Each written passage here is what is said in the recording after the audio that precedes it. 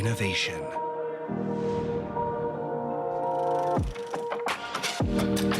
Creating new from refreshing inspiration.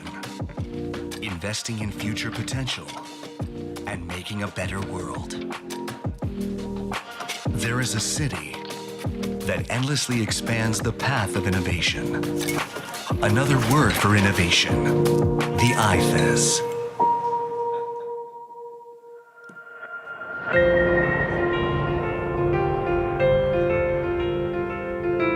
Innovation is at the core of the era of the Fourth Industrial Revolution. Cities all around the world are trying to innovate themselves.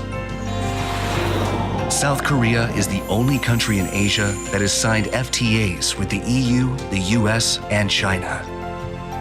At the same time, it is the world's #1 country for innovative capacity in the ICT field. Based on our second industrial structure and abundant pool of talent, we are exerting efforts to innovate the city. The IFEZ is a free economic zone established for innovative global business. The Incheon Free Economic Zone is the hub for the cutting-edge knowledge industry and business. With Songdo International City, home to IT and BT industries, global education institutions, and research environments.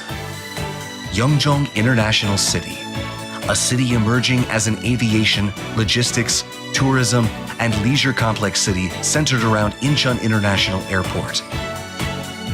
And Cheongna International City, which serves as a hub for international finance, distribution, medical services, and cutting-edge industries. We are innovating businesses and lifestyles according to the characteristics of each city. Global enterprises and international organizations are also joining forces with the IFEZ in our endless innovation to meet the demands of the times. Nowadays, all cities around the world are seeking ways to enhance their competitiveness in global business. Under these circumstances, the IFEZ has developed the unique characteristics of its 3 cities to pioneer the global business frontier. The IFEZ, armed with a competitive edge like no other, has been at the top of biopharmaceutical production among global cities thanks to the ever-expanding Songdo Biocluster, where all value chain enterprises closely cooperate with each other throughout all phases from R&D, clinical trials, reliability verification, and manufacturing. The companies competing for the lead in the cutting-edge fields of AI and big data are cooperating and growing in the IFEZ's cutting-edge technology convergence hub. Looking farther ahead, the IFEZ will realize unprecedented innovation and faster than expected.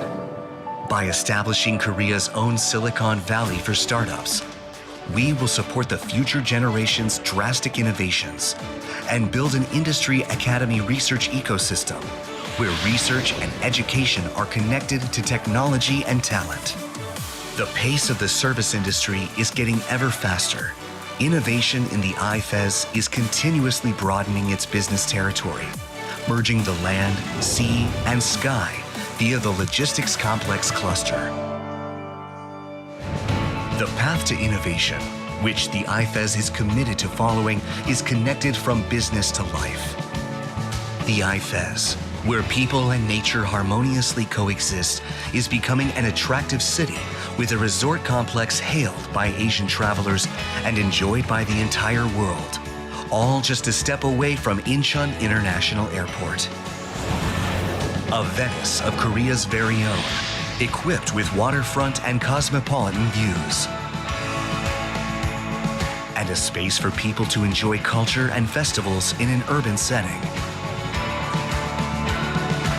Thanks to the Smart City service, anyone can safely and conveniently enjoy both business and...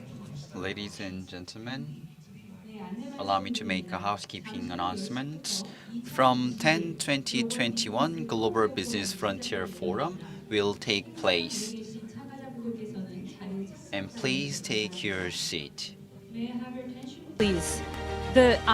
Going beyond South Korea's first free economic zone to become a global business frontier city. The IFEZ never stops its transformation and will always choose the path of greater challenge. Another world for innovation. Incheon IFEZ.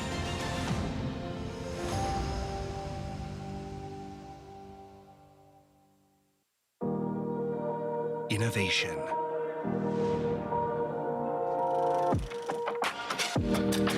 Creating new from refreshing inspiration.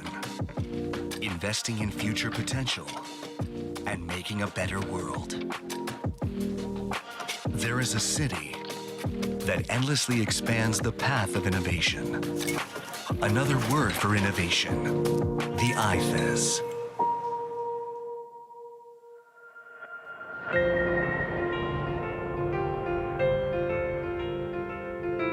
Innovation is at the core of the era of the Fourth Industrial Revolution. Cities all around the world are trying to innovate themselves. South Korea is the only country in Asia that has signed FTAs with the EU, the US, and China. At the same time, it is the world's #1 country for innovative capacity in the ICT field. Based on our second industrial structure and abundant pool of talent, we are exerting efforts to innovate the city. The IFEZ is a free economic zone established for innovative global business. The Incheon Free Economic Zone is the hub for the cutting-edge knowledge industry and business. With Songdo International City, home to IT and BT industries, global education institutions, and research environments. Yeongjong International City, a city emerging as an aviation, logistics, tourism, and leisure complex city centered around Incheon International Airport. And Cheongna International City, which serves as a hub for international finance, distribution, medical services, and cutting-edge industries. We are innovating businesses and lifestyles according to the characteristics of each city. Global enterprises and international organizations are also joining forces with the IFEZ in our endless innovation to meet the demands of the times.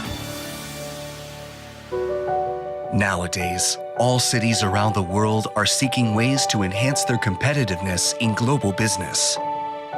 Under these circumstances, the IFEZ has developed the unique characteristics of its 3 cities to pioneer the global business frontier. The IFEZ, armed with a competitive edge like no other, has been at the top of biopharmaceutical production among global cities thanks to the ever-expanding Songdo Biocluster, where all value chain enterprises closely cooperate with each other throughout all phases from R&D, clinical trials, reliability verification, and manufacturing. The companies competing for the lead in the cutting-edge fields of AI and big data are cooperating and growing in the IFEZ's cutting-edge technology convergence hub.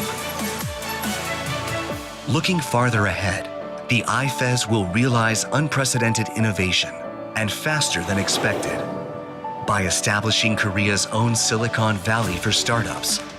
We will support the future generations and build an industry academy research ecosystem where research and education are connected to technology and talent. The pace of the service industry is getting ever. Good morning, ladies and gentlemen. Welcome to the IFEZ Global Business Frontier Forum. My name is Mirine Yoon, and I have the pleasure of being your MC. Today's forum is titled An Innovative Hub City in Global Production Networks, and it's an opportunity to share different ideas and also explore growth models for the IFEZ.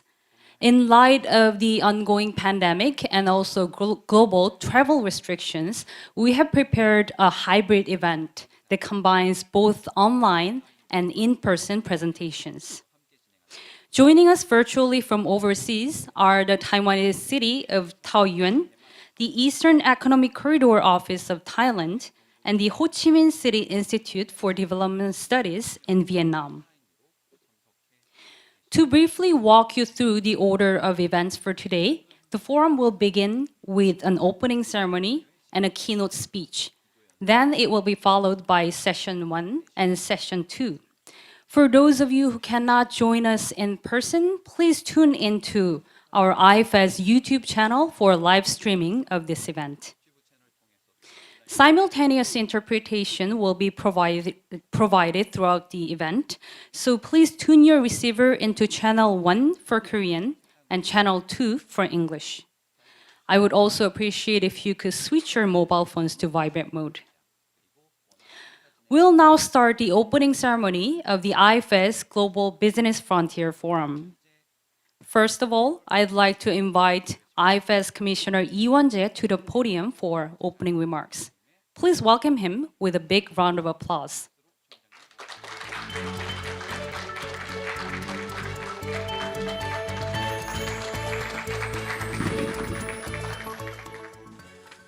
네, 안녕하세요. Good morning, ladies and gentlemen. My name is Lee Won-jae, Commissioner of Incheon Free Economic Zone Authority. Welcome to 2021 Global Business Frontier Forum. I would like to appreciate all VIPs and citizens who attend this meeting. I would like to express my deep gratitude to head of the Incheon Research Institute, Mr. Lee Yong-sik, and An Sung-il, head of the Free Economic Zone at the Ministry of Industry, for his consistent support in the development of the IFEZ. And also my thank goes to Director Chae Kyu-nam from the Institute. In particular, we are hosting this event during COVID-19, and my special thanks goes to distinguished Professor Henry Wei Chung Young of National University of Singapore for his wonderful keynote speech. And all the speakers, once again, I appreciate your presence. The Global Business Frontier Forum is designed to listen to experts' opinions and form a consensus on the future development model of the IFEZ from a global perspective. As you are well aware, the Incheon Free Economic Zone has been growing into a free economic zone that the world pays attention to, accounting for 72.2%, while suggesting the ideal and best practice model for the last 18 years. Incheon International Airport, and we have the major ports. And with these infrastructure, development, investment are put for the industry of bio. And this is the leading organization for the development of this city. However, at the same time, the environment has been changed. So we have to shift our goal from the development and the investment withdrawal to innovative growth and the creation of the innovative ecosystem for industries. For last 1 year, global supply chain has been changed and hit hard by COVID-19. And we need a network improvement. I also need to strengthen the cooperative relations with the neighboring countries in terms of a global production networks. And these are our tasks. And to tackle these challenges, IFEZ is highly interested in nurturing corporations and talents, cooperation among industries and academia. We are expanding our role. In particular, we are supporting innovative growth for the companies residing in IFEZ. This year, we established a platform for innovative growth for these companies, and we also established the Business Support Center to enhance business network and for various corporate activities. 앞으로 우리 인천 경제자유구역이 In the future, 글로벌 생산 네트워크에 IFEZ hopes to contribute global production network as a strategic base, which requires a new momentum. 이러한 시점에서 In 오늘 this regard, this forum is meaningful 대외적으로는 to show 글로벌 생산 IFEZ 네트워크 속에서 is highly 어떤 committed 도시의 발전 경험과 to share 지식을 공유하는 its experience of the development of a global production networks 대내적으로는 지역 경제에서 and for regional economy. 이론이나 We hope to share 정책 방향을 논의하는 some ideas and policy options with various distinguished 오늘 이번 guests. 토론에서 인천 At this forum, 글로벌 생산 네트워크와 IFEZ hopes 거점 to 도시로 도약할 수 있도록 help Incheon leap forward as a global production network base, and I urge you great wisdom and insight from your presentation and discussion. Last but not least, 많은 보고를 아끼지 않으신 I would like to thank all those who prepared for this wonderful event. 코로나19 상황을 극복하고 오늘 참석하신 Going beyond COVID-19, I hope and wish you health and happiness in the future. Thank you very much.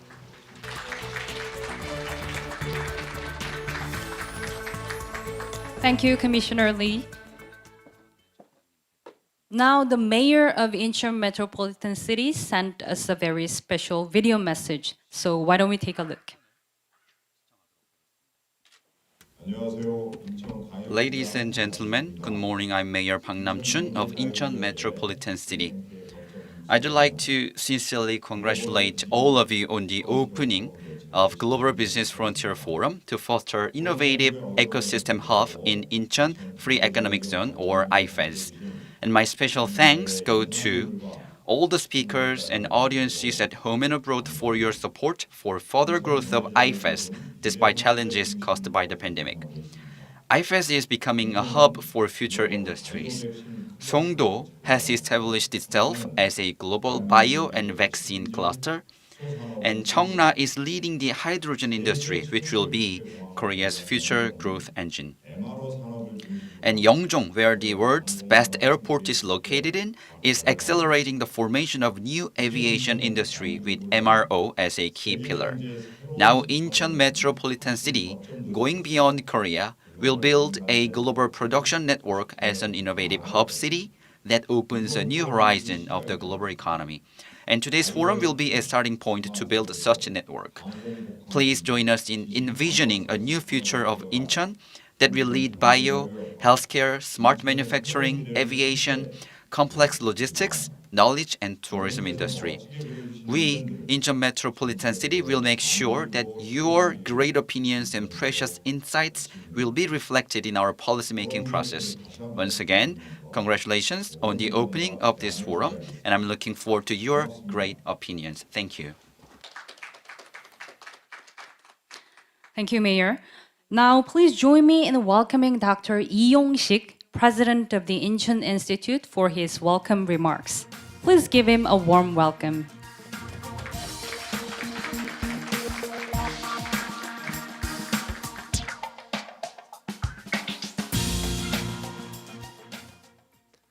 예, 저를 Once again, thank you very much for great welcoming. 여러 가지로 어렵고 We are in difficult situation at the moment, 준비하는 것만 not only for preparing for this event, but attending and making your way all the way to this venue on site. Nevertheless, we have wonderful guests, presenters, and audience online. And these are the people who deserve my appreciation. As a part of the organizer and the host of this event, I thank you.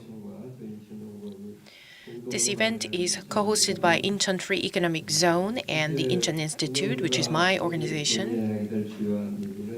We will mainly talk about new leap forward and opportunities for economic zones around the globe, and we're supposed to provide some creative and innovative measures for our goal.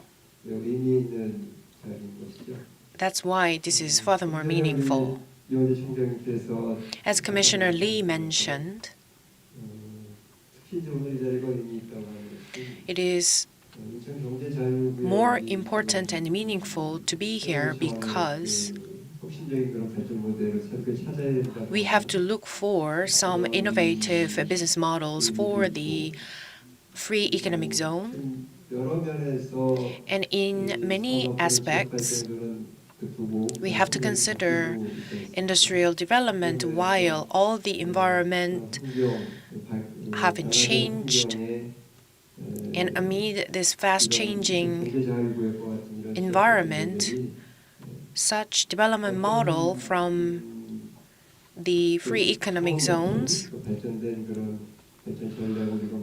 could be a solution for other cities and economic zones around the globe.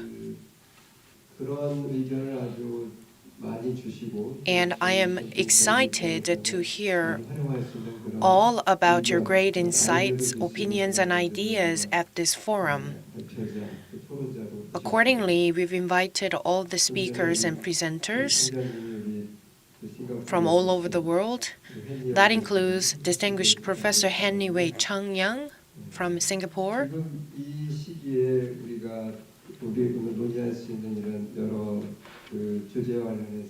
and I believe all the speakers, presenters, panel discussants will provide great insights, and I'm personally looking forward to hearing from Professor Chung-Yang. And also we have prominent speakers from Taiwan and Thailand online. And I can't wait to hear from their experience of their cities.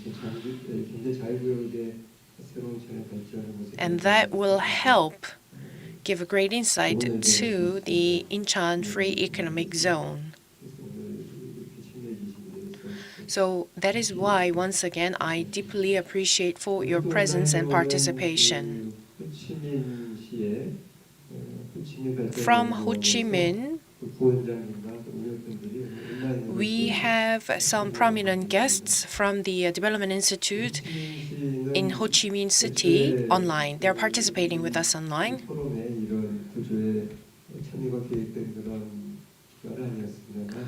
They didn't plan to participate in this forum, but my institute thought it would be great to have them at our forum to share more ideas and brilliant insights.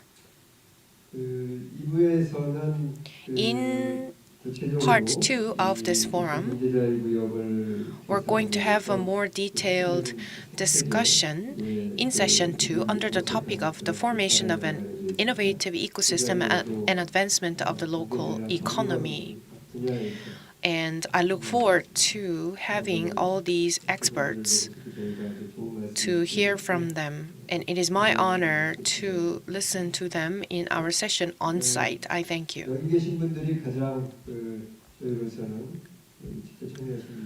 Those participants on site deserve my appreciation more because they made their way all the way to this venue. So hopefully you will have some great insights and discussion agenda to bring back home. Thank you very much. Thank you, Dr. Lee, for your thoughtful words. Now we have a message to share from An Sung-il, head of the Free Economic Zone Office at the Ministry of Trade, Industry and Energy. Unfortunately, he was unable to join us due to prior commitments. So on behalf of him, Mr. Chae Kyu-nam, Director of the Policy Planning Team, will deliver the message. Please welcome him.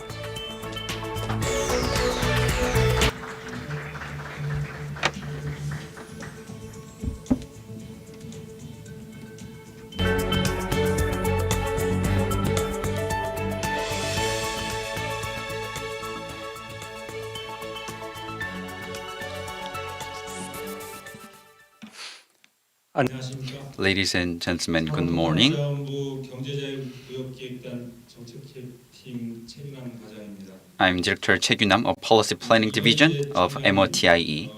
이용식 원장님, Commissioner Won-jae Lee 네, and President Yong-sik Lee 네, 기빈 and 여러분, distinguished guests, I'd like to 반갑습니다.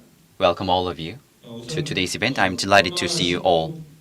팬데믹이 장기화되고 있는 이런 The COVID-19 pandemic has prolonged, 본 행사를 오늘 and despite many challenges, today's event is being held. So I'd like to sincerely congratulate all of you on the opening of this forum.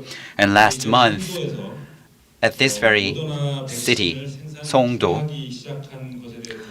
modernized vaccines were starting to be distributed from here. And congratulations on that too. And Boston is a leading startup in the United States, in particular in Boston. MIT, Harvard, and many universities specialized in bio, and more than 2,000 bio companies and 20 large research hospitals are concentrated in Boston's innovation system, which helped Moderna to become an innovative company. So innovative ecosystem also supports individual companies' growth, and it also fosters the development of the local economy and the global and the country's economy, which creates a virtuous cycle. So that's why it is very important. And Korea's special economic zones has focused on attracting FDI for quantitative growth. So employment, sales, when it comes to the number of tenant companies, we have seen 10% growth annually. However, recently, because of trade tensions between China and the United States and protectionism, intensified protectionism, and rapidly changing trade situations, so past strategies focusing on attracting FDI have faced some limitations. To respond to such limitations, we, MOTIE, last October, set up SEG 2.0 strategies and plans. And in accordance with plan, we have carried out many tasks and projects. First, R&D cooperation base will be founded between foreign universities and companies. So we revised Cooperation Act between universities and institutions so that we were able to lay the foundation for cooperation between academia and industry. And we revised Economic Free Trade Zone Act so that each zone can select core strategic industries, and each area will establish its strategies for further development. And with such legal foundation to strengthen tenant companies' capabilities and to foster cooperation between academia and research institutes, we created a new project for cooperation between research institutes and cooperations. Celltrion, Samsung Biologics, and biopharmaceuticals, and Merck, and other material companies, and other excellent bio universities, including Ghent University, Utah University, and their global campuses are located in here, Songdo.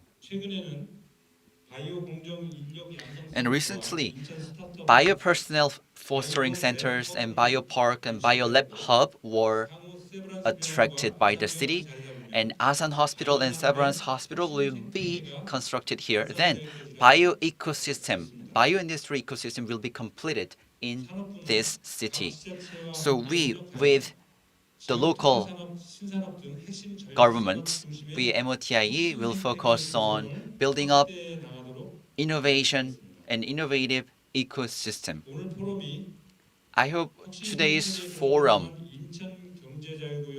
will help IFEZ take another leap forward by creating the further development so that it could be another special economic zone in the world. Thank you very much for your attention. Thank you, Mr. Che.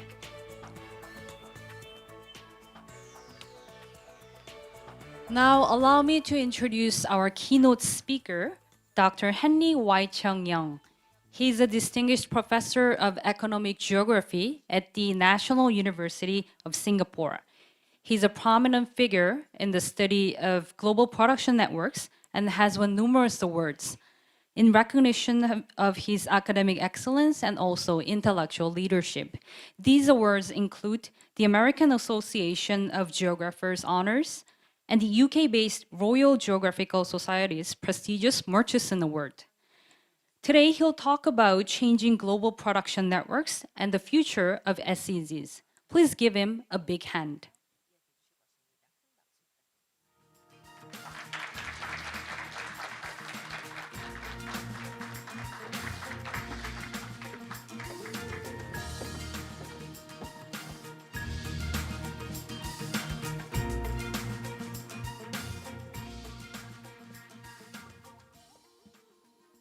Good morning, ladies and gentlemen.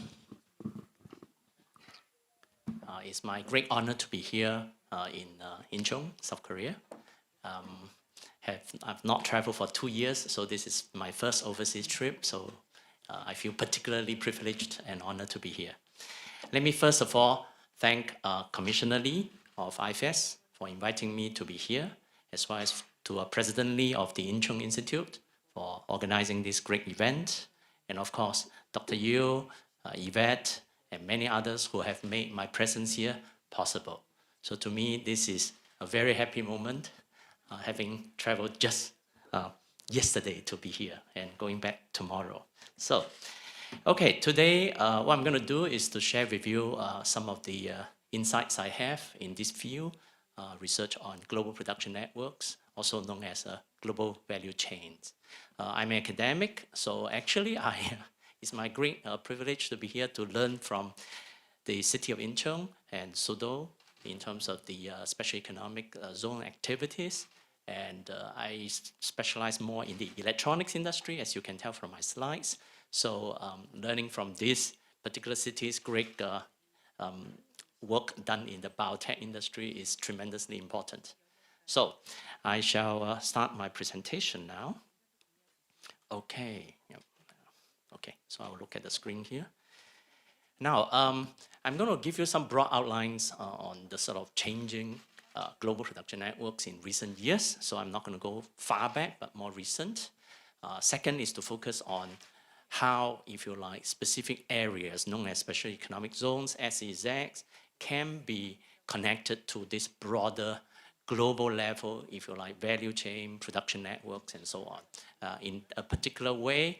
And we've developed a concept known as strategic coupling. So that's the second part. And again, some of you are very interested in policy matters. So again, I have no direct experience in policy. I have studied policy and policymakers. So I'm going to talk a little bit about policy and practice, again, in a more general way. So let me start by talking about the broad global shift in relation to global production networks and global value chain. And as many of you know, and of course I'm here in one of the most prosperous countries in Asia and in the world, South Korea is a leading country in many of the industries I'm talking about. So by the way, given that you have already the slides, so I'm not going to go through each of the slides in detail, but briefly just go over them, so to speak.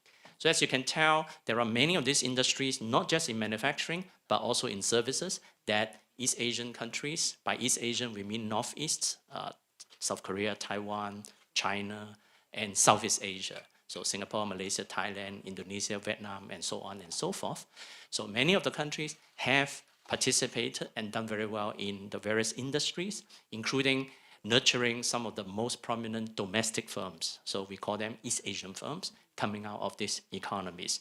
And they have done very well in terms of globalizing their production activities as well as global market access. I've made some very slight changes to slides. So this morning I've just received the latest Global Value Chain Report 2021, but from my friend who actually is based in Japan, but a Chinese economist who actually edit the GVC report 2021. So I advertised for him that red color cover. All right. So feel free to download. This is the latest Global Value Chain report, November 2021. So, but basically the idea is that I think if you look at the world economy today, all right, easily, I mean, this figure 70–80% was in the early 2010s, but I think now 10 years down the road, we can easily conclude more than half of the world trade go through some form of GVC, GPN activities, meaning in between networks of firms or within particular firm, between headquarters, subsidiaries, and so on and so forth. So GPNs and GVC are the backbone of the world economy. You cannot ignore it. You have to understand it in order to kind of take advantage of these structural features of the global economy. This is 2008. So in about 2008, if you look at, if you like, intra-regional trade, trade within regions, so kind of 10 over years ago, basically you can tell Europe, East Asia have a great deal of intra-regional trade activities, vis-a-vis, say, North America, bigger pie. By that, it means production networks within Europe, within Asia, were very big, very intense activities between national economies in those regions. So we call them intra-regional trade, 2008. If you look at about 10 years later, of course, this is before the pandemic, you will see great significance of East Asia has grown even much bigger. And of course, in terms of manufacturing activities centered around China, with of course, tremendous high value added activities coming out of the regional countries in East Asia and Southeast Asia. So if you like Asia as a whole, if you look at the figure, 52% of the world's manufacturing output, half of the world is produced through what's going on in our region. So I think, well, needless to say, we are the lucky ones in that sense, in the right region, so to speak. Again, if you look at the Global Value Chain report, it shows you some of these changes, shifts in activities from the kind of, if you look at the top level, it's more traditional trade networks, so all kinds of activities. If you look at the middle one, it's the more simple GPN activities. Simple means, say, apparel, making clothes. Complex, meaning look at biotechnology, semiconductors, automotive. These are more complex, more difficult things to do. And as you can tell, the shift towards East Asia is very obvious and evident. So what we are trying to say here is that opportunities are coming our way. And of course, through the activities of many of you, commissioner in ministry, South Korea has done very well in capturing much of those activities. This is again another World Bank report this year, 2021, talking about from an investment perspective, how to understand the kind of investment that's coming around the world. And in the ICT industry, again, I don't have to tell you more. You are in Korea. You know Korea has done extremely well in the ICT industry in terms of the growth, both in terms of the exports. But as you can tell, of course, there is a great deal more in the goods side rather than the services side. Services in orange color, if you like, ICT services. Yeah. If you look at China, despite, we all talked about made in China, but of course, there is still much value added not captured within China. Because at the end of the day, it's about the value you capture in terms of the production network activities. Next, if you look at intermediate goods, intermediate means the parts and components and modules that go into your final product, all right? Whether in electronics, in automotive, in biotechnology, ingredients, chemicals, and so on. Here, this is ICT, only ICT industry. Again, if you look at it, Korea is doing extremely well for obvious reasons. You know you are very dominant in the global electronics industry. So is Taiwan. Taiwan, because it's the UN data, so it's put as other Asia. You cannot use the word Taiwan. And Singapore has done a little bit okay. So by and large, you can see the East Asian tigers are very significant in the ICT industry, in the production of intermediate goods, high value intermediate goods, not the final assembly of your iPhone or your Samsung Galaxy, if you like. So in the various industry, this is about 10 years ago, studies have shown already that several countries and national economies have caught up and advanced, become world leaders in those industries, semiconductors, telecom equipment, automotive, South Korea, in pharmaceutical. At that time, this is 10 years ago. So it was looking at India, South Korea, I think by today would definitely be seen as the market leader already, so on and so forth. And there are other sectors like software is a bit weaker, services, agro-food, so again, commodities. Asia is relatively weaker in that sense of the word. Okay, so that's kind of the broad contours of the global economy, roughly. I can show you more figures, but I think you get the point, more or less. First of all, there is a great shift in the gravity in world level GP and GVC activities towards East Asia in the past 10 years. Started 30 years ago, but much more accelerated in the past 10 years, until, of course, the crisis hits us. Second is to say, in many of the specific areas in East Asia, South Korea inclusive, Taiwan, Singapore, Vietnam, Malaysia, Thailand, and so on and so on, and of course China being the dominant, the big elephant in the room, have really sort of captured and got much of these activities in their specific zones or territories. The question is, how do we understand this? How do we explain this phenomenon? How do we then build on from this phenomenon to learn further how best other places can develop, capture more value in this kind of global level activities? So we have developed the idea of a strategic coupling in our work. By we means Global Production Network Center at NUS, with my collaborators previously from Manchester. We have several Manchester School graduates here, myself included, who works on global production networks, as well as other colleagues who work on global value chain studies and by sociologists, development studies, and so on. Now, so this idea of strategic coupling is essentially, was developed quite long ago, a way for us to understand how territories, regions, zones connect with, articulate with global value chains, global production networks. All right, so we see it as a particular mechanism, a way for regions to develop, but by develop, not just looking at within the region, so what we call inward-looking view, but more outward-looking, more how locality can connect with global. Yeah.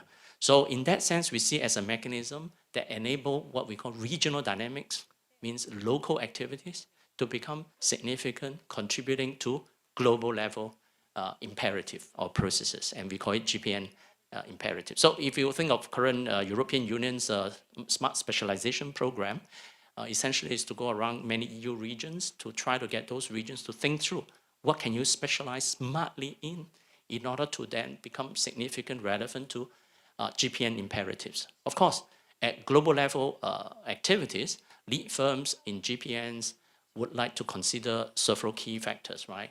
How to maximize market access, how to, of course, improve production cost activities, how to develop new knowledges, and all of this are the imperatives, if you like, the drivers of global production networks.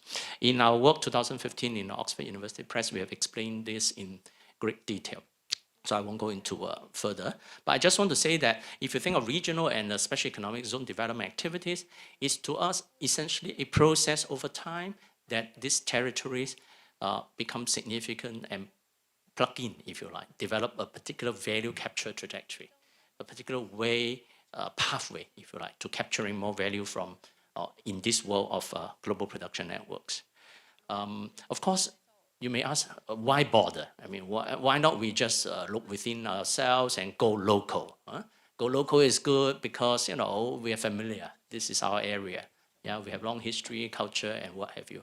Now, the problem is that GPN activities can give you new kind of access that you might not have otherwise. What are some of this? One, it will be sources of knowledge, technologies, and market access. These would be the things that you may not have any natural advantage in. So in that sense, localities, regions, zones in this world do have to rethink the strategies.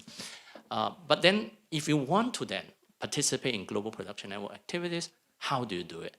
Of course, if you're successful, you end up coupling strategically with those activities between local, domestic actors, domestic firms, planners, research institutes, which become, if you like, interconnected with actors in global production networks. So in that sense, it's about kind of a mutual process of the local interacting with the global. And lead firms, of course, in GPNs are defined as a particular kind of firms. These are significant market players, very large. If you look at all industries in the world, every major industry today is dominated by about 10 leading firms. If you look at every industry, the top 10 firms are significantly, vastly bigger than everybody else in that industry, in electronics, automotive, even biotech, pharmaceuticals, and of course, petroleum, and most minerals, and so on and so forth. So lead firms are very significant because they are not just they themselves, but if you break down their entire production network, you find hundreds or thousands of other firms involved with them as they are, if you like, strategic partners, suppliers, customers, so on and so forth. So in that sense, we are dealing with, if you like, very vast, very big entities at the global level. So how do you think of value capture through this kind of process? First of all, we think of what's happening in the zone or in the region, and we call it territorial dynamics. I'm a geographer, economic geographer, so we study what's happening in a place known as a region, a territory, a zone. There are peculiar, so if you like, many different, even within Korea, different regions have significant different background, culture, history, and so on and so forth. So again, different zones have its own sense of specialization that it can go into. So there are specific institutions at play, and here, of course, we are looking at in Incheon, specific set of institutions you have already seen and known very well. And of course, there are also specific kind of assets. Assets means can be natural asset or human-created assets, which are important from a kind of GPN point of view. So what are these GPN dynamics? GPN dynamics, essentially, as I mentioned earlier, lead firms, of course, they have to survive. They have to compete against each other. Then how do they survive? And of course, as you know, in every industry, you have the rise and fall of firms. Yeah, if you think of telecom, it used to be Nokia and Ericsson a long time ago. Today, have you heard of Nokia? The Nokia phone? Of course, Samsung has bitten a Nokia basically to the coffin. Yeah. So firms are concerned with cost efficiency, which is understandable. Yeah, you have to be reasonably cost competitive, but you don't have to be the cheapest. Why? Because if you have strong market access through branding and other activities, you can still command strong competitive advantage. That's from a kind of GPM point of view. Finance, capital market become very important. As you know, many of the lead firms are public listed entities, and very often in New York or London, as well as other stock markets. They are subject to intense financial pressure from shareholders, as well as other investors, to minimize costs, maximizing profits, and so on and so forth. So some of these dynamics, we as localities have to understand. And in order to sort of work together, of course, not race to the bottom to be the cheapest, but also to understand that lead firms are subject to immense financial market pressure. Because in today, very few firms can say, I don't want to be connected to the financial market. You know, I have a deep pocket. No, nobody can do that. No lead firm is not subject to Wall Street pressure, put it in short. Finally, of course, in today's past 2 years, it's proven to all of us. You know, 2 years ago, if I give you this talk, you say, what GPN? Never heard of. All right. But today, you cannot say, I never heard of a supply chain problem. All right. I don't get my toys for my children because, well, logistics, shipping, supply chain shortages everywhere. Yeah. If you don't get your phone, same thing, semiconductor shortages, so on and so forth. So risk minimization, mitigation of risks. One will be to do in natural disasters. Two will be to do in human created events. To a certain extent, the pandemic is kind of human related. Firms have to, globally firms, deal with risk mitigation strategies. So all of this have implications for specific zones and territories. How then you create opportunities to be involved in those activities. I won't go into this detailed table, but this is just to show you what are the sort of local and non-local institutions, activities that tend to prevail in different parts of the world. So again, it may not apply to every single locality, but you can use this more like a checklist to see what have you got in this kind of activities and how do you differentiate between, if you are local, for example, conventions, norms, cultures, as a particular way of, certain regions are much more innovative than others. Why? Because many of those people in those regions are very innovative, yeah, creative, so to speak. Whereas other regions have a different kind of attitude. I mean, this is just this is the way it goes. But of course, things like that can be developed changed over a period of time, but not immediate. So it takes a lot of collective effort. And again, we have many of the institutional actors here, from government to zone agencies to research institutes and so on. So if you like, you are the drivers behind many of these kind of institutional dynamics. So when you have this kind of territorial dynamics, GPN dynamics interacting, then there is opportunity for what's called strategic coupling. This mechanism works because it's strategic in nature, so that you don't expect, and I think Commission knows extremely well when you deal with global lead firms, you don't expect them to love you forever. It's strategic. Yeah, they come in, invest in the region, in the zone, because it's important, useful to them. But equally, you welcome them because they're important to you too. So it's kind of mutual, but strategic in nature. It's actor specific, specific firm, specific institution, government support, institute support, and so on. It's time-space contingent. Time-space contingent means it's specific to those moments. Sometimes it lasts for decades. Sometimes it lasts, depending on the context, for only a few years or even shorter, a few months. Certain investment may not actually materialize in specific cases. Very often it's multi-scale. Multi-scale means you're dealing with global players, but then you tend to be local, or in our case, Singapore, the local is the national as well. So again, you have to deal with many of these processes. And then in terms of the kind of value you can create, you think of strategic coupling as helping out in three aspects. Helping you to think of how to create value through bringing in the investment or encouraging domestic investments, new firm formation, entrepreneurship, and so on. But that's creating the value. Now, after you've created the value, it doesn't mean you are able to retain the value, right? More difficult to capture the value. So creation is very important. Then ideally, you can enhance the value creation process through many of those activities. And the ultimate test is in capturing the value. And that's why everybody talked about, you can get into global production networks and global value chains through all kinds of ways.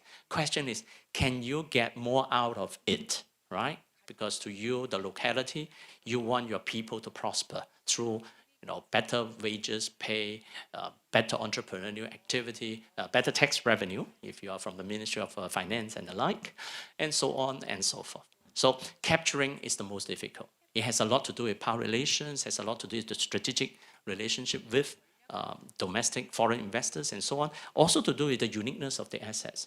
So in that sense, you may argue, I think given, earlier Director General's message has already talked about Boston area in the industry and Silicon Valley in the ICT industry in the US. These two regions in the US obviously capture a lot of the value in those two major industries, biotech and ICT. So all of this matter. So this is just to say that I've given this presentation a few years ago to Christine Lagarde when she was still the managing director of IMF. So to talk about Asia's coupling in global production networks. So this is the figure that you see in the slides. Again, it's just to, sort of for you to have a sense conceptually how you can think of different regions, regional A and region B. They are different. Region A is much more advanced, region B is more emerging, but how different regions can get involved in the same global production networks and be able to transform, capture more value over time as the lower box on your left and on your right. Regional transformation A and B. So region A can become more specialized over time. Region B can become more diversified over time because of the different origin points.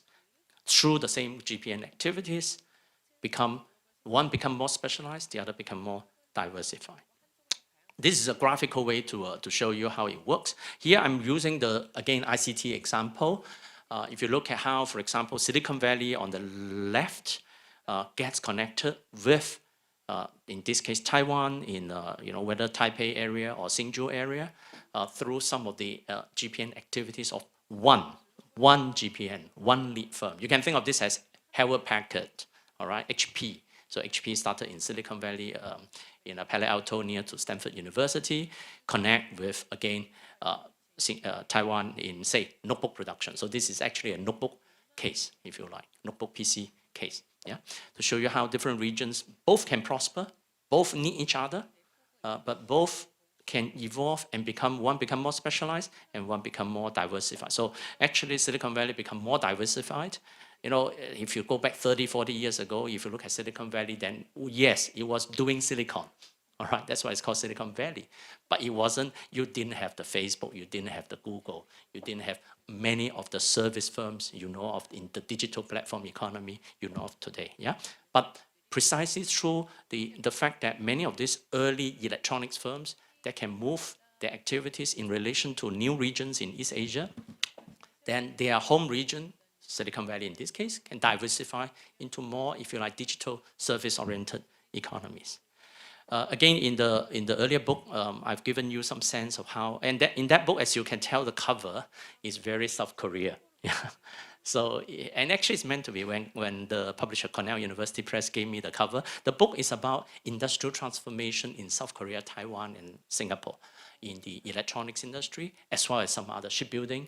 And so on. So, you know, POSCO, since POSCO is here, was very important in early days to, of course, the rise of Hyundai Heavy Industries, and then, you know, Daewoo and Samsung Heavy Industries, yeah, all the shipbuilding. This is before China entered the market. So Korea, as you know, used to be, for a long period of time, world #1 in shipbuilding, yeah.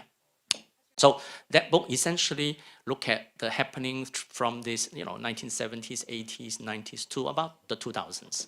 So essentially give you some sense of the importance of, on the right bottom, domestic institutions and industrial policy, again, ministry, zones, and so on, to, of course, on the left-hand side, the kind of GPN dynamics I'm talking about, that in turn work together and enable these national economies to prosper over a period of time.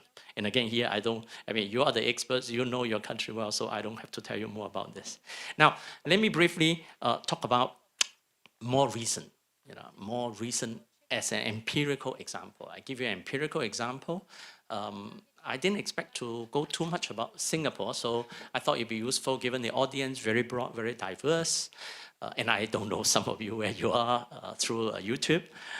It may be my wife watching, I don't know, I'll have to see. So I'm gonna talk in general about something that probably is easier for you to catch up with, which is in the electronics ICT industry, something I'm more familiar with.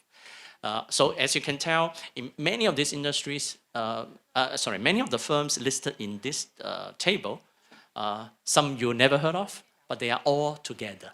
They are all together in the broad ICT industry. They are not all making goods. Some create very important zero and ones.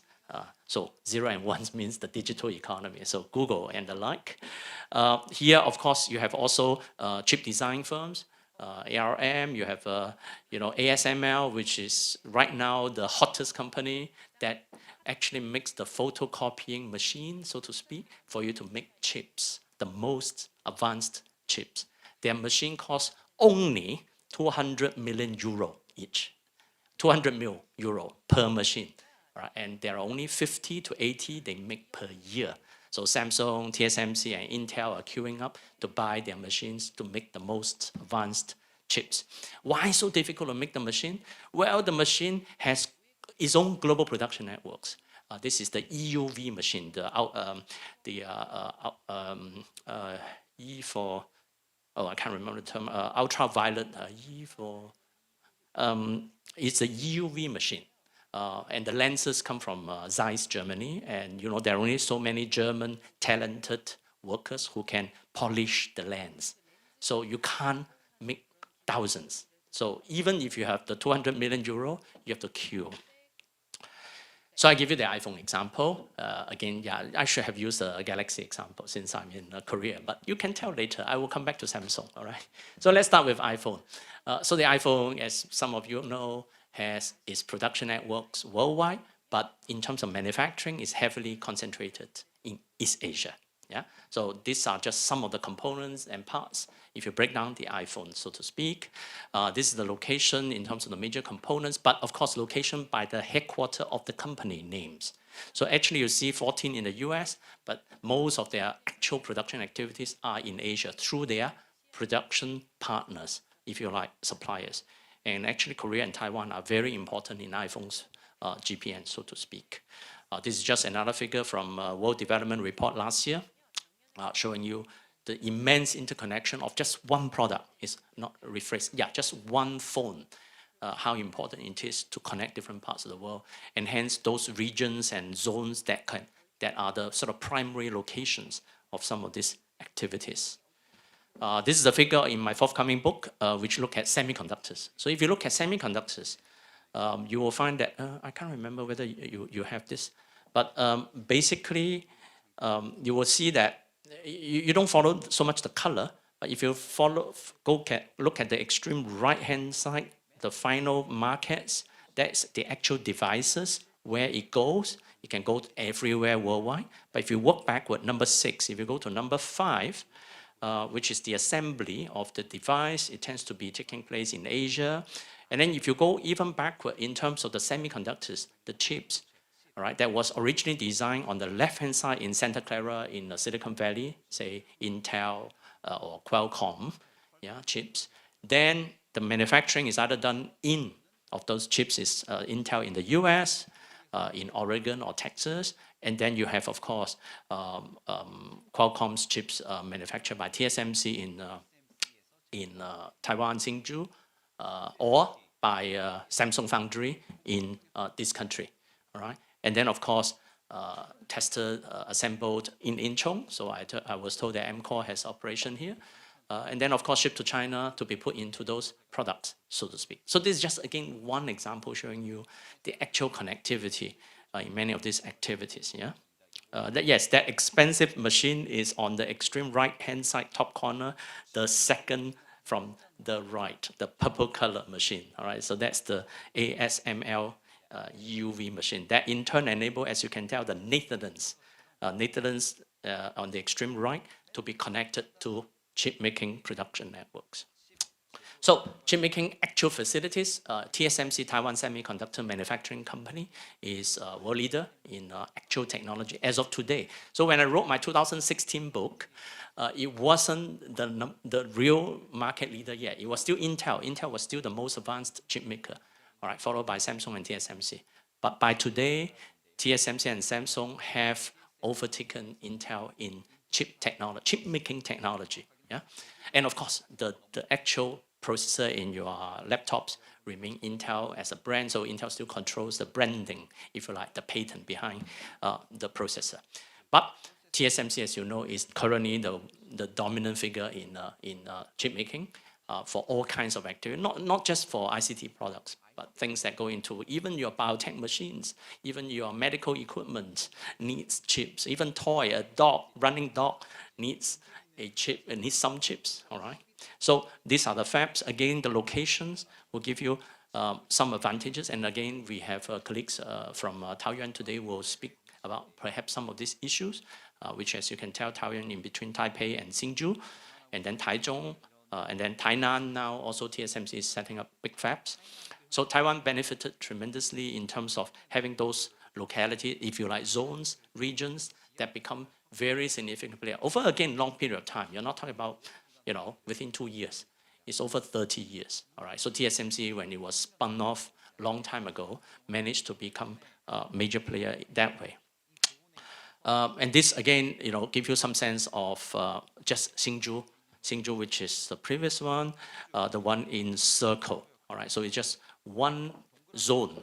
But of course, Hsinchu is Taiwan's most significant science park zone area, which has tremendous presence of the ICT activities, not just all domestic, significant presence of foreign firms, as well the chip design firms that we talked about have presence there to work with their, if you like, supplier being the chip makers, so to speak. And this ecosystem is extremely advanced.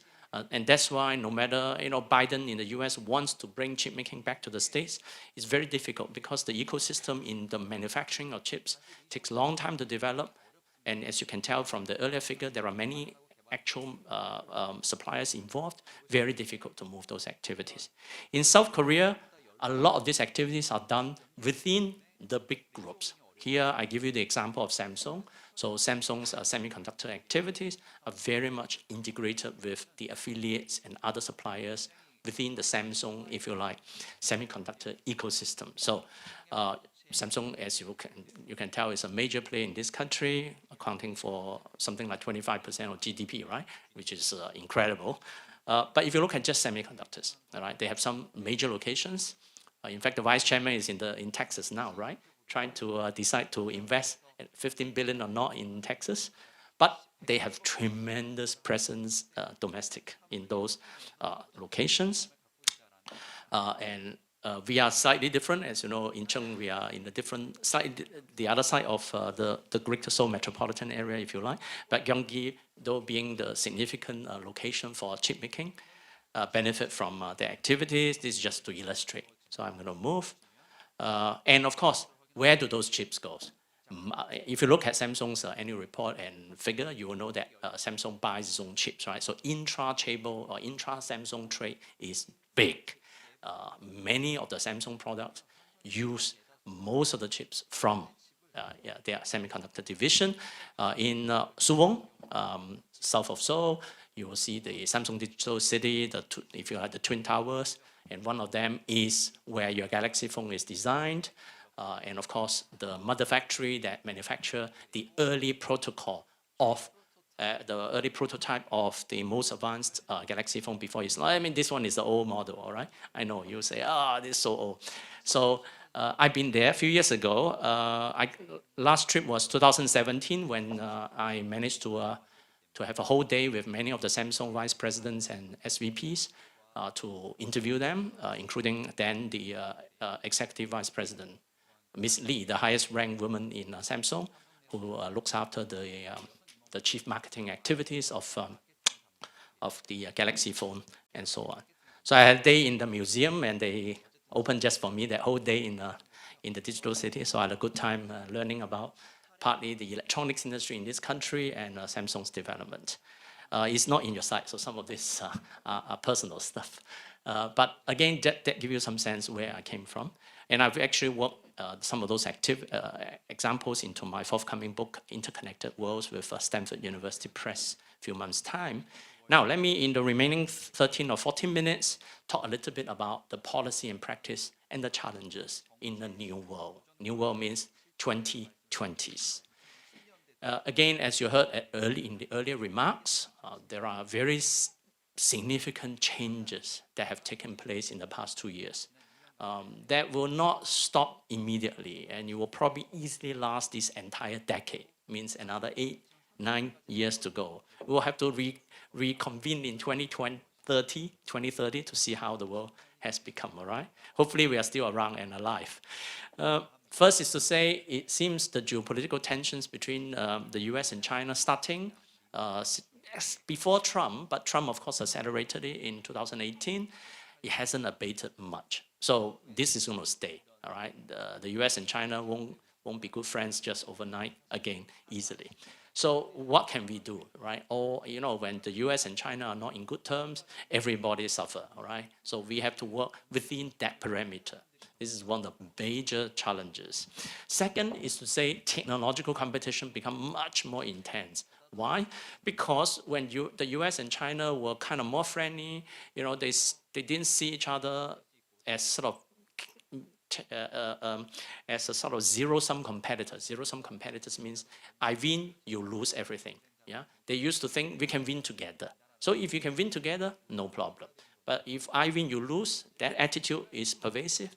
That changes, if you like, everything. Technological competition is the most obvious in semiconductors, as you can tell. All right, so the US imposed severe restrictions on China to the extent that Huawei, you know, Huawei, the brand you might have heard of, the smartphone, gone.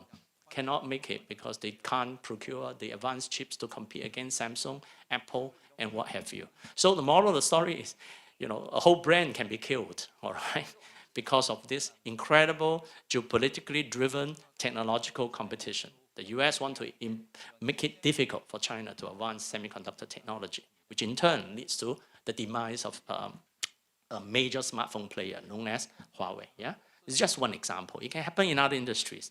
When it happens, you know, you better not be caught in that fire, so to speak. Third point is that, interestingly, the pandemic has shown us that there is great dependency or over-dependency in global production. So by global production means globalized activities. So many countries want to ask for reshoring, bring back production. By production, we mean the final part, the manufacturing. Also bring back perhaps the making of the things that go into final production, means the intermediate goods. And you want to get out of China, don't depend too much on China. Yeah, you know, easier to say, difficult to do. Reshoring of manufacturing, question is, but then to where? All right. If manufacturing can be done in the home country, it would have been done. It wouldn't have left in the first place. Not so simple. All right. And again, we have colleagues in Southeast Asia hearing, and I think actually they may be beneficiary of this. Why? Because if you think of the decoupling, reshoring of activities, highly unlikely to reshore back to the home country fully. In fact, if you look at the actual survey of firms and foreign enterprises in China, the most recent survey shows that the past 10, 12 months, not that many foreign firms have left China, all right? But then what those lead firms from the US and Europe have done was to increase their production activities outside China. It's not to leave China, but to increase activity in India, in Southeast Asia, and so on. So basically, as you can tell, nationalize the entire production network wouldn't work because it's just not possible, all right? Because many of the activities, even the face mask, takes different components. It has its own GP, not so global, but at least it has multiple components. You know, it's not easy. You know, if you look at the 3M N95 face mask, it has specific components. I mean, our mask is quite simple, but the 3M one is quite complex. Yeah? Second is to say, okay, production network used to have final assembly much located in China, the made in China thing. Now, you know, many firms want to have a second source. So you want a China plus one or China plus N. N can be one to more than one. So by that, it means it creates new opportunities for many other locations, perhaps again in Asia, to benefit from this kind of, if you like, China plus N reconfiguration in global production networks. Earlier in the opening talks, the idea of ecosystem has been mentioned and is very important. So ultimately, from policy point of view, it's critical to, if you like, get yourself ready. The getting yourself ready means creating a certain ecosystem which are potentially significant for the kind of GPNs and industries that you want to plug in or prosper together. And that requires, of course, capability development from institutional to human resources to domestic firms, technology and market knowledge, know-how. That's in terms of training, education, again, advanced R&D institutes, so on and so forth. In the latest World Investment Report 2021 from UNTAC, you will see many of these industries, right? Some are highly exposed during the pandemic on the right-hand side. These are essentially all very globalized industries. So the more globalized the industries and production networks, the higher the exposure to the pandemic, of course. And because you are GVC or GPN is very long and complex. And that means you have a lot more resilience work to do. You need to build more resilient production networks and value chains. Vis-a-vis those are lower or very little exposed. If you think of mineral extraction, it has to be determined by where the minerals are. It's not like if you drill in Singapore, whatever you drill, there is nothing coming out. No oil, no minerals. All right, I drill my house, I get granite, free, okay? But I don't think that's useful. So in those industries, resilience is a different thing, all right? It's not about, building second sources because there isn't another source. In the same report, it shows also that the pandemic impact on investment in productive activity means how much of the productive activities was curtailed in this past 1 to 2 years. ICT, funny enough, not reduced, but increased by a quarter. Why? Because all home-based learning and working require ICT equipment, so there is great demand. Actually, notebook has never had it this good. So notebook is fantastic, doing very well, notebook PC makers. But smartphone actually reduced global demand these past 2 years. The number is reduced. Notebook increased, and so on and so forth. If you look at some other industries, experience very significant changes. Transportation, for obvious reason. Energy sector also reduced. because there is much less traffic. Investment in human capital, which is very sad story, education and many others, significant reduction in investment. So you're going to have this kind of human talent gap. That's why different region zones that will be able to not to reduce or undermine its investment in human capital will likely do better in the next 5 to 10 years. So that, again, is a very significant feature. That GVC report I explained to you earlier, 2021, by the World Bank, also has outlined this kind of relationship between investment or reliance on domestic firm on the right, and, if you like, foreign firms, multinational, transnational corporations on the left. So TNCs, MNCs are more involved in, if you like, global level production activities, but equally, you need local firms. So no zones and regions can develop well without domestic entities, right? But of course, there was a traditional conception of industrial policy, right? National champion, specific firms chosen.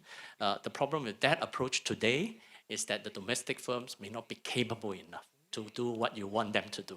So they have to work with lead firms in GPNs. So in that sense, a better approach in the world of GPNs will be to enable domestic and foreign firms to work together and create that kind of the appropriate ecosystem to kind of get them, kind of create that party environment, you know, the party vibe, those of us from universities know, to get the students enjoying themselves with the professors together, yeah? So hopefully then learning will take place better.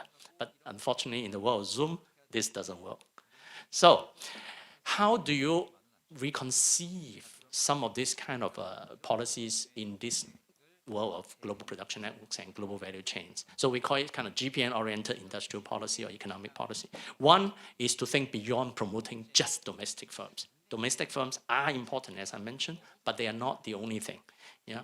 So industry level growth dynamics become much more important. Understanding, learning more about those industry level changes in order to find the right kind of niche, right kind of connections to plug in, to get involved, will be very important, but that also require a more cooperative, if you like, industrial system that enable domestic and foreign firms to work together. Second is to focus on niches rather than, oh, we want the whole thing, the whole industry, the whole production network. It doesn't work together. Different zones and regions in the world will have different capability, history, culture, as I mentioned earlier, even domestic institutional environment. So it's important to nudge rather than sort of hard push for certain kind of strategic coupling from a policy point of view. I think policymakers, you can nudge domestic actors.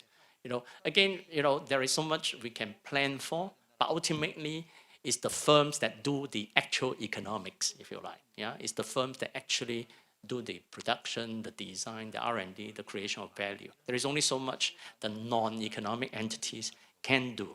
So that require, of course, market intelligence, advice, new technologies, and so on and so forth.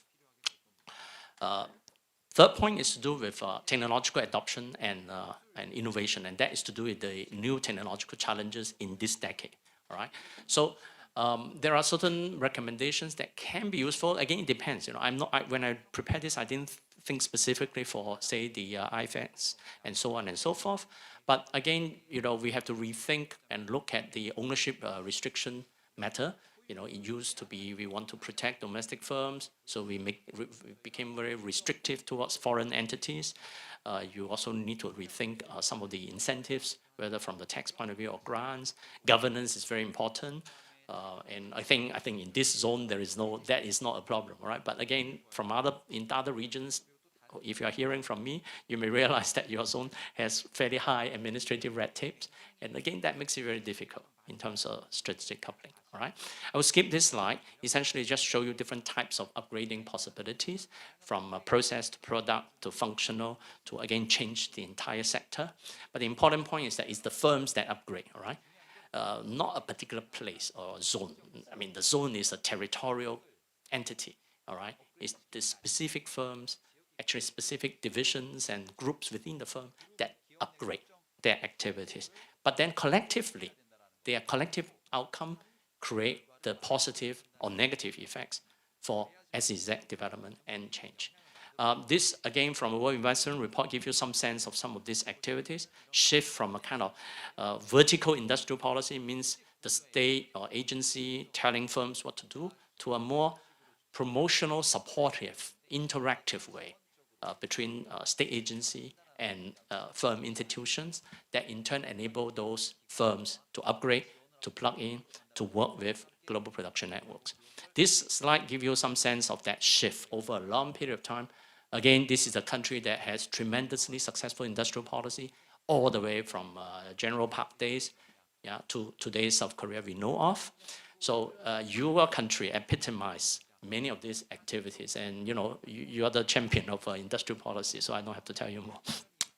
But if you look at the extreme right column, which is the more recent parts of the world pre-pandemic, then there are some lessons to be learned also in terms of what kind of industrial policy, in what ways to pursue that enable, again, the specific regions and localities to plug in better with global production networks. So this is the last slide, just to give you a sense that this kind of stuff has become very significant at the world level in all world international organizations, from, as you can tell, from the IMF to World Bank to World Trade Organization to APEC to JETRO, to all kinds of agencies are very sort of involved in this kind of research, partly because, for obvious reason, you can't run away from global supply chain, as we found out from the pandemic.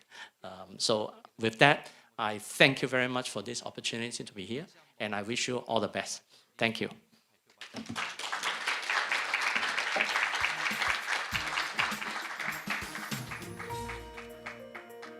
Thank you, Professor, for highlighting this extremely relevant topic. I think us in Korea here, we've all experienced firsthand these supply chain bottlenecks, especially with the current shortage of urea solution and how it basically threw the entire country into chaos. So we'll have a short Q&A session where we open the floor for any questions from our live audience. So if you have any question, please feel free to ask them, raise your hand, and one of our staff will come over to give you the mic.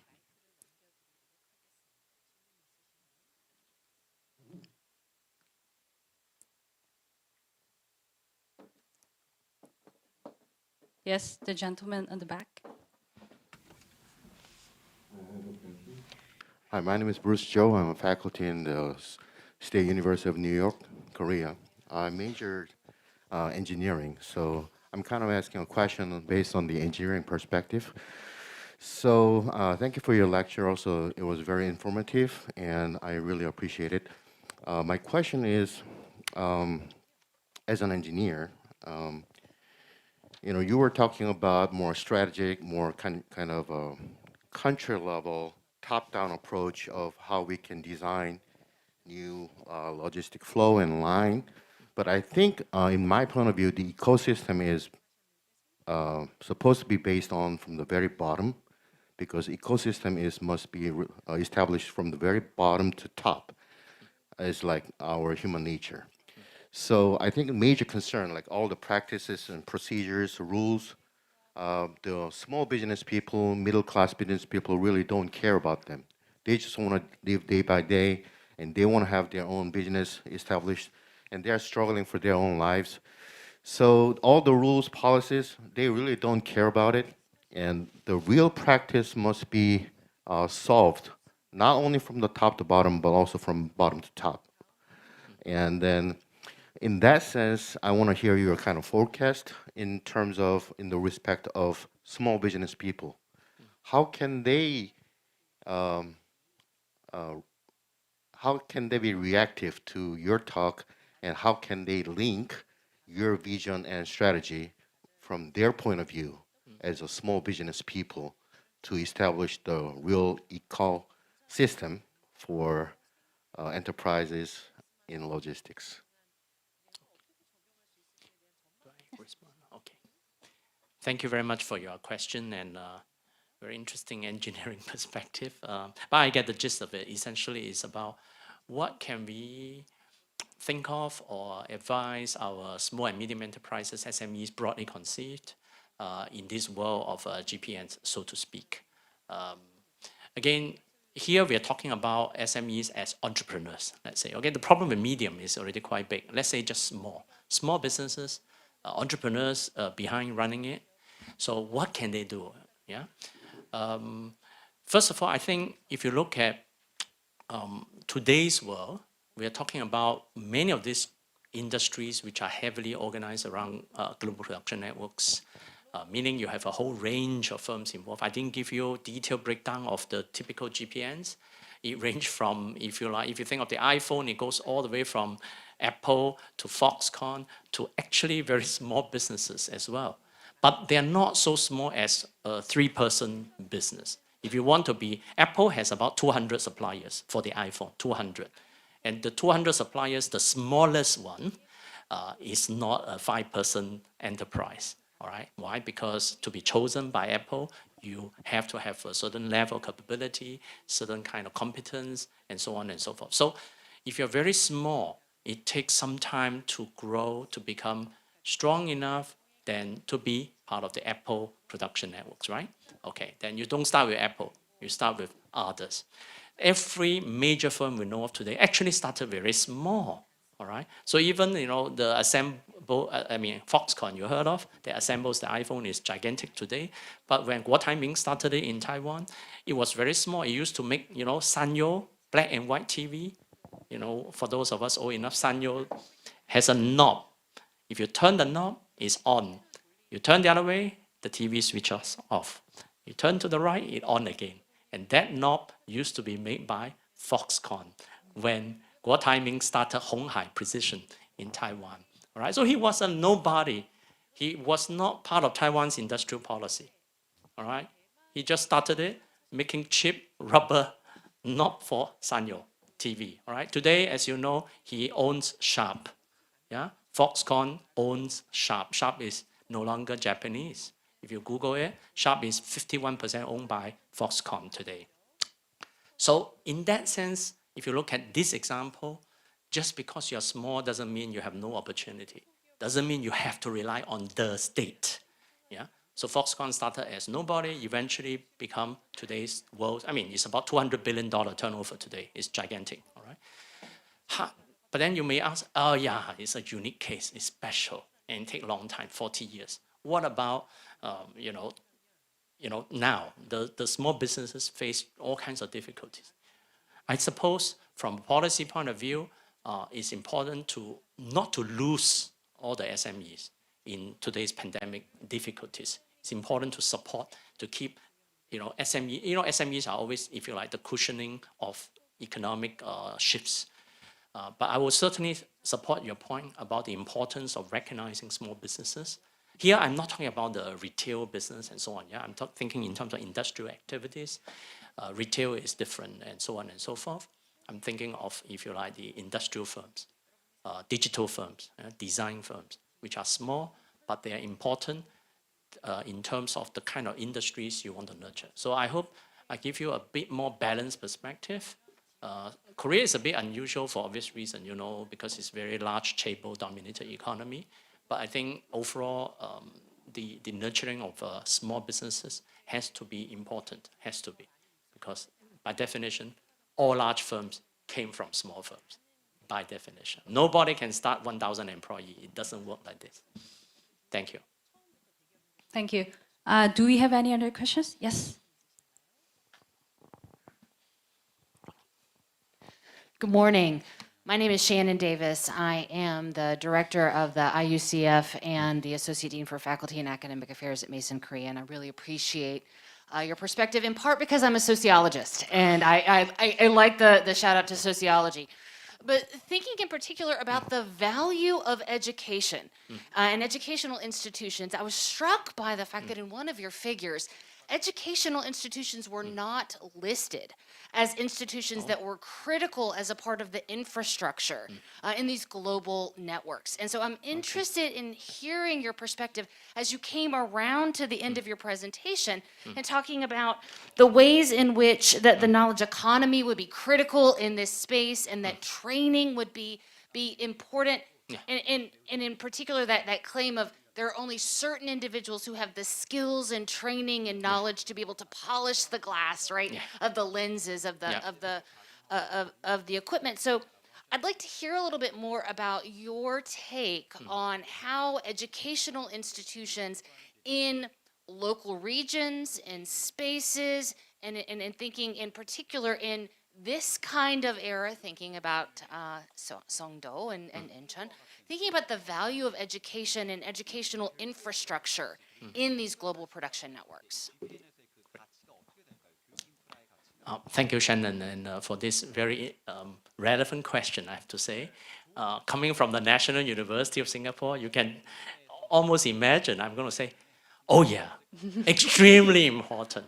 I mean, I don't want to lose my job for obvious reasons, yeah? So, but also partly because you probably heard of Singapore being obsessive with education, yeah? I know South Korea also very obsessive, but in terms of getting the kids into college, but in our case, it's more like a national attitude towards education. Education, I always joke with my friends worldwide, is that if you see me rephrase, if you see NUS being closed down, National University of Singapore means the end of Singapore. Because we have nothing, we only have human capital, yes, plus the institutional system, all right? As I said, we are a small little city-state. Without the people, we are dead. And the people have to be useful to the world. So Singapore has to be a global city. We cannot be a domestic city. There is no domestic. There is no domestic flight in Singapore, okay? Every flight is international, yeah? So you can imagine, I would say 100% or 5,000% that education is extremely important. But there is a but. The but is that in the world of GPNs and GVCs, a certain kinds of education perhaps will be more important than others. Now, I'm not advocating closing down of humanities. I'm in the arts and social science faculty, so I'm very strong supporter of historians, philosophers, and so on. I read a lot of philosophy. You won't believe the stuff I read, But I just want to say that equally, you need strong engineering. You need strong. My daughter's in life science, so you need life science education in those industries that the specific localities, regions want to promote. So there is that dilemma between the kind of more practical knowledge and the kind of more, if you like, inspirational knowledge. So I won't go into great details because it will take up too much of your time. I just want to say that to me, educational institutions are extremely important as, if you like, the regional assets.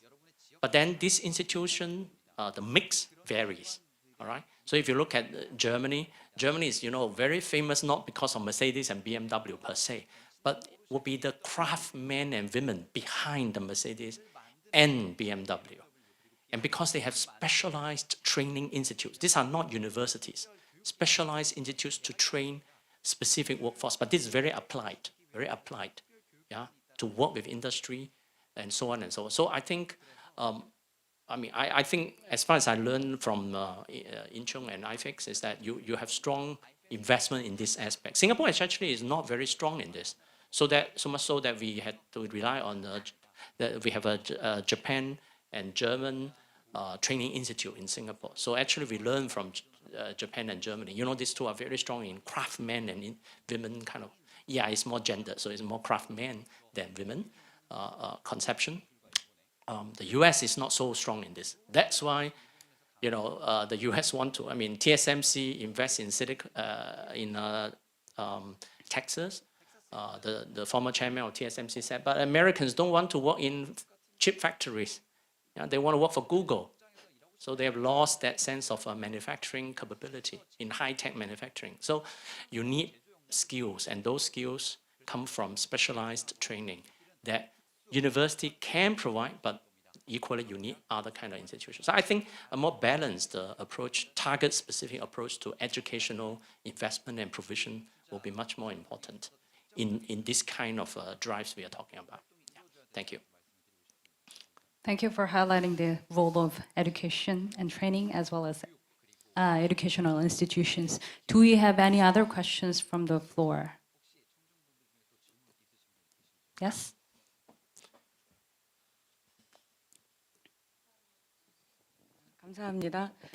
Thank you. I am from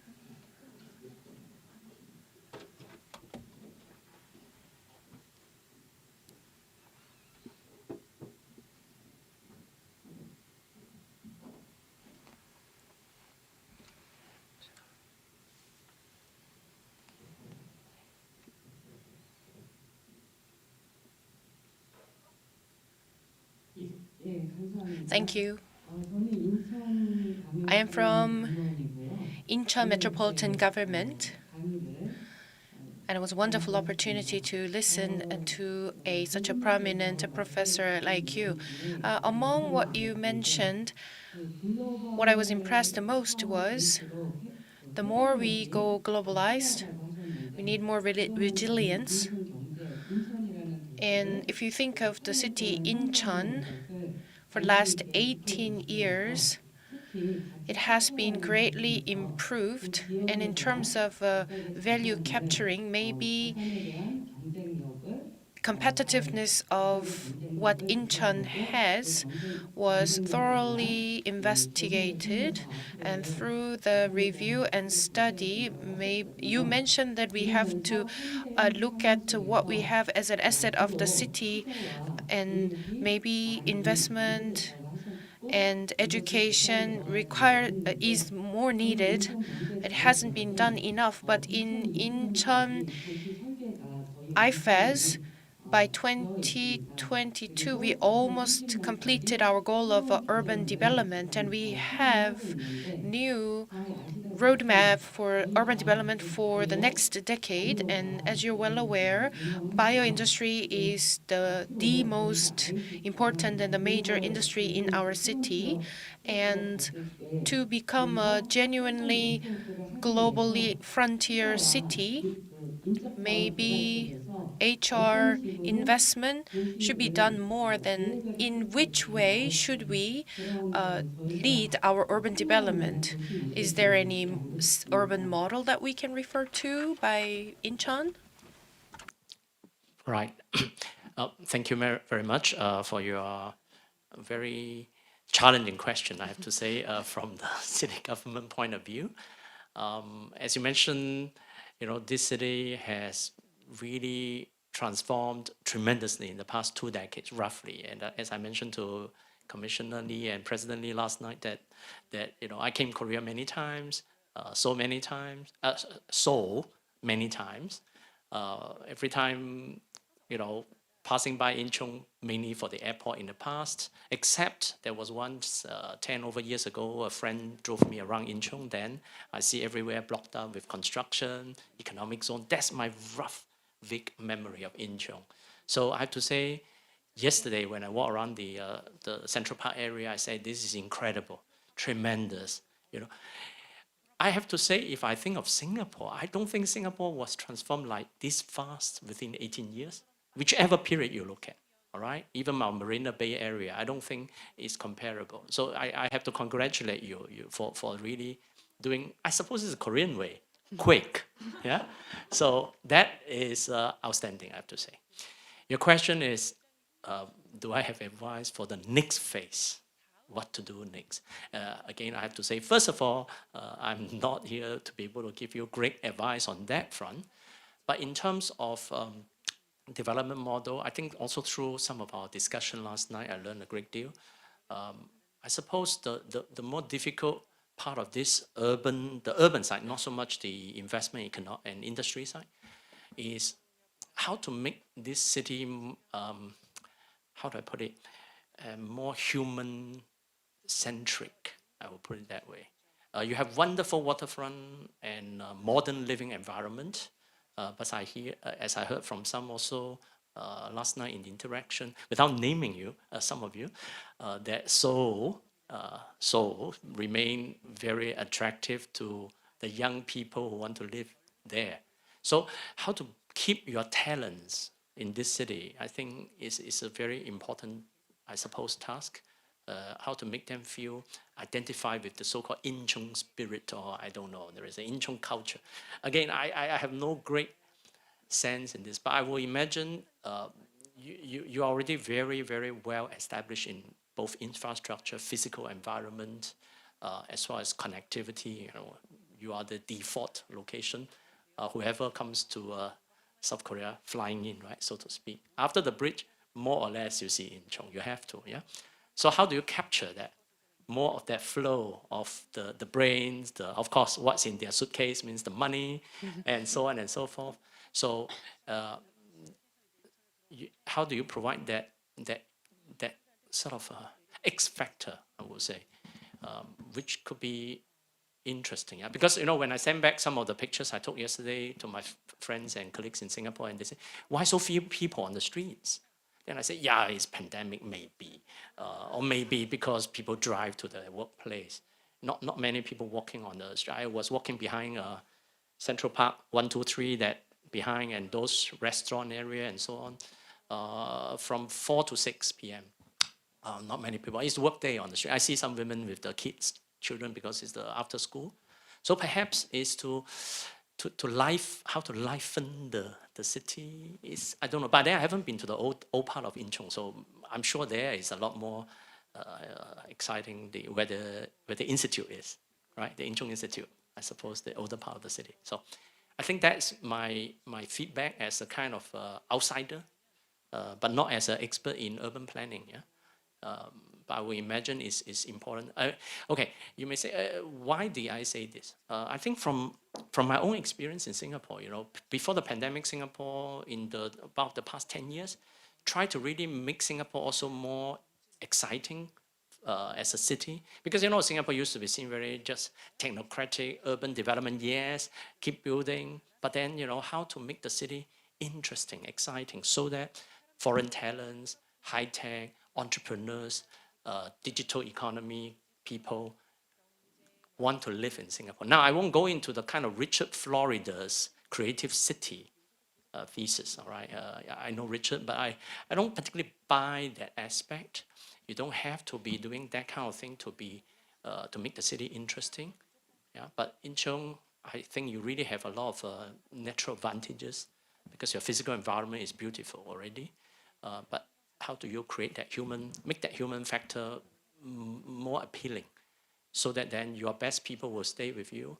You attract, the day when you attract many people who live in Seoul to here, that will be really the ultimate benchmark, so to speak. Yeah, thank you. Okay, thank you. If there are no more questions, then I guess it's time to wrap up the Q&A. Thank you all for your participation, and Professor for your excellent insights. We'll now take a lunch break, and after lunch, session 1 will begin at 1 p.m. in the same room, here in the same room, under the theme Gateway Cities in Global Production Networks. Thank you all, and see you after lunch.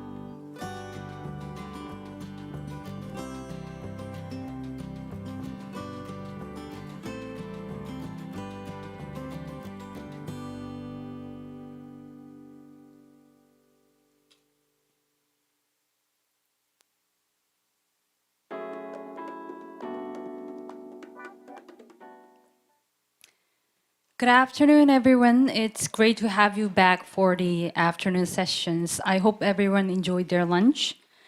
Let's go straight to session one. Session one will focus on gateway cities in global production networks with presenters from the IFEZ in Korea, Taiyuan Aerotropolis in Taiwan, and the Eastern Economic Corridor, or EEC, in Thailand. The last two presenters will join us virtually via Zoom. Then, without further ado, I'd like to welcome our first presenter, Dr. Yoon Seok-jin, Research Fellow at the Incheon Institute, to talk about the IFEZ project. Please welcome him to the podium.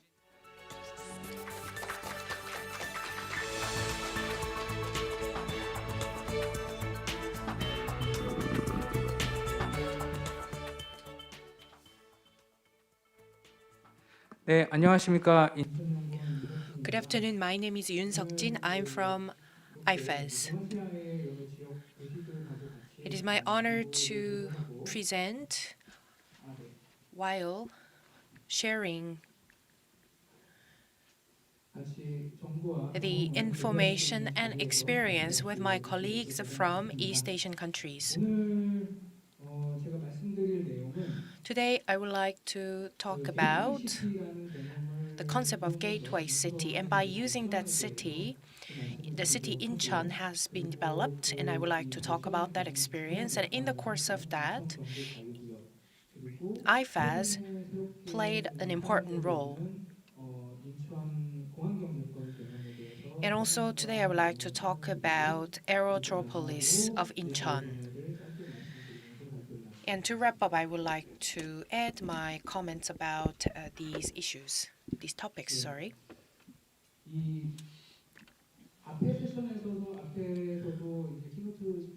As mentioned in the keynote speech, global value chain is expanding globally, especially in Asia.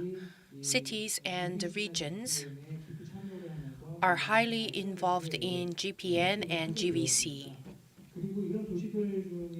And among those cities, some of them have established special economic zone.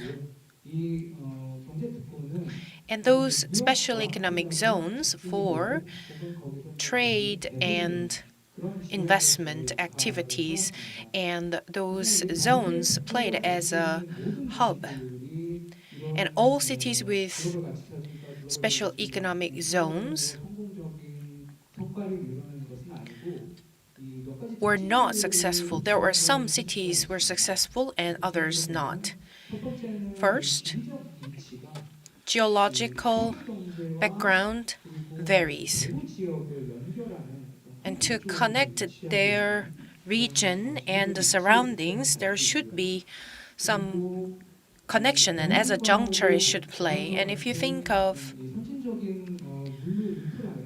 advanced logistics infrastructure, there should be great investment, and that those cities have been enjoying the benefits. And FDI, or foreign direct investment, have been flourished in those areas if those cities are successful. And that helped innovative capability of those cities. So gateway cities or corridor region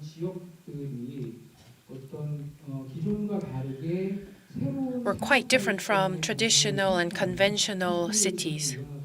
There's some past creation happening in those cities.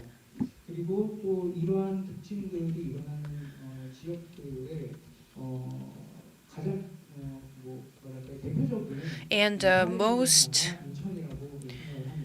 popular and representative example is Incheon. I'd like to briefly mention about Incheon. And we have some foreign guests, and it might be helpful to get explained with some information of a city.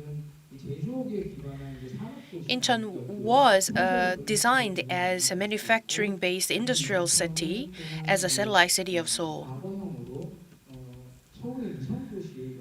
And I want to emphasize that Incheon was a satellite city, not anymore. In the late 1990s and early 2000, the city's industrial competitiveness was in decline. And to overcome the challenges, there were two important infrastructure investment. And first is international airport, and the second is the establishment of a free economic zone. If you look at the location of Incheon, as I mentioned, as a characteristic of gateway city, we have some big background with the capital of the nation and the biggest province of the nation. And this is truly a gateway city located at the entrance of the biggest province of Korea. And we have a world-class international airport in the city.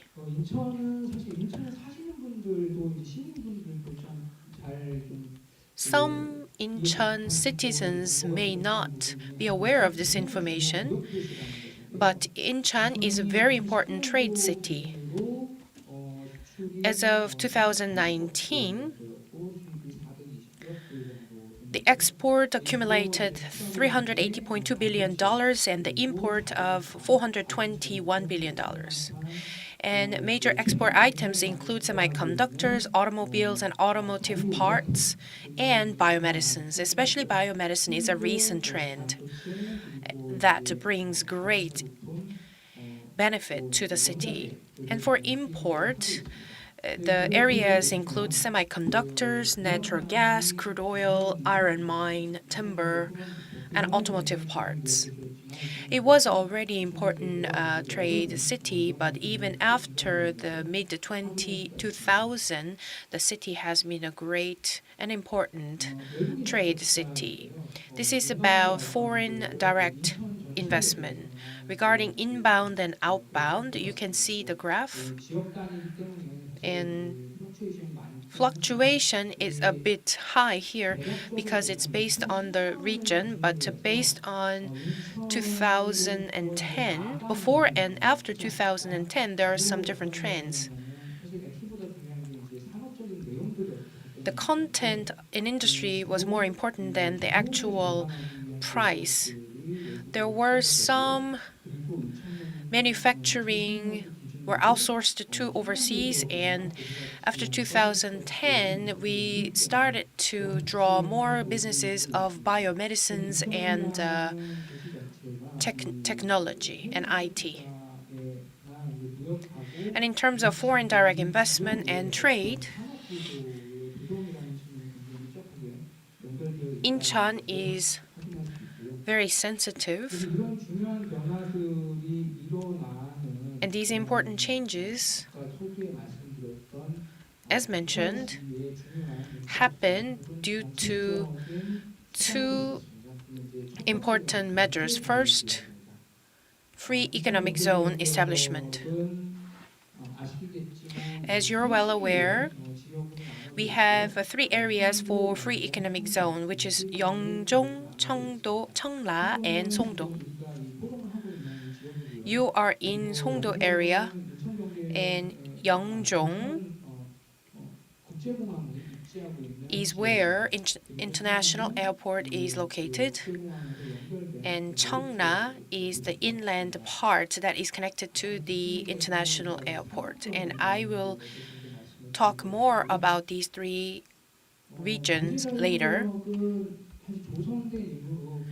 Since its establishment, the free economic zone has shown great quantitative and qualitative improvement. And I have some data here. The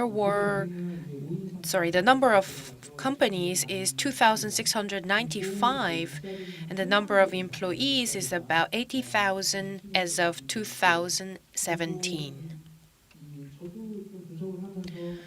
And during my study, I was surprised because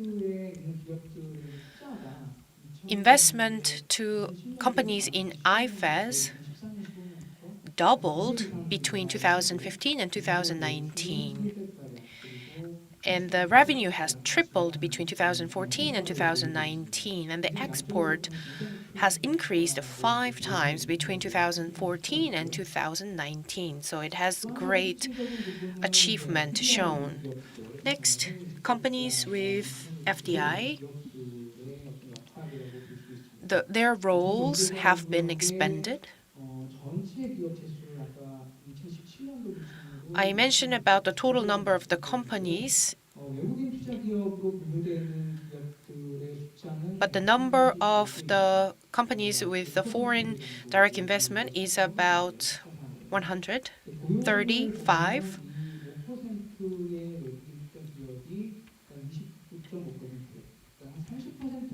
So about 30%, sorry, the companies with the foreign direct investment was only 5% of the entire number of the companies. However, it creates 30% of the entire employment in the region. About 5% of companies takes up 60% of the R&D budget, and 55.8% of R&D manpower also comes from these companies with foreign direct investment. So if you think about the ratio, the physical number is low in free economic zone. Well, we still have to think if their investment is genuinely foreign invested. However, at least those companies labeled as a foreign direct investment companies have a great capability to lead the economic zone. And another thing you may want to pay attention is a number called LQ. It's about industry competitiveness. So let's say if it's over 1 of LQ, that means it's decent. But in Incheon Economic Zone, the LQ in terms of science and technology is 1.4, and for business services is 1.2, and that is higher than any other general Incheon areas. And we have some industrial clusters in the Incheon Free Economic Zone. We have very important and promising industries growing in the economic zone, and biotech is our priority number 1. So I'll say biohealthcare. It's basically biotech plus healthcare. Celltrion, Samsung Biologics are located in IFEZ, and you see the red part is where most of these companies in that industry are located in IFEZ zone. And they have a world-class manufacturing capacity of production. And we also have some R&D centers and university research institutes. And as a bio-industry cluster, Incheon Free Economic Zone is shaping itself well. But we also have some weak points. Biohealthcare cluster in Songdo is dealing with raw materials and parts and components, and they are struggling right now. And we found that out through our interview with the companies. And another part to concern is a startup adventure and venture in biohealth. Those businesses still need to be invigorated further.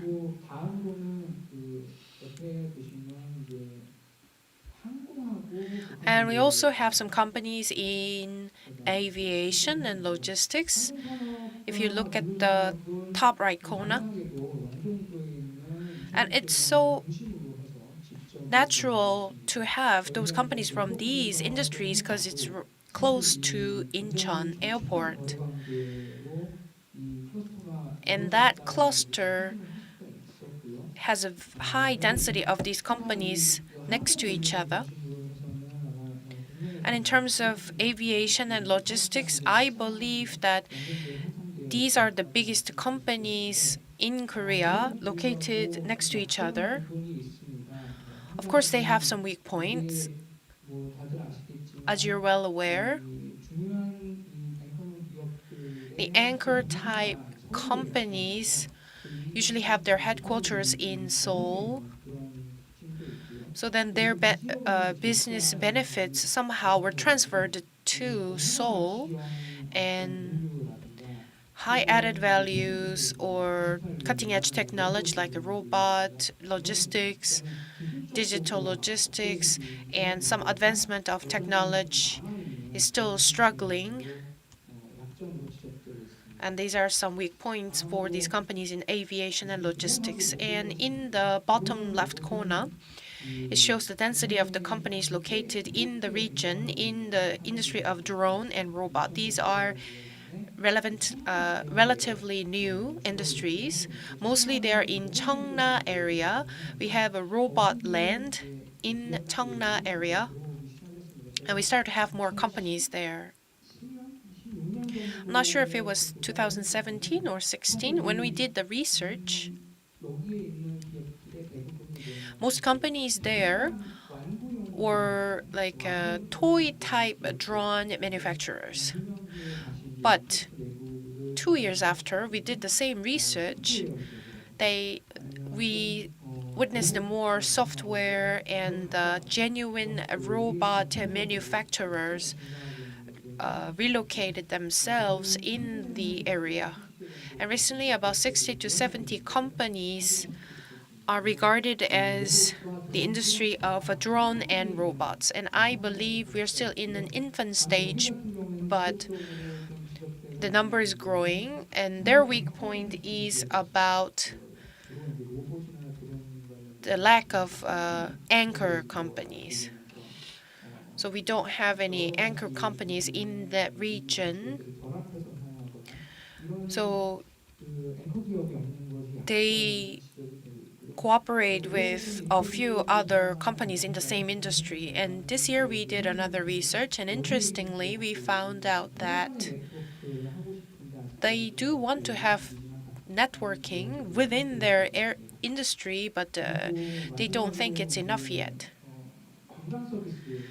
Next, tourist service. You can see in the right bottom corner. As you're well aware, Songdo is very famous for hotel accommodation and tourism among Korean citizens, and complex resorts combined with MICE, casino, event industries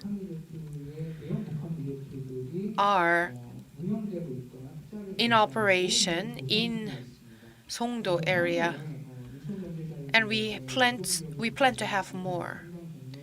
And this tourist service will be one of a key driving force in the future of IFEZ. Problem is, Yeongjong City doesn't have enough number of citizens, and maybe how to provide some manpower for tourist service, because the citizens around there do not show the big numbers. So we need more people to work in this industry. Next, related to IFEZ, I would like to introduce the recent suggestion of Aerotropolis strategy of the Incheon city.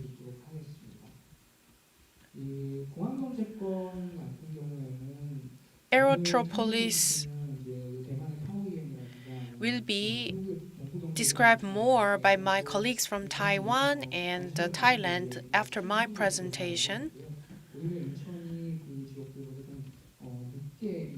So somehow Incheon is a followers, and those other countries are leading in the area. To put it simple, Aerotropolis is a space for synergy effect between the airport and the regional economy.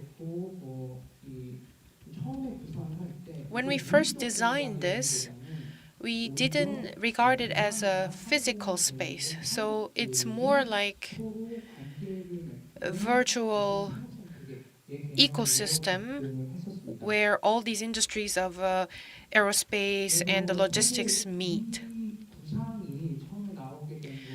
We first came up with this idea in cooperation with the Ministry of the Land and Transportation of Korea, and Incheon International Airport is one of the biggest airports in the world.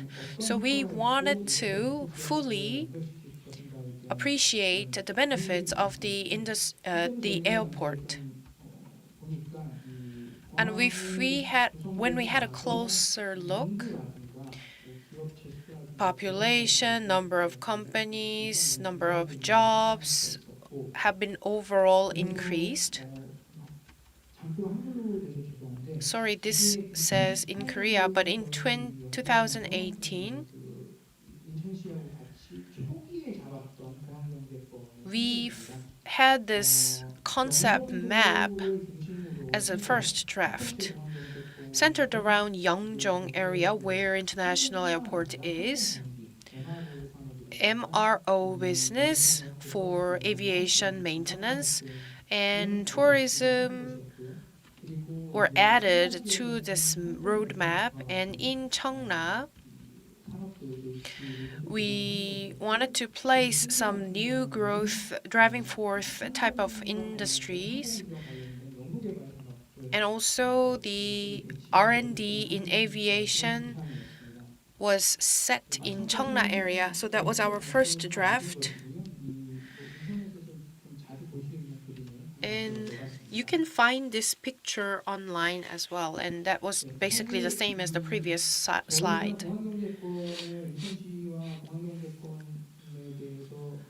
So we started to have a collaboration with the Incheon metropolitan government regarding aerotropolis strategies, but important part is not about the concept of zoning or creating zones.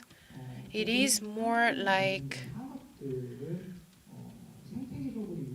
having industries nurtured and mingled with other industries in this space.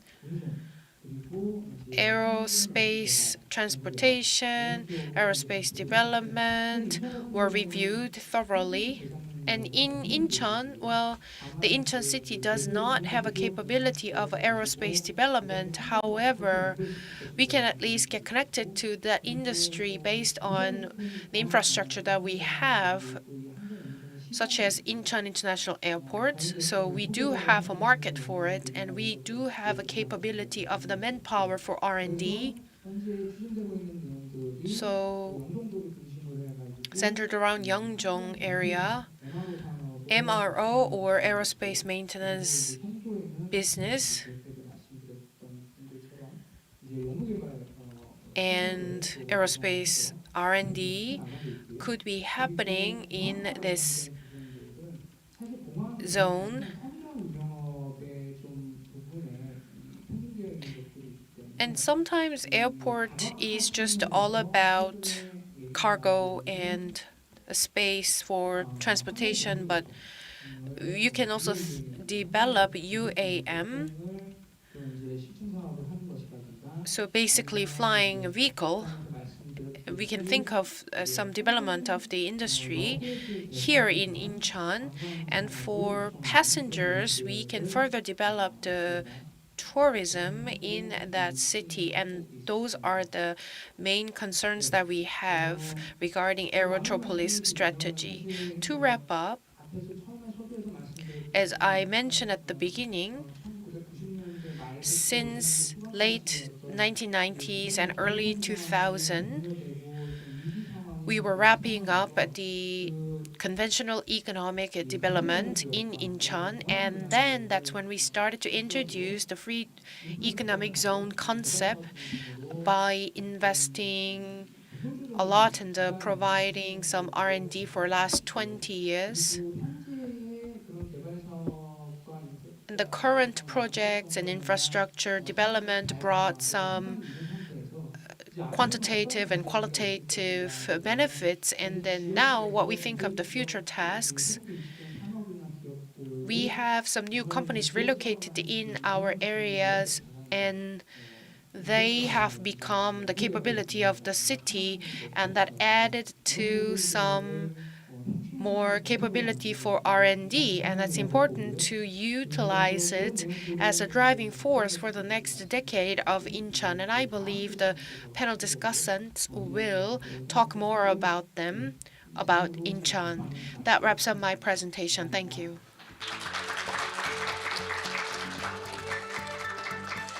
Thank you, Dr. Yoon, for explaining about where the IFEZ stands now and where it is headed in the future. Now, as Dr. Yoon has mentioned, the Aerotropolis project is underway in different parts of the world, including Taoyuan, which brings us to our next presenter. We now connect live to Mr. Chung Long-cheng, Vice President of Taoyuan Aerotropolis Corporation. He'll discuss this Aerotropolis project in Taiwan. Mr. Cheng, whenever you're ready, I'll pass it over to you.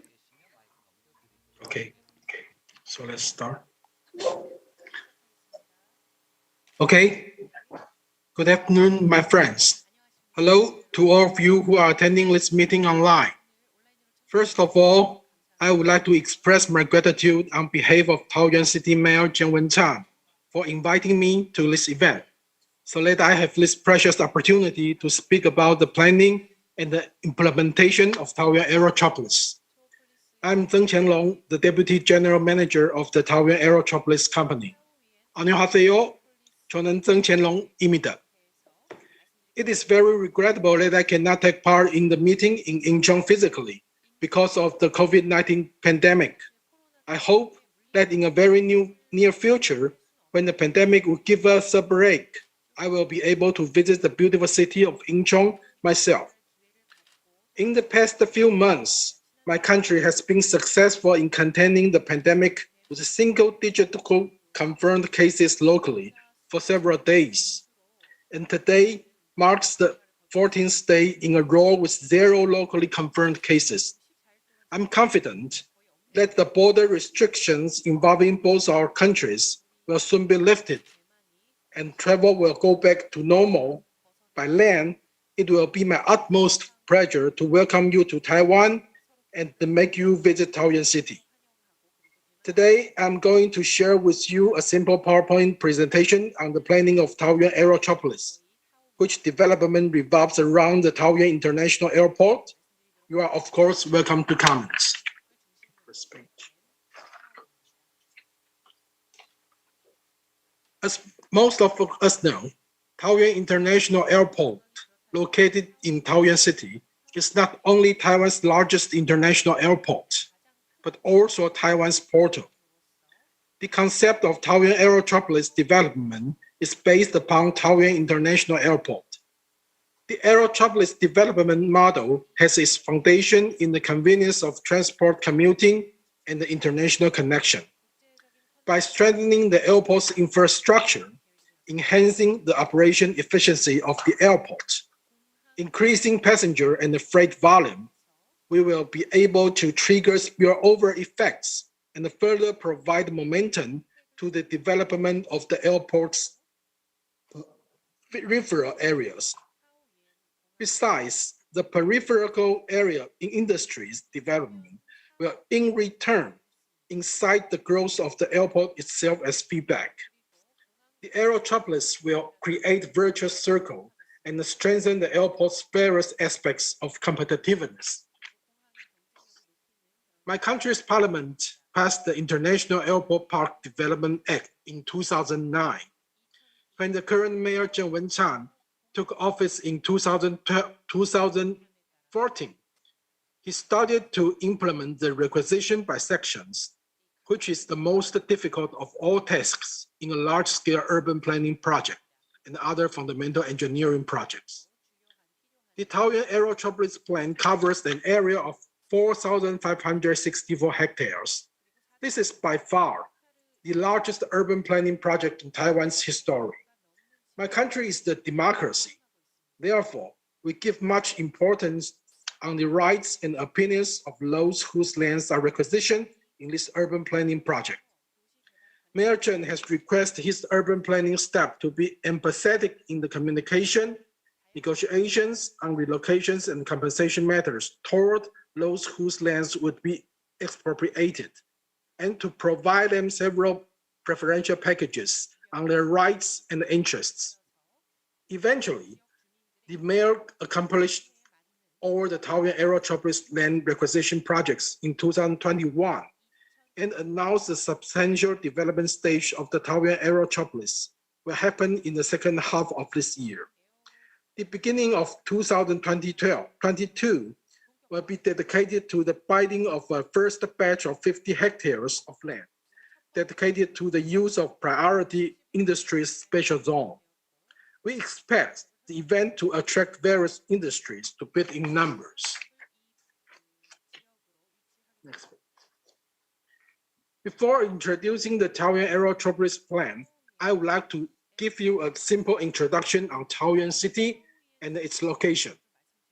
Taoyuan City is adjacent to Taiwan's capital, Taipei City, and a neighbor to the political economic center of New Taipei City. It boasts ideal geographical conditions with convenient traffic, cluster industries with integrated supply chain, and a multi-ethnicity society. With yearly growth of its population, Taoyuan City is a young, energetic, and a new metropolis filled with hope. In an average of 3 hours flight, Taoyuan City reaches major cities in East Asia. These cities include Tokyo. From Taoyuan to Tokyo, it takes about 3.5 hours. To Seoul is 2.5 hours, and to Beijing 3 hours. To Shanghai is 1.5 hours, and to Hong Kong is 1.7 hours, and many other cities. Besides, Taoyuan City is home to 2.27 million people with an average of age of about 40 years old. It is the youngest of the 6 special municipalities in Taiwan.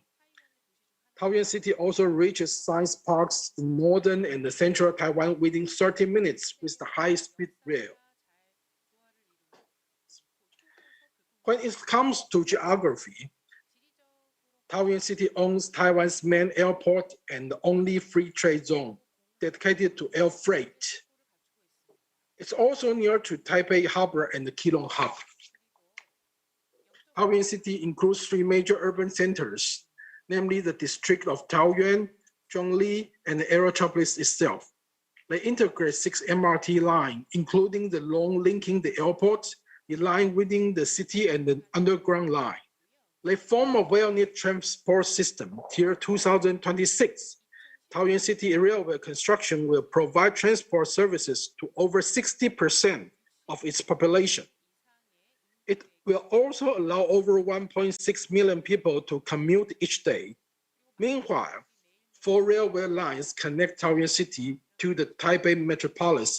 Traveling between the cities of Taipei, New Taipei, and Taoyuan will be a matter of an hour.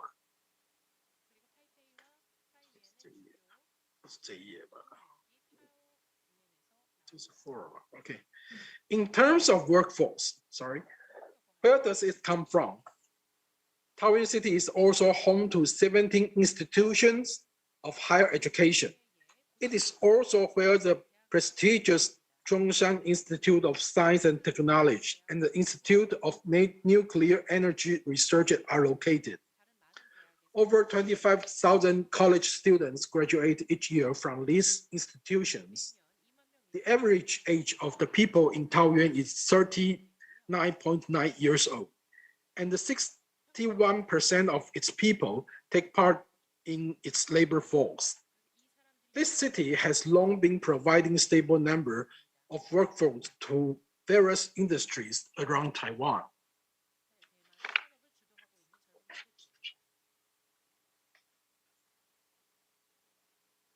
Taoyuan City includes 33 industrial zones, a total of 3,341 hectares. where we find industries such as logistics, optoelectronics, high-tech, aeronautical engineering, automotive spare parts, biotechnology, agriculture, green energy, and the traditional industry. Over 1/3 of Taiwan's top 500 companies in the manufacturing industry are based in Taoyuan. For example, 3M, Coca-Cola, DuPont, Toyota, Quanta, and so on. The cluster of industries is very tightly integrated, and Taoyuan is Taiwan's largest technology metropolis in terms of the value of its annual industry production. From this page, now I would like to speak about Taiwan's next flagship project, Taoyuan Aerotropolis. The development of the Aerotropolis revolves around three principles. The first being the expansion of Taoyuan International Airport's third runway and the service capacity. The second being constructing a city with green smart circular economy. And the third being increased GDP. Taiwan is an island. It therefore needs maritime and air transport to develop itself in order to connect the world and its market. Taiwan's geographical location is at the center of East Asia. It is also at the core of the fast-growing Asia-Pacific economic zone. So we aim at building a green smart city with circular economy by bringing in industries with low population, low pollution, low energy consumption, low water consumption, and high added value. All is boosted by the construction of the third runway and enhanced airport capabilities. With the spillover effect of the airport, we hope to give momentum to Taiwan's transition in industries and economic development. All this through industrial investments, the expansion of Taoyuan International Airport, and the linking Taiwan to the global market.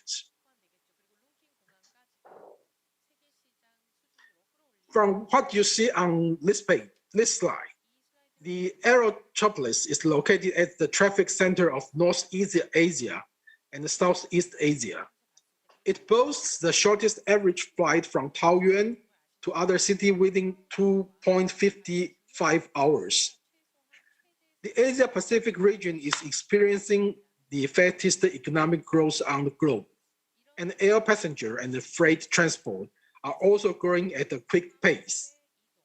With the Aerotropolis at the center of the Asia-Pacific region, it aims at connecting the world and build up Taoyuan International Airport as the hub airport for East Asia. Meanwhile, the Taoyuan Aerotropolis is closely knit with the development of northern Taiwanese cities. With this slide, you can see the advantages on commuting. The gray area represents the range of the Aerotropolis. Transport system around the Aerotropolis is integrated with 4 highways, 2 expressways, and 3 railway systems. There are high-speed rail, Taiwan Rail, and MRT. Every major industry hub northern Taiwan can be reached within 1 hour, including Hsinchu Science Park in Hsinchu City, Neihu Technology Park, and the Nangang Soft Park in Taipei City. This is made possible by the convenient outbound transport system. The area approved by the urban planning authorities under the Ministry of Interior, the Taoyuan Aerotropolis should be 4,564 hectares. The service exclusive dedicated to the airport is 1,731 hectares. The free trade harbor zone is 109 hectares.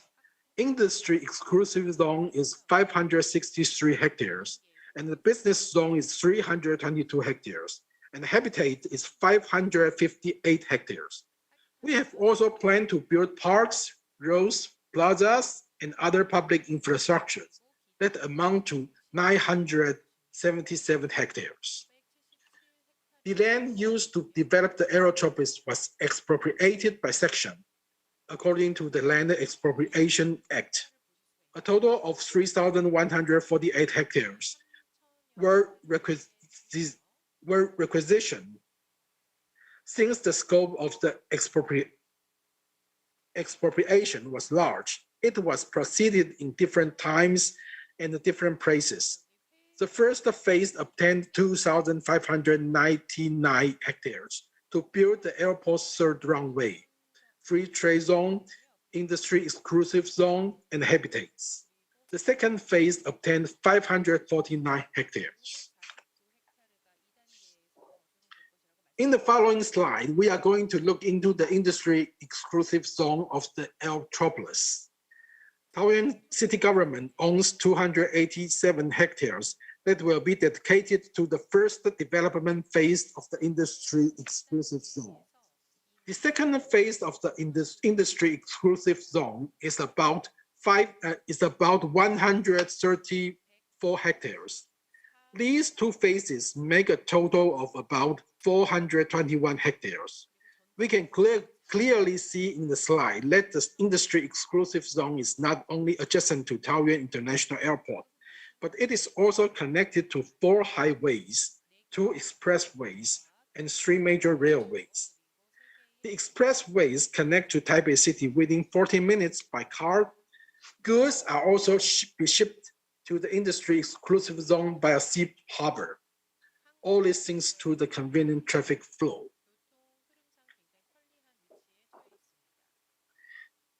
To boost development's momentum of the Taoyuan Aerotropolis, Taoyuan city government has allocated 50 hectares from the 287 hectares dedicated to the first development phase of the industry exclusive zone. As I mentioned in the previous slide, these 50 hectares will be used for priority industry exclusive zone. Public constructions have already begun in November this year. The bidding for these lands will be made public by March next year. It is expected that the lands could be allocated to industries in the beginning of 2023. The zone will go under bidding, while Taoyuan city government will set the conditions to choose the appropriate enterprises that will populate the zone and accelerate the common development of the airport and the Aerotropolis.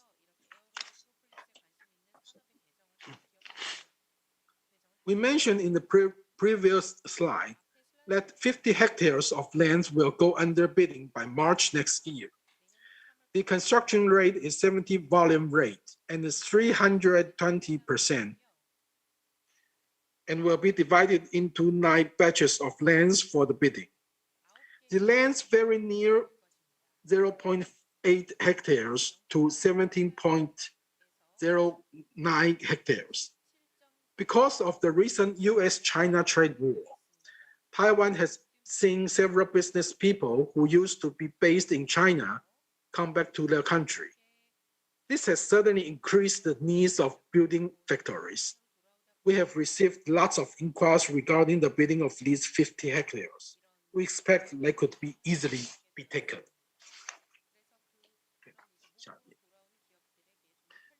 Besides, the development of Taoyuan Aerotropolis mainly includes core development industry, sub-core development industry, supportive industry, and other business approved by the operator.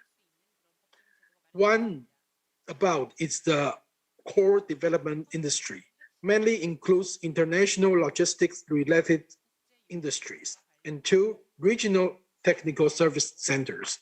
3 is about cultural creative industries, such as movie and advertisement.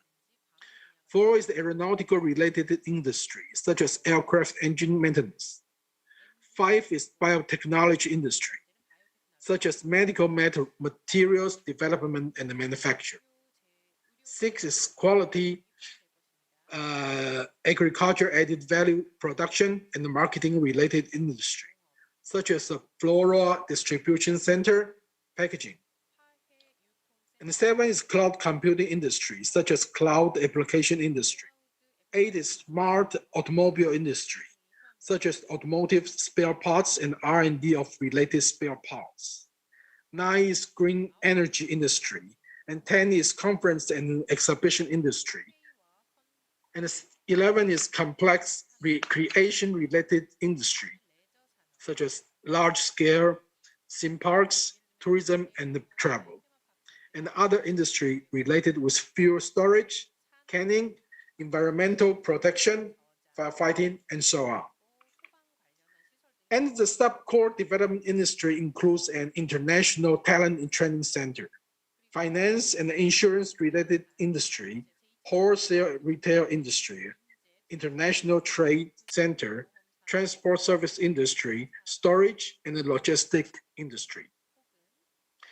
And 3 is about the supportive industry or auxiliary infrastructure, includes government authorities, legal entities, hotel industry, common touristic hotel, international tourism to hotel, parking area, law firms, employee dormitories, employee restaurants, and other needed public infrastructures.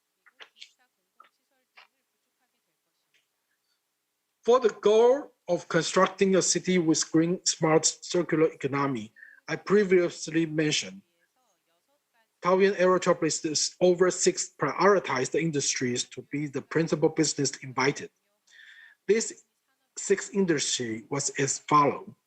1 is cloud computing industries, such as cloud application industries, cloud computing platform industries, and cloud infrastructure industries, and so on.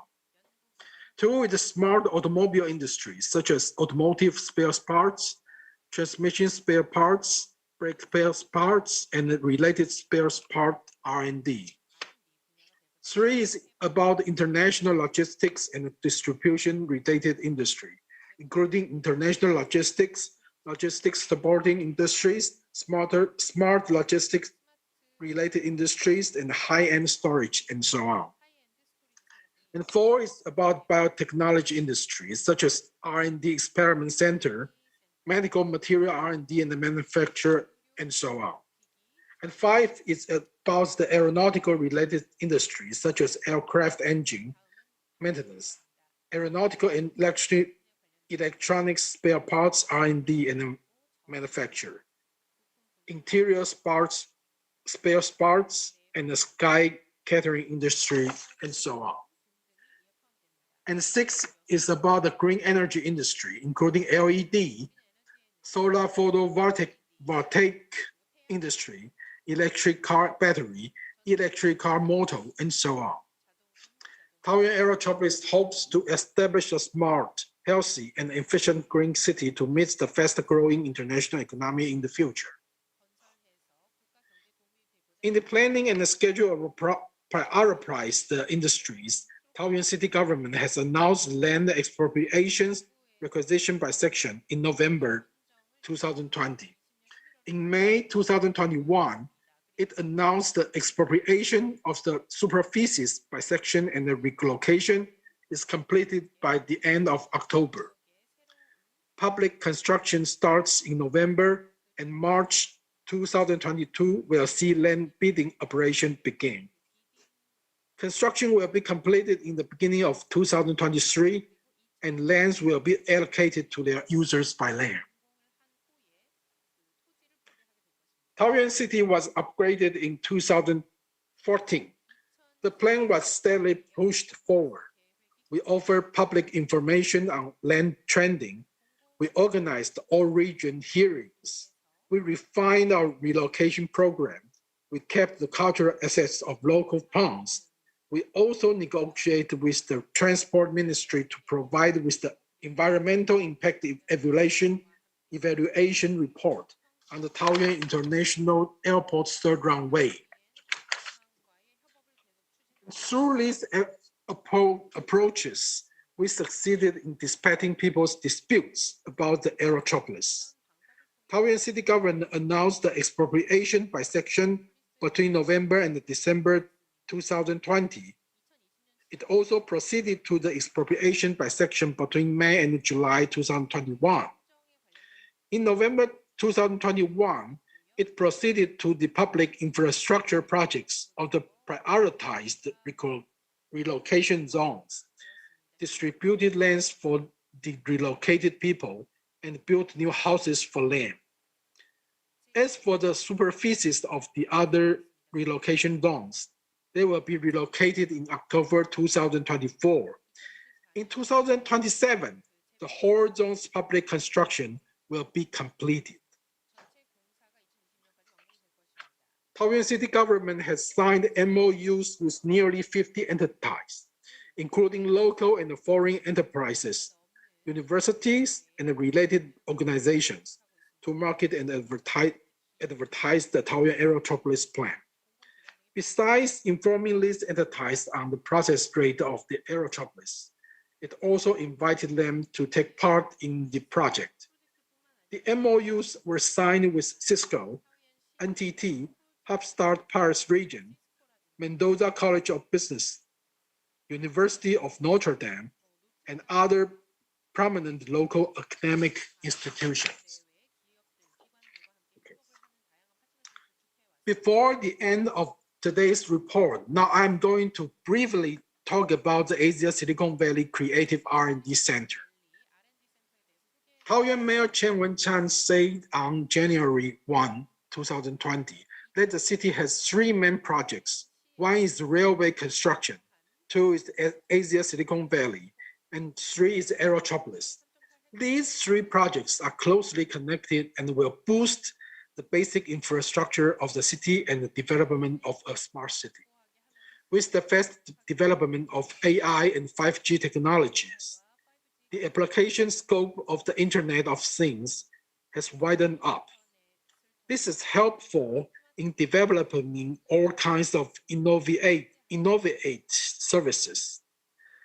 Since 2016, each central government unit in Taiwan has been working on Asia Silicon Valley promotion plan. The government units have also followed two principles. One is promoting the Internet of Things, and two is strengthening creative business starting ecosystem. We hope that the Internet of Things will incite the upgrading of industries and drive the economic growth momentum with creative business starting, as to eventually speed up Taiwan's industry transition and upgrading.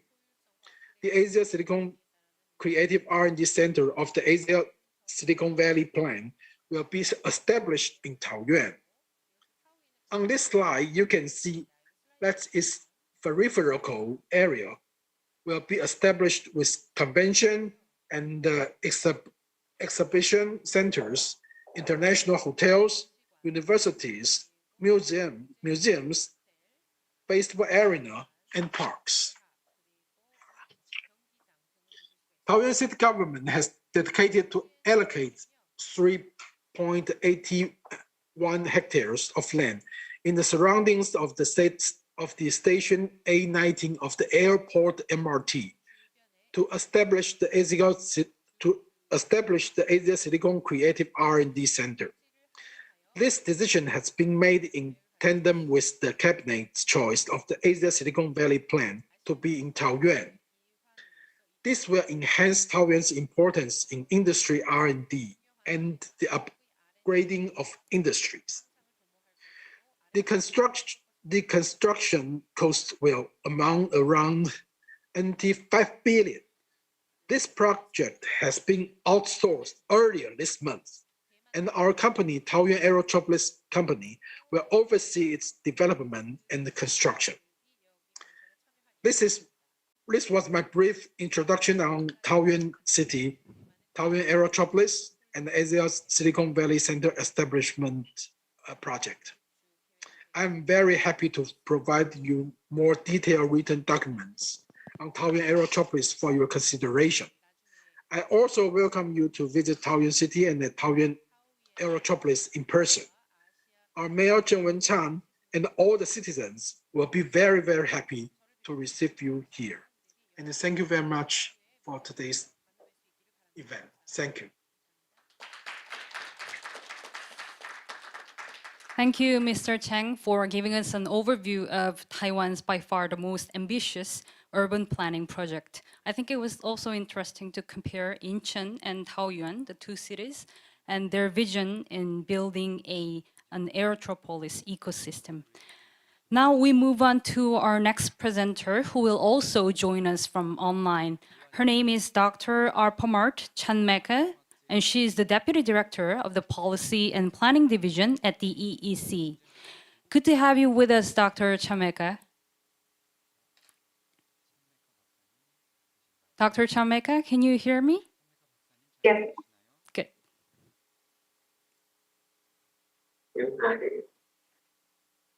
You may start your presentation now. Okay, is it on now? Yeah, we can hear you. Okay. Okay, so thank you very much. On behalf of EEC, or Eastern Economic Corridor Office, I would like to thank to IFEZ for hosting this event, and thank you for inviting EEC. We are absolutely privileged to join this event, and hopefully like next year we can possibly like visit in person after the COVID pandemic. Okay, so let me get started with the background on the EEC. Since the loyal Thai government rolled out the policy of Thailand 4.0 to transform the country into an innovative, value-based industry with the emphasis on 12 industries, then we selected 3 provinces as the promoted area and called Eastern Economic Corridor, or EEC development. And we are not starting building things up on the ground. We're building up on the success of Eastern Seaboard, which is the area attracted billions of dollars in global investment since 1980. But at that time, the key area led by petrochemical industry, which is Thailand is among like top 5 in Asia. And there's about like 4,000 factories located already in this area. And plus the automotive and electronic deep sea port industry. So based upon that, we pretty much like have the readiness in terms of infrastructure, industry, and a certain amount of workforce already in place. Then we started EEC, which we set and fully expected by the government and the investor as the new growth hub driving success of Thailand 4.0. And by this, we plan to upgrade the area to the digital age, complete with state-of-the-art infrastructure, complete with the investment in targeted industry, and definitely we have to build the livable smart city and along with the community and area development. And just look at EEC area up close. The EEC is an area-based development. Initially, like at this point of time, we focus only on 3 eastern provinces in Thailand, which are Chachoengsao, Chonburi, and Rayong. Cover these 3 provinces, it's contributing to 14.5% of Thailand GDP, even though like with the small area of 13,000 square kilometer, these area contributing a lot in terms of like Thailand GDP, which drive 1 to 2% of Thailand GDP. And with the strategic location, EEC is at the centerpiece of Thailand 4.0 vision.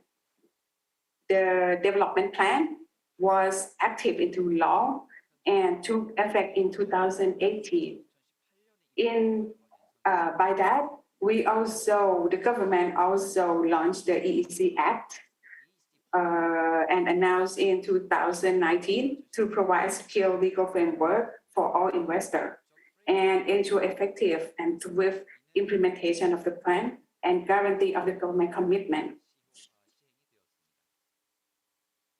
And definitely, like based upon the strategic location, because we discussed a lot on this earlier, Thailand is located at the heart of Asia, a region that we all know that half of the global population reside.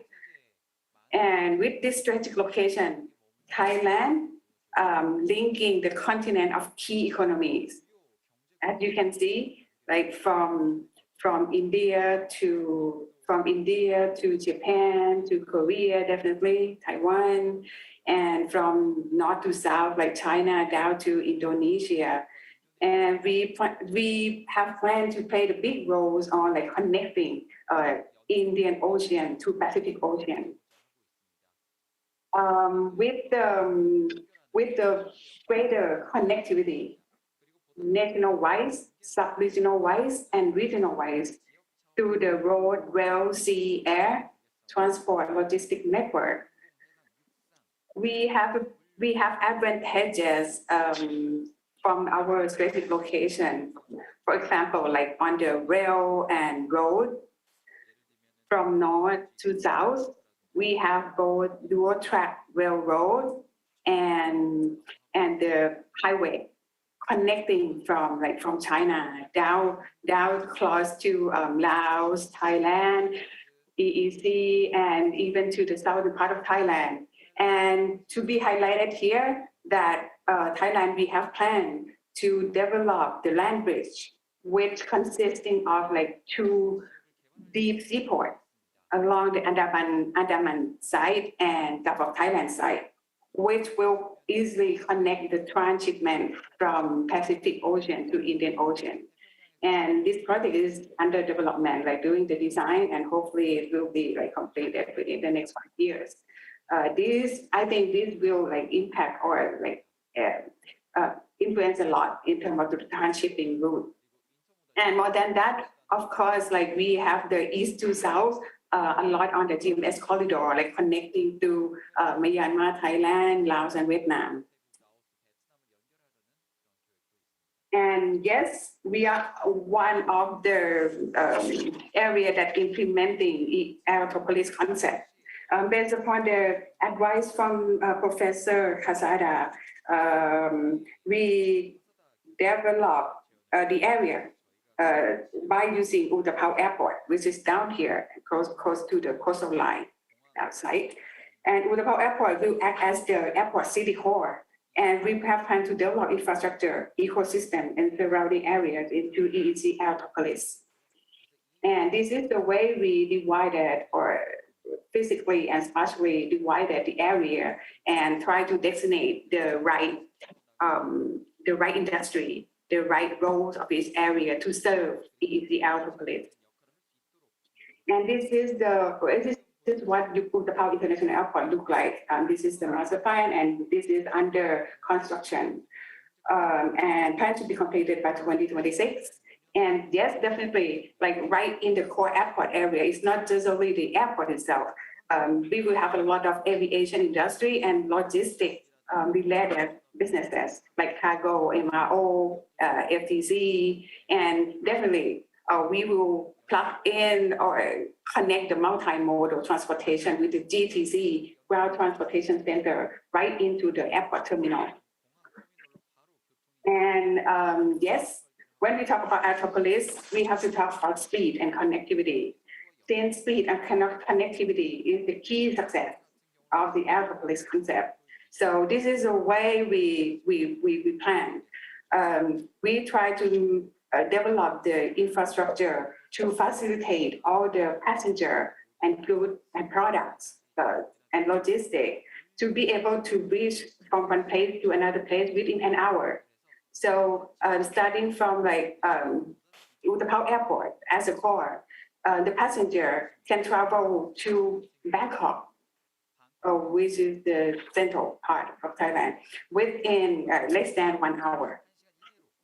And for goods, which show in the red rings, we also locate or designate the appropriate area or cluster of industry ties to the access time.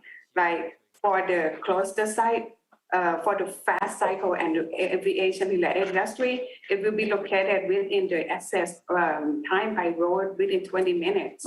And for the urban center, future CBD, business fest, tourism, will be a bit outward to less than 25 minutes, and more outward or outer Altopolis, we will put like the logistic village or industry, which is non-time critical S-curve industry.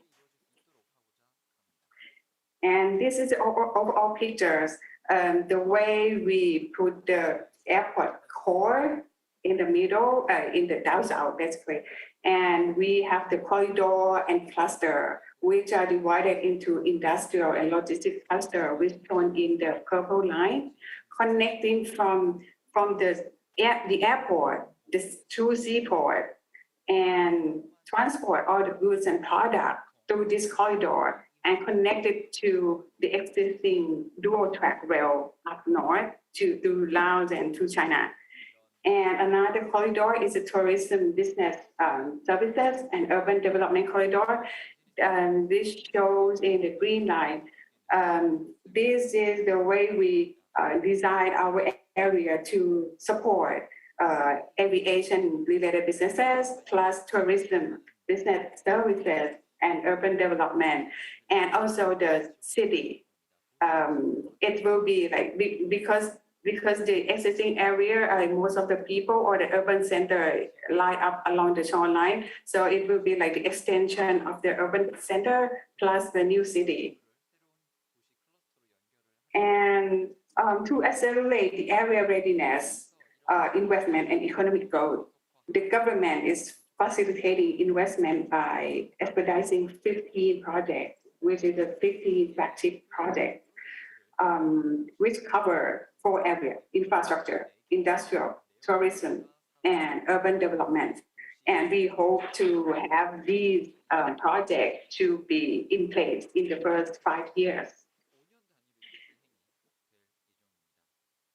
And just to give you a quick view of the progress of each of these flagship projects, so let me just quickly show you the picture.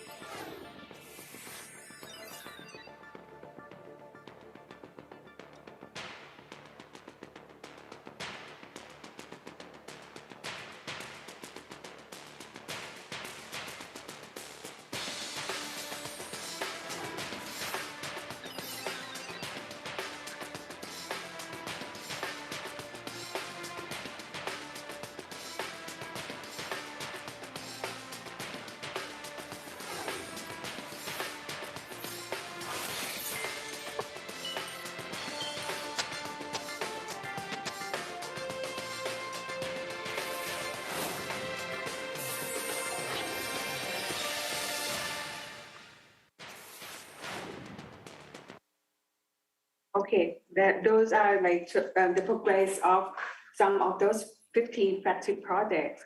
So most of our project already start construction. So hopefully, like we will be able to get advantage from it by in the next 5 years.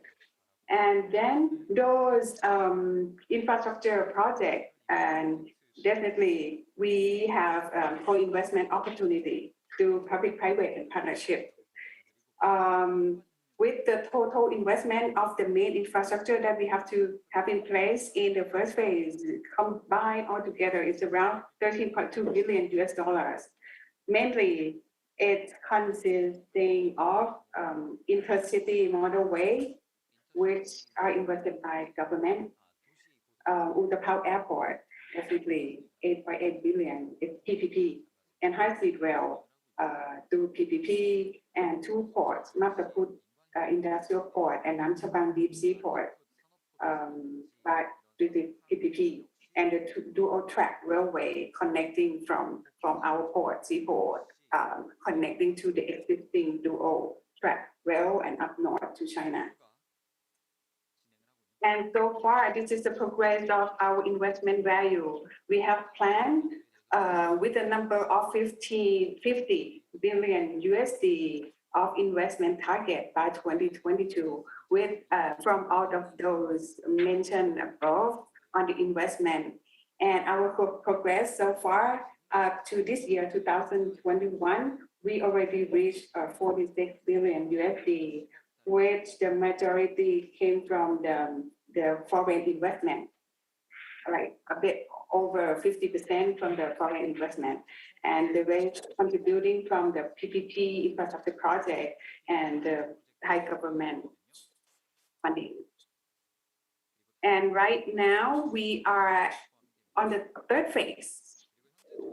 We are about like approaching 4 years old.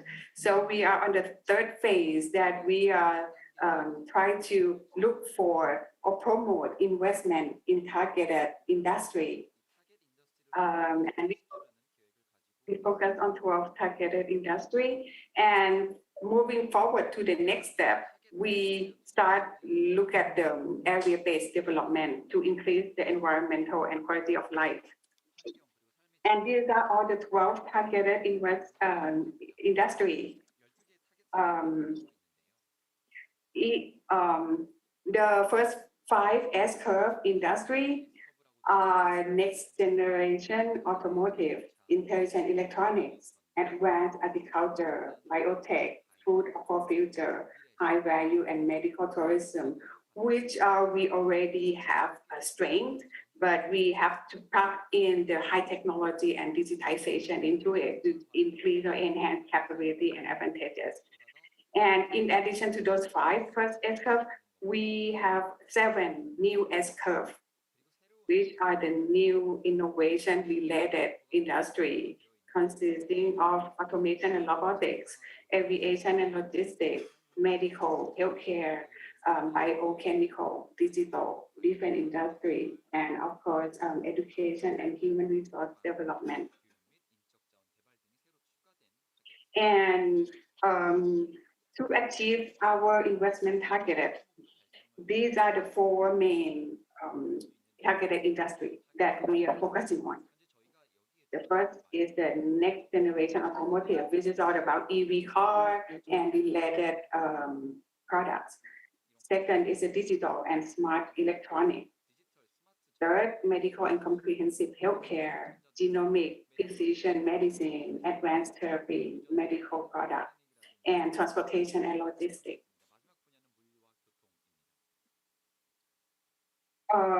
Then EEC also established 7 promoted zones for specific industry and 26 promoted zones for targeted industry to serve the prospect investor.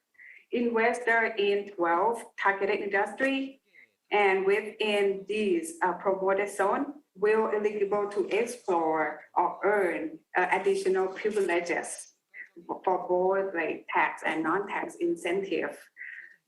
And EEC, when we talk about the promoted zone, these are the 7 promoted zones for specific activity. These projects are developed by both public and private sector. And each of them has a specific area to focus. And we are welcome for the potential investor to participate, to join in this. And basically we have like, I will go just go to quick. It's about like genomic, digital park, medical hub, tech park, and innovation like synchrotron or biotech. And when we talk about the 26 targeted industry, it's all the industrial estate hosted by both public and private sector. So the investor who invested or located in these 26 industrial estate will be eligible to the incentive. Then when we talk about incentive package for EEZ area, we offer the specific package. We call it like demand-driven customization for special package to the investor, so that we can ensure that the potential investor will access to the best incentive. And for the incentive, it's consisting of easy privileges, ownership of land, about foreigner to enter reside in Thailand, tax and non-tax duty and other permits. And on the right-hand side, we also help to facilitate the investment and doing business in EEZ. Right? We will help the investor and collaborate with investor to create optimal rules and regulation. For example, like we can work together to initiate like EEZ regulatory sandbox for your targeted industry and businesses. And to facilitate this, EEZ also set up one-stop service to provide investor the total solution, offering information of services and single window to apply for permits. And in addition to those industry or targeted industry and industrial zone of businesses, as we mentioned earlier, we have planned to develop the smart city in the area. The smart city will support the growth of population in the area and will support the expanding in terms of number of population in the existing city or even Bangkok. The concept of smart city framework should be aligned with the 7 smart criteria developed by Digital Economy Promotion Agency of Thailand. So basically it has to be follow these 7 smart criteria to be able to get the special incentive on the smart city development.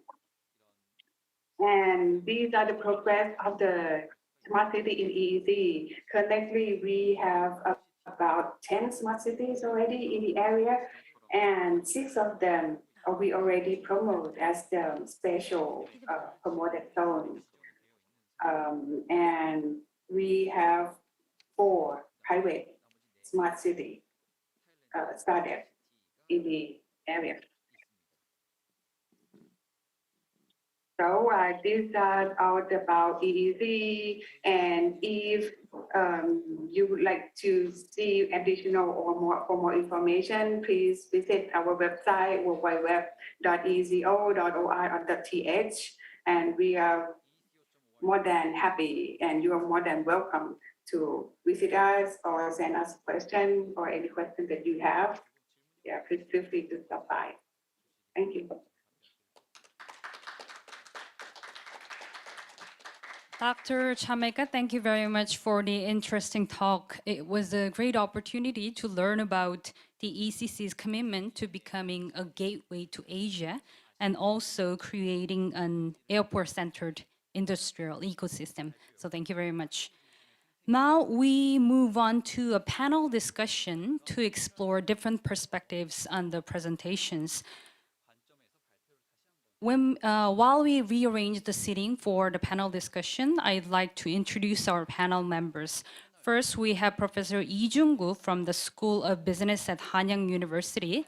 Second is Dr. Moon Jong-chul, Research Fellow at the Korea Institute for Industrial Economics and Trade. And the last and third panelist is Professor Lee Hyun-tae from the Department of Chinese Language and Cultural Studies at the Incheon National University. if our panel members could please come up to the stage and take their seats for our panel discussion.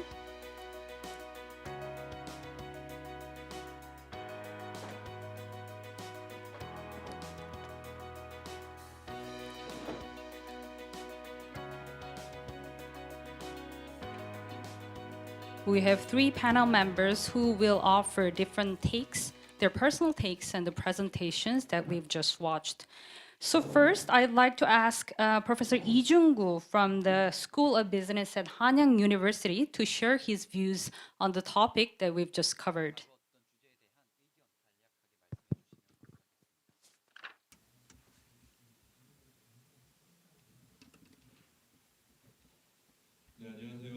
Ladies and gentlemen, good afternoon. I'm Professor Jung-gu Lee of Business Department of Hanyang University. Thank you very much for inviting me to this meaningful event. And from the keynote speech to stories of 3 cities, I have learned a lot, and those presentations were so informative. And today, while I was on my way to here, I thought I could learn more about this city, Incheon City and Songdo. And when it comes to industries, I believe Dr. Moon will cover more things. So I'm going to talk about in a more comprehensive manner, since my major and my research area of interest is related to the keynote speech. I mean, global value chain and global production network. And integration with GPN and GVC is my area of interest. So SDG's future is also my research area. So I'm going to talk about those themes at this discussion. We have heard 3 cities' stories and future directions of them. What was impressive is indeed GPN, so-called Global Production Network, is hyper-specialization. It is highly divided region by region.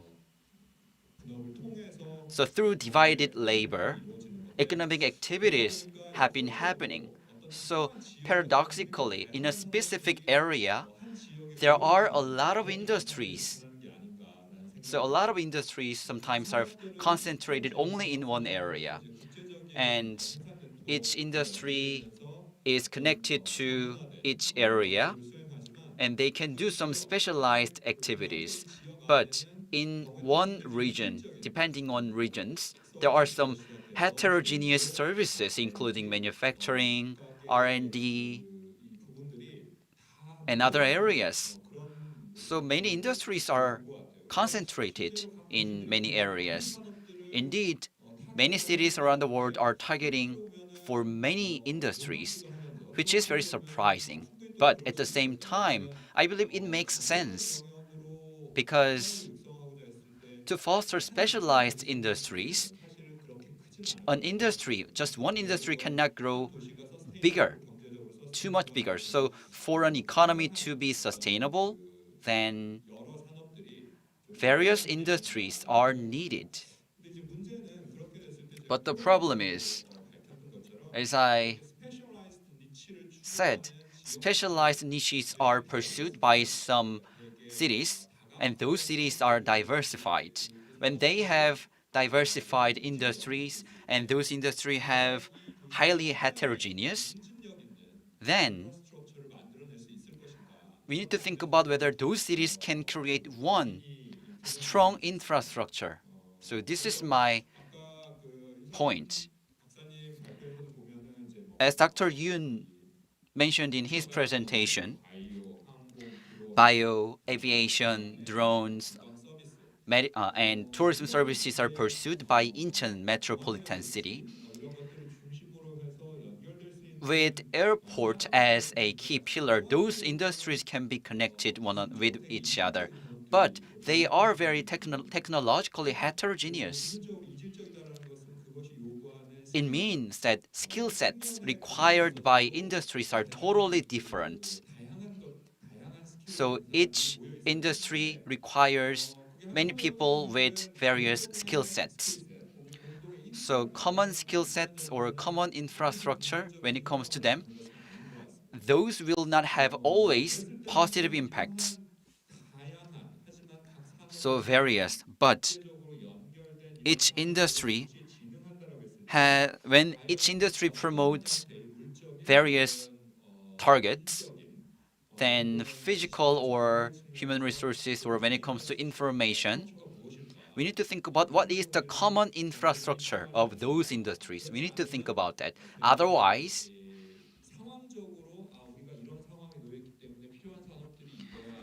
you may think we need these industries because we are in this situation, but concentration of industries will not be able to create any synergies. So with that in mind, and as Dr. Yoon mentioned, that a region that creates some parts for toy drones and the company transformed itself and to be a part of cluster, I believe that is very interesting phenomenon. But on one hand, based on technologies, in terms of GVC, I believe it is called intersectoral upgrading. The case in point is an electronic company producing TV is expanding itself into LED business. I believe that is intersectoral upgrading. So technological upgrading will be possible. Then we need to think about how to create the common infrastructure to support such upgrading. And second, regarding climate change, there have been many international summits. Social attention has been paid not only to economic growth, but also socio and environmental growth, as well as sustainable development too. So those themes have become a main topic for discourses between the public. In that regard, aerotropolis strategies were mentioned as well by the presenters, but large-scale physical infrastructure-based economic development strategies, depending on situations, could reflect values of people, or whether it be social or economic values. But indeed, sometimes those could be in conflict. But we cannot just say there are some conflicts, but we need to consider social trends. And I believe there are those are some challenges to solve. But on the other hand, investments based on infrastructure are related to political support or social support. They are closely related. And indeed, getting political support should not be limited to creating jobs or supporting some infrastructure. Then we need to think about what kind of new values, for example, ESG or aerotropolis, would be needed for social support. So we need to consider these as well. And last but not least, it is about talented people. I mean, human resources. And also, Dr. Yoon mentioned, and the other speakers also covered, that these cities, are focusing on R&D and innovation and knowledge-based industries. And those these cities are expanding themselves and to advance their industries, then we need human resources. Then we need to think about how to retain or attract talented people. That is very important. Also, the keynote speaker from the Incheon city, there was a question from a person from Incheon, and the keynote speaker said we need to create a livable city. So we need to think about this. Indeed, for me, an airport is very hot place since I'm loving traveling. So, but for some people do not find airport very cool. But usually we do not find ports very cool. So we need to think about how to make those places attractive to people. And I believe all these three cities have large cities. For example, for Taiwan, there is Taipei. And when it comes to EEC, there is Bangkok and Incheon, of course. So these three cities have something in common. The three cities should think about how to attract and foster and retain talented people. And those talented people can be adept to new industries and new environments, thereby improving their skill sets. Then what should we do? So I believe this question is a common task for these three cities. So with this, I'd like to conclude my comment. Thank you. Comments? Now the presenters will be given a chance at the end to offer their comments and the feedbacks provided. So now we move on to Dr. Moon Jong-chul for, would you like to share your perspective, Dr. Moon? 예, 안녕하세요. 예, 산업연구원에서 온 Good afternoon. My name is Moon Jong-chul. My first project was the revitalization was the free economic zone. 을 받았거든요. 그래서 10년 전에 여기를 So 10 years ago, I visited the Incheon Free Economic Zone. Back then, it was just in the middle of nowhere, and I was concerned that whether this would become a decent and a genuine economic zone, but now it's completely changed, and I can't even remember what it looked like in the past. And I'm happy to see how much Incheon Free Economic Zone has grown. And it has been over 10 years, almost 20 years, that the city is leading other free economic zones around the nation. But we do not have any favorable situations due to COVID-19 and every other thing. So I want to focus on pending issues of all economic zones in Korea. First of all, COVID-19, of course, and its impact on global production networks or global value chains destruction, and this is the major concern that we can think of. These economic zones were basically established based on the concept of a global production network. So if you do not have global production networks or global value chain anymore, they will highly impact on these economic zones.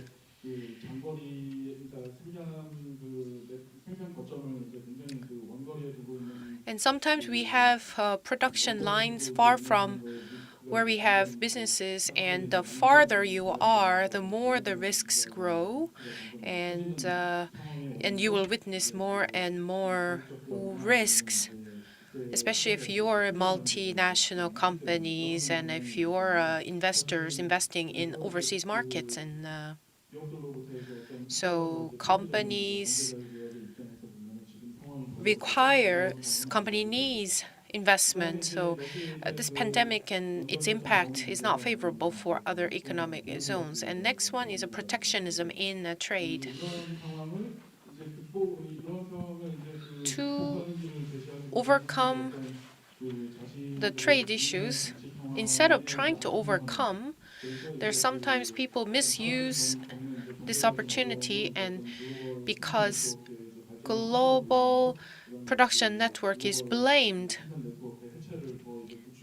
because some people regard it as the factor to destroy the people's daily life and economic activities, and I don't think it's a right to see it. And centered around advanced countries, some economic zones are regarded as tax haven somehow because some economic zones have the tax benefits for the companies, and some people totally misread it, and it's under criticism sometimes, and some incentives of special economic zones are criticized, and physically or in terms of its software, special economic zones are not in better shapes as of 2021.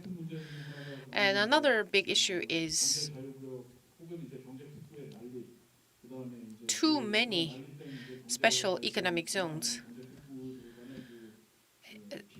which lead unnecessary competition between different economic zones. For example, Incheon Free Economic Zone, along with one in Taiwan, Thailand, Indonesia, Malaysia, and many other economic zones, has to compete with one another. And within Korea, we have too many free economic zones, and they have similar contents, and they are in competition to draw more attention from companies. So, like I mentioned, 10 years ago, when I worked on some projects to establish economic zones, there were already 6 in line. It was 3 when I first started to work on that review, but then it doubled later. And now I think, except Seoul and Sejong City, almost all metropolitan city of Korea has free economic zones. And maybe it would be an ideal if they cooperate, but they try to capture that hottest trend of the industry at a time, and they try to draw the companies from these industries, and which led to unnecessary competition. And it's never win-win. It's more like lose and lose. Nobody wins. In particular, in Incheon, we don't have any favorable situation in the course of competing against other free economic zones. So what directions we should take is my topic first. Nevertheless, Incheon has a slogan of a gateway city, so you have to maximize that unique characteristic of your free trade economic zone. Because Incheon has a flagship airport, which is the Incheon International Airport, and that has a great benefit for Incheon as a gateway. Probably other free economic zones envy you, and that's a side effect in competition. But in terms of industry, air logistics, backed by high technologies, maybe some air logistics will be more and more important, and there, Incheon Free Economic Zone can find more roles. In pandemic, we have limitation of people's mobility, and also as Professor Henry Yang mentioned, there are more and more aircraft playing more roles, more and more importance of playing more roles by the air transportation. And if you think, well, you do have a airport, but you haven't fully utilized that the characteristics and the benefits of the airport, I believe. So is it because you want to concern about other free economic zones? I don't know, but you really have to truly enjoy the benefits of having international airport, the main international airport. And second, you also have to go back to the basic of the principle when you first were established. What do I mean? First, we wanted to help companies feel free from regulations and as a test bed, but in the course of running free economic zones, there have been more and more regulations to tie the company's hands, and especially in Incheon, because it's next to the capital and the biggest province of the nation, you have more restrictions. So it says free economic zone, and I'm like, is it free economic zone or restricted economic zone? I'm not sure about the name actually. So still,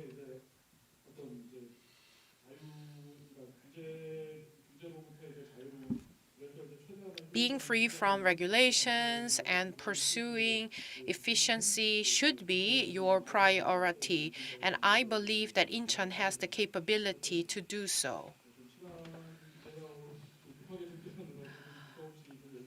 I hope I delivered my message clearly, and that wraps up my comments, and I would like to hear more from others and hope to have more discussion about this. Thank you. Dr. Moon, for your insights. Now, our next panelist is Professor Lee Hyun-tae from the Department of Chinese Language and Cultural Studies at Incheon National University. You're ready? All right. 오케이. 예, 이렇게 좋은 세미나에 First of all, thank you very much for inviting me as a panelist for this discussion. So, three gateway cities have delivered their own presentations, and I believe going forward, these three cities, through exchange and cooperation, will be able to talk about their advantages and strengths, and they will be able to talk about some cooperation areas going forward. This is the, of course, first meeting, but going forward, I hope those gateway cities should be able to continuously exchange with one another. So before I'd like to talk my topics, I'd like to ask questions to three speakers. Since speakers were from their own areas and they explained about their special areas, so my question is this. So Dr. Yoon, what do you think, what kind of cooperation could be available with Taiwan and Thailand? And for Taiwan, what kind of cooperation do you think will be possible with Korea and Taiwan? And for Thailand, what do you think? What kind of cooperation will be available with Taiwan and Korea? And I believe through exchanges, these three cities could go forward. So in that regard, I'd like to start my panel discussion. So the idea of cooperation was already covered well by the speakers. So as a researcher, I'm going to talk about some cooperation areas and possible cooperation areas and possible cooperation. And before coming to Incheon University, I was in External Policy Research Institute, and I was specialized in China. So economic cooperation between China and Korea and East Asia economic cooperation is my major area. So in the first session, Dr. Moon mentioned that because of the US-China tensions, the GPN is being reshaped. And at the core of the reshape, you can find economic security issues. So the COVID-19 pandemic and tensions between the US and China, they could have a huge impact on other countries. So other countries are thinking about how to protect themselves. As you know, the US and China have had 3 years of tensions, and China, because of that issues, China have put some restrictions on us, and China also put restrictions on the import of coal and beef from Australia. And also there were some restrictions on Taiwan regarding travel. And parts, compartments and equipment, there were some issues regarding these. So multilateralism has reversed. That's why economic security issues have been intensified. And I don't think the pandemic and the US-China tensions will not end soon. In that case, our issues will be much more severe. So each country's GPN strategies, without thinking about economic security, cannot be done. So in that regard, Korea started the first external meetings. So direct investment will be restricted, and core supply chain would be localized, or supply chains could be relocated into some favorable countries. So it is not about cost saving. It is about reliable supply.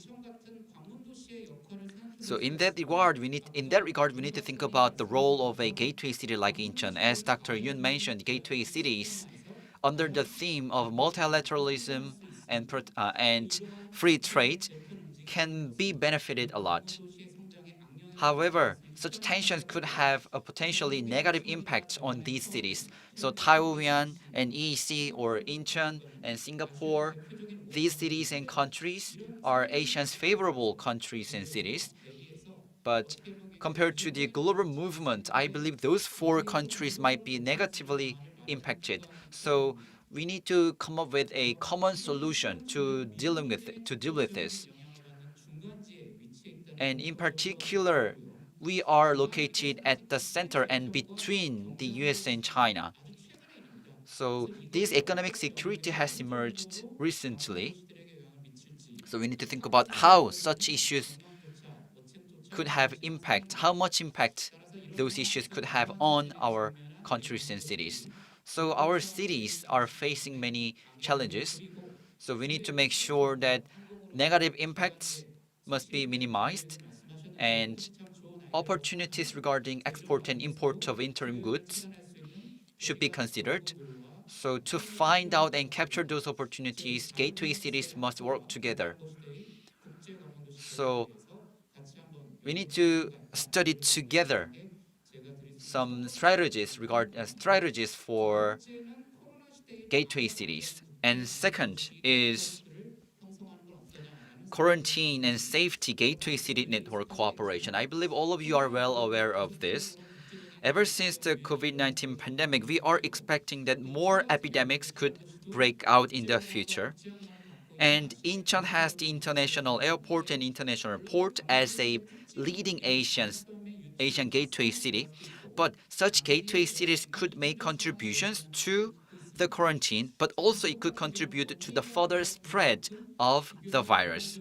Of course, Korea has been well known for its K-quarantine practices. So these gateway cities, under the theme of Quarantine Safety Gateway City Network, should work together and cooperate. So cross-border joint quarantine pilot system could be developed, or some mutual fast-track could be available as well, and those ideas could be put into practice. So gateway cities have accumulated hardware and software regarding safety and quarantine, and they need to share and they need to work together to develop them further. And today we have travel bubble with Singapore. So those countries' vaccine certificate would be accepted, and I believe that would be the stepping stone for cooperation going forward. And last but not least, I will add one more comment. The logistics and the MICE industries are leading industries of gateway cities. And because of the pandemic and the tensions between the G2, global production network has experienced a lot of changes, and Incheon is also hugely affected by the pandemic when it comes to the MICE industry, and there could be more epidemics. So if those epidemics could be normal, then we need to think about how to deal with those epidemics. Singapore, Korea, Taiwan, and Thailand have know-how when it comes to the logistics. So when it comes to the recovery of traveling industry and logistics, we need to think about together how to restore them. And we could create some joint programs for recovery. So I believe that would be one cooperation method in the era of pandemic between the gateway cities. With this, I'd like to wrap up my comment. Sir, for addressing those interesting points. Just to recap, Professor Lee asked each panelist about possible areas of cooperation with the other two cities or areas. Now, I appreciate panel members taking the time to offer valuable comments. Back to our presenters, we'll start with Vice President, Mr. Cheng from Taoyuan. Do you have any comments on the observations made by our panel members?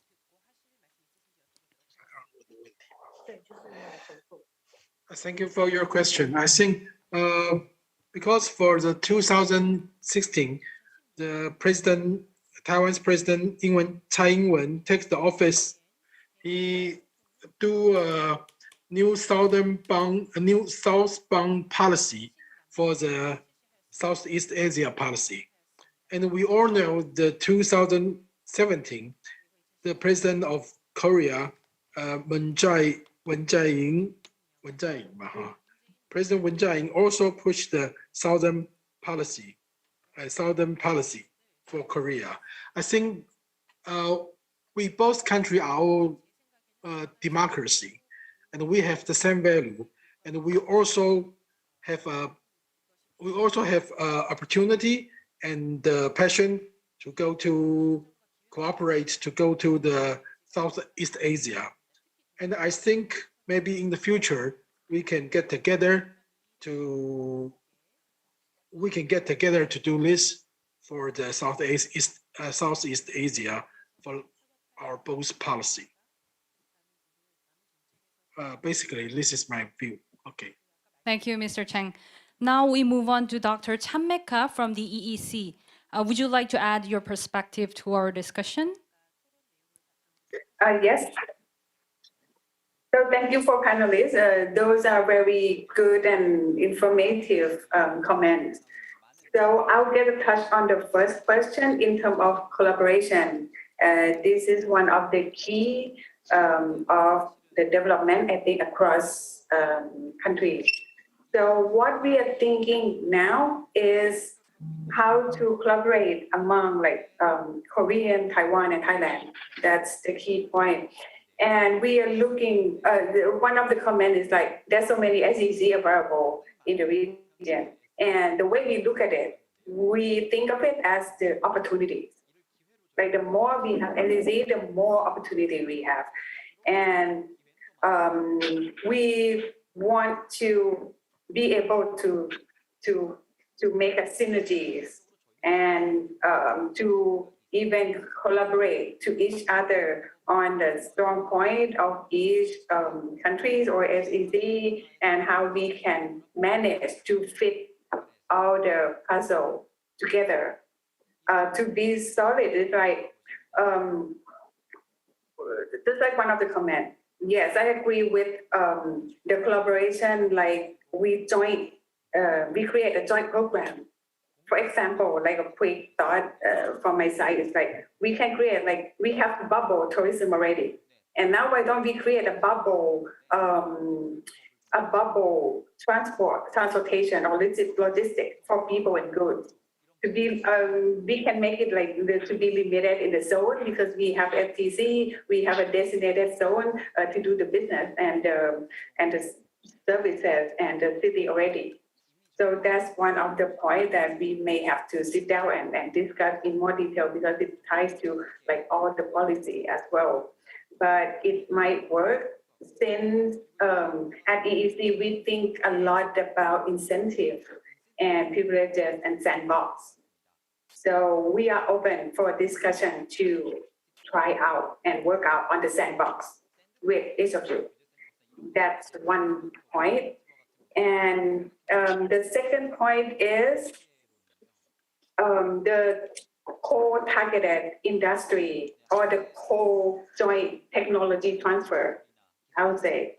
Yeah, definitely we are on the stage of building up our area, our economy. And we do need the high skill on technology from Taiwan and Korea. So we can co-work together and think about like how can we focus on the targeted the same group of targeted industry. So can we can work it out together.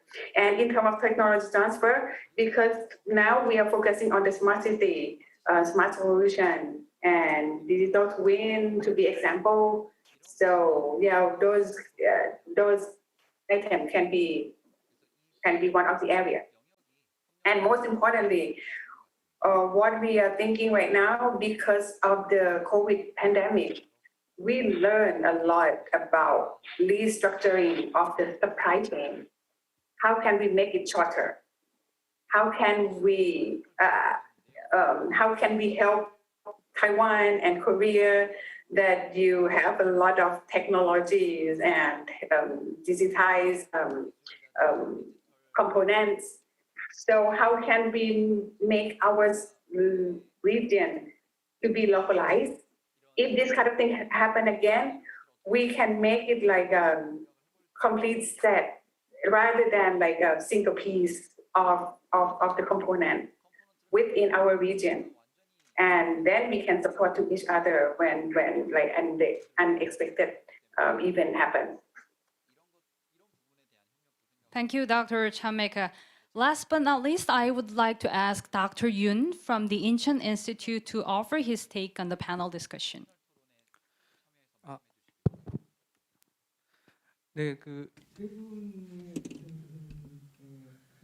Thank you very much, all the panel discussants, for your valuable feedback.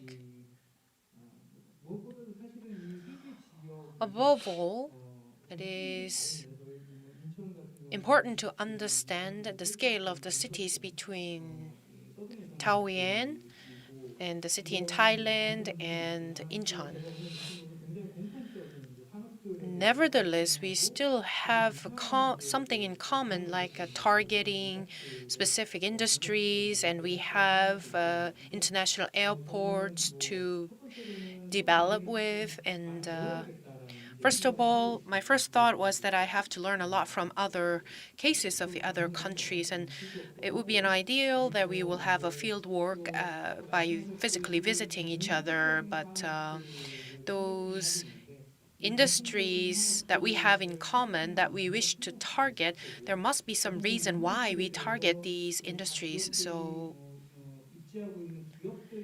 maybe among the companies that we have in our economic zone could have some networking before government does something. And also Dr. Henry Young mentioned about resilience of this city. So maybe we should start a joint study about resilience of our cities.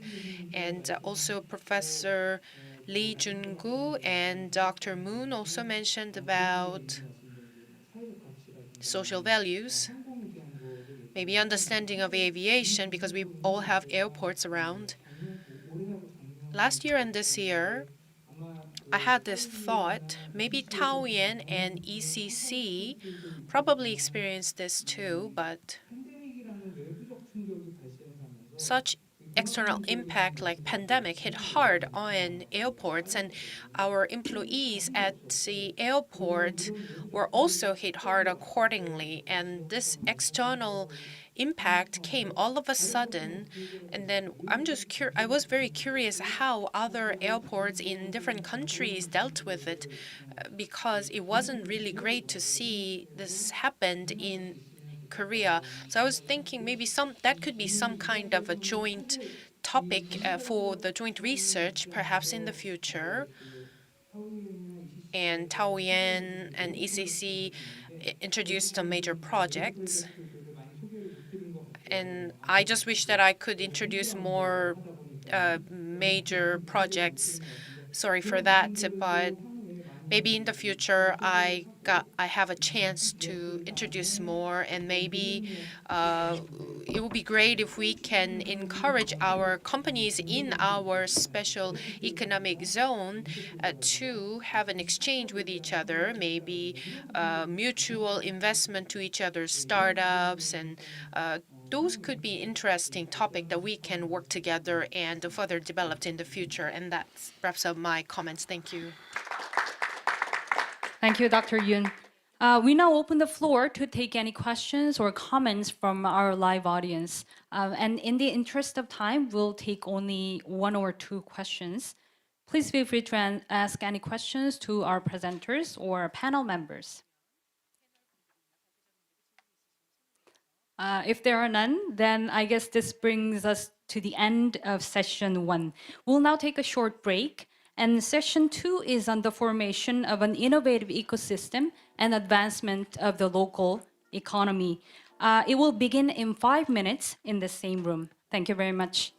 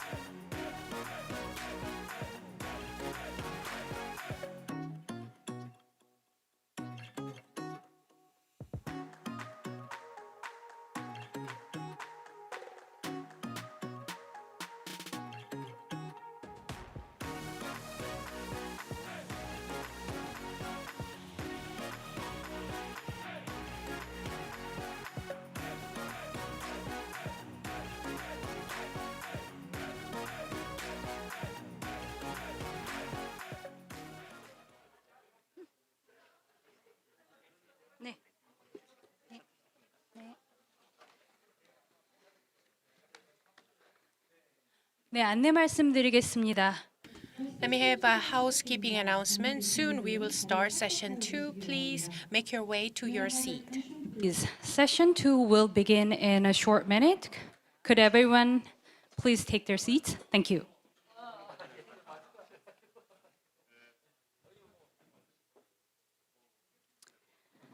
Good afternoon, everyone. Thank you again for joining us for Session 2. Session 2 explores the formation of an innovative ecosystem and advancement of the local economy. Now, just like Session 1, we will start with a presentation followed by a panel discussion. The presentation will be delivered by Mr. Kim Tae-kwon, Director General of the Investment Promotion Division and IFEZ. And he will touch upon the IFEZ's innovative ecosystem and ways forward. Please welcome him with a big hand.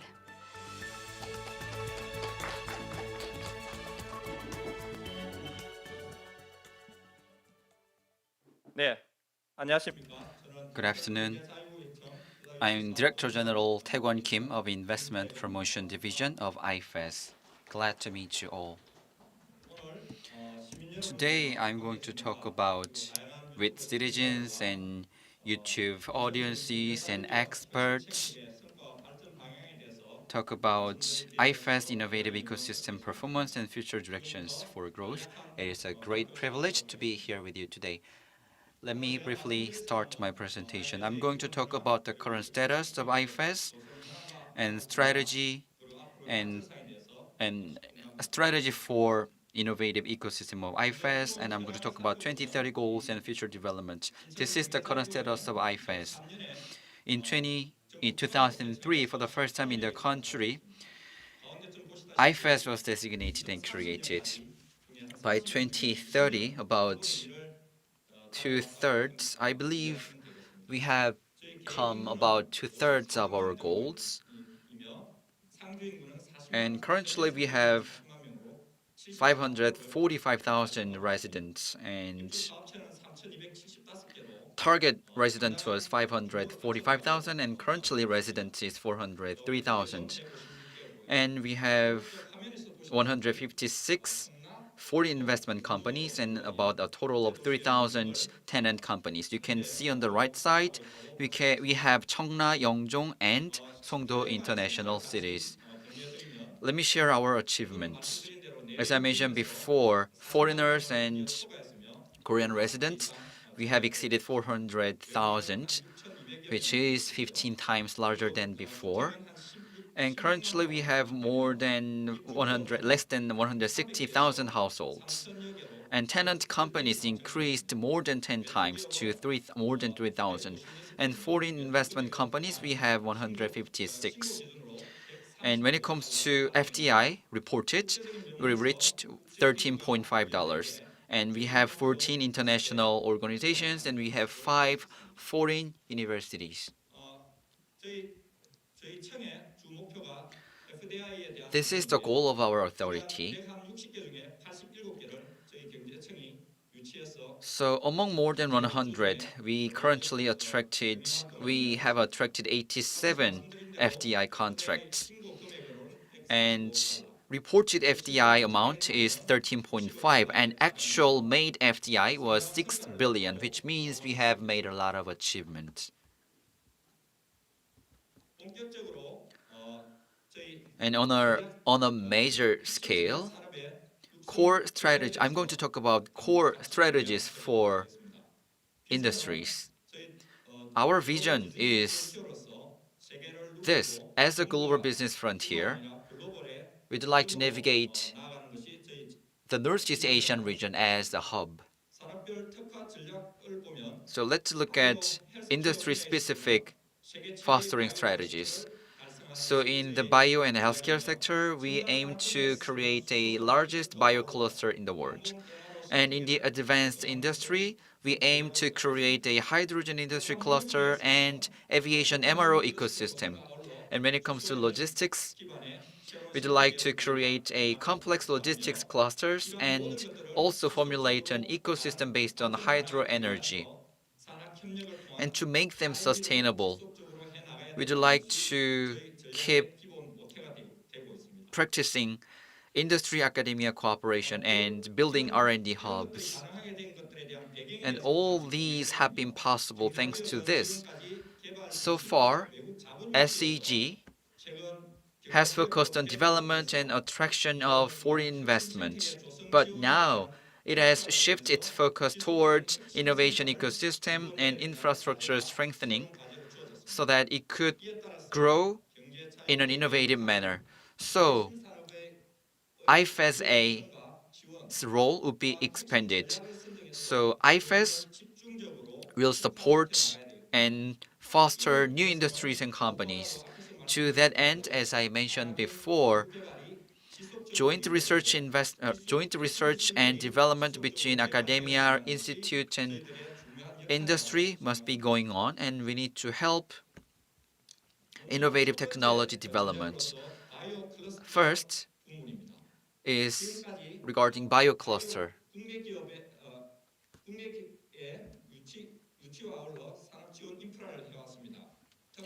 We have attracted many investment and bio companies. So anchor companies including Samsung Biologics and Celltrions were they started their own businesses in 4, 5, and 7 construction sites of Songdo, and we were able to secure the largest production capacity of biopharmaceuticals and medical devices research service support and medical supply productions. And for nurturing talented people, we have created a cluster, and this is a way forward. We'd like to aim to create the largest cluster in the world that could lead K-Bio and that could become a global vaccine hub. To that end, alongside with 4, 5, 7 construction site in Songdo, we'd like to expand BioCluster to the 11th construction site in Songdo. So we'd like to double the size of the BioCluster from 920,000 square meters to 2 million square meters. And Saitiba and Sartorius, we'd like to attract Korean domestic firms to enhance research and production value chains and to establish innovative infrastructure to foster K-Bio. We will establish Bio Fair Talented People Nurturing Center in 2025 and will operate it, which could lead to more anchor companies and more SMEs will be able to expand inside and within the ecosystem. And next is the Advanced Industry Cluster. Centering around Songdo, Knowledge Information Industrial Complex will be established. In Cheongna, AHP Urban Advanced Technology and Industry Complex will be created. And in Yeongjong, we have Yeongjong Aviation Industrial Complex. We have attracted many clusters and 57 foreign investment companies. As you can see on the table, automotive, semiconductor, machinery parts, aviation, robotics. In these areas, we have expanded our businesses, thereby making effort to create the cluster for advanced industries. So let's look at strategies for this project. In Cheongna, Hyundai Mobis recently started constructing their offices. So we'd like to attract more parts, equipment, and compartment companies. And currently, related to connected cars, more human resources will be attracted to our to institutions. And in Yeongjong, to create an MRO industry ecosystem with relevant industries, we will work hard together. And we'd like to establish a robot theme park. And currently, we have 58 drone-related and robot-related companies in place in this industrial complex.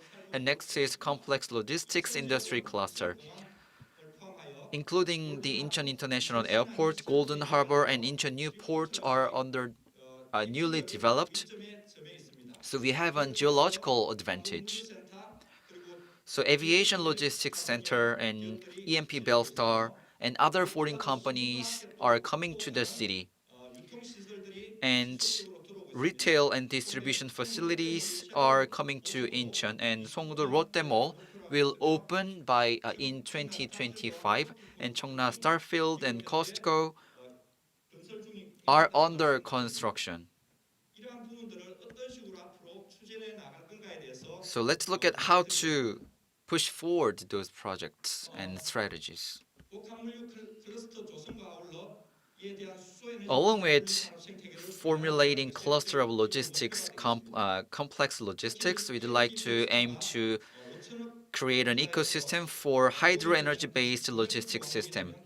So by 2025, EMP Bellstar will finalize their construction and will create cold chain cluster and hire more people. Then we will be able to provide smart logistics services. And also, we'd like to attract Yeongjong Aerotropolis e-commerce logistics centers. And with hydro energy, we have a plan to lay the solid foundation for logistics.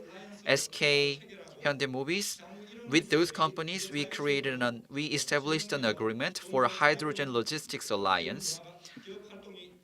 So we will make sure that those companies can freely do their business in the city. And currently, research regarding transportation equipment for hydrogen is under development and research. And we'd like to expand and install more hydrogen fueling charging stations. And also, we'd like to build a hydro energy-based logistics industry ecosystem. And fourth is R&D and cooperation between academia and industry. So vitalizing industry academia cooperation will be available through the revision of this act. So New York State University established its Industry Academia Cooperation Center, and Korea Automotive Research Institute and the Greater Capital Area Integrated Centers will be coming to the city. And last June, Stanford Research Institute came to Incheon, and they are currently carrying out many research. And SK Bioscience and other prominent domestic firms are installing their research institutes here. And we are currently negotiating with those companies for installation of research institutes. And there are many R&D institutes. So from manufacturing to R&D, we'd like to make a shift. So this is strategies for those industries and projects. So by 2030, we will attract 5 more global campuses in phase 2. And Severance hospitals and Asan hospitals will come to Songdo, and we are trying to attract them. And also, we'd like to create a system for industry, hospital, research institute, and academia cooperation, and we'd like to establish more with Ghent University, Utah University, and George Mason University. And also, hydrogen charging stations and research institute regarding hydrogen will be installed here. And we will attract R&D and research and development companies in the robotics area. When attracting those companies, then I believe we will be able to expand more. Then R&D hub will be established. Well, I have shown you many indices, but let's look at how those indices will be implemented. So population will increase to 530,000 from 400,000, and tenant companies will be 10,000, and FDI will be $20 billion, and foreign investment companies will be 300. And international organizations will be increased to 50, and including graduate schools, foreign university will be increased to 10. and resorts will be also increased in number. Currently, Incheon and IFEZ are trying to make a shift from manufacturing to R&D based industries and advanced industries. Therefore, the ecosystem will change totally, and it will be supporting the national industrial competitiveness, and Incheon will be able to emerge as a global business frontier. And in conclusion, hydrogen industry and K-Bio cluster will be established, and logistics, aviation industry, economy will be formulated, and also we will be able to travel and leisure industry services to our citizens. With this, I'd like to conclude my presentation. Thank you for your attention. I look forward to hearing more good news about the progress being made in the IFES. Now we move on to our panel discussion. It will be chaired by Professor Oh Gu-seok from Incheon National University. And allow me to introduce our panel members for this discussion. We have Lee Ji-sun, Director General at Shinhan Square Bridge Incheon, Dr. Kim Muk-han, researcher at the Seoul Institute, and Seo Myung-guk, Director General at the Bank of Korea's Incheon branch office. Now with that, I'm going to give the floor to Professor Ok. 네, 감사합니다. Thank you. My name is Oh Gu-seok from Division of International Trade of Incheon National University. It is my honor to be a moderator for this great session of the forum today. Sorry, I just missed the opportunity to introduce all the panel discussants, but as introduced, we have General Director Lee Ji-sun of Shinhan Square Bridge Incheon, Research Fellow Kim Muk-han of Department of Civil Economic Research of the Seoul Institute, and Director General Seo Myung-guk of Bank of Korea Incheon branch. And also our presenter, Director General Kim Tae-kwon, is with us today. Once again, let's give them a big round of applause to begin with. I would like to make a housekeeping announcement for this panel discussion. You may remove your mask when you speak. Please keep in mind.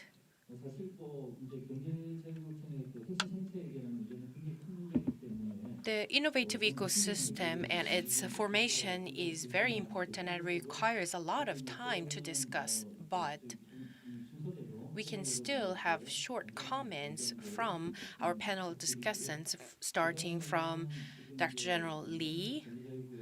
And biohealthcare, smart manufacturing, aviation, and tourism are the four major areas that the IFEZ have its priority, and I would like to touch upon those areas with our panel discussants, and followed by overall comments.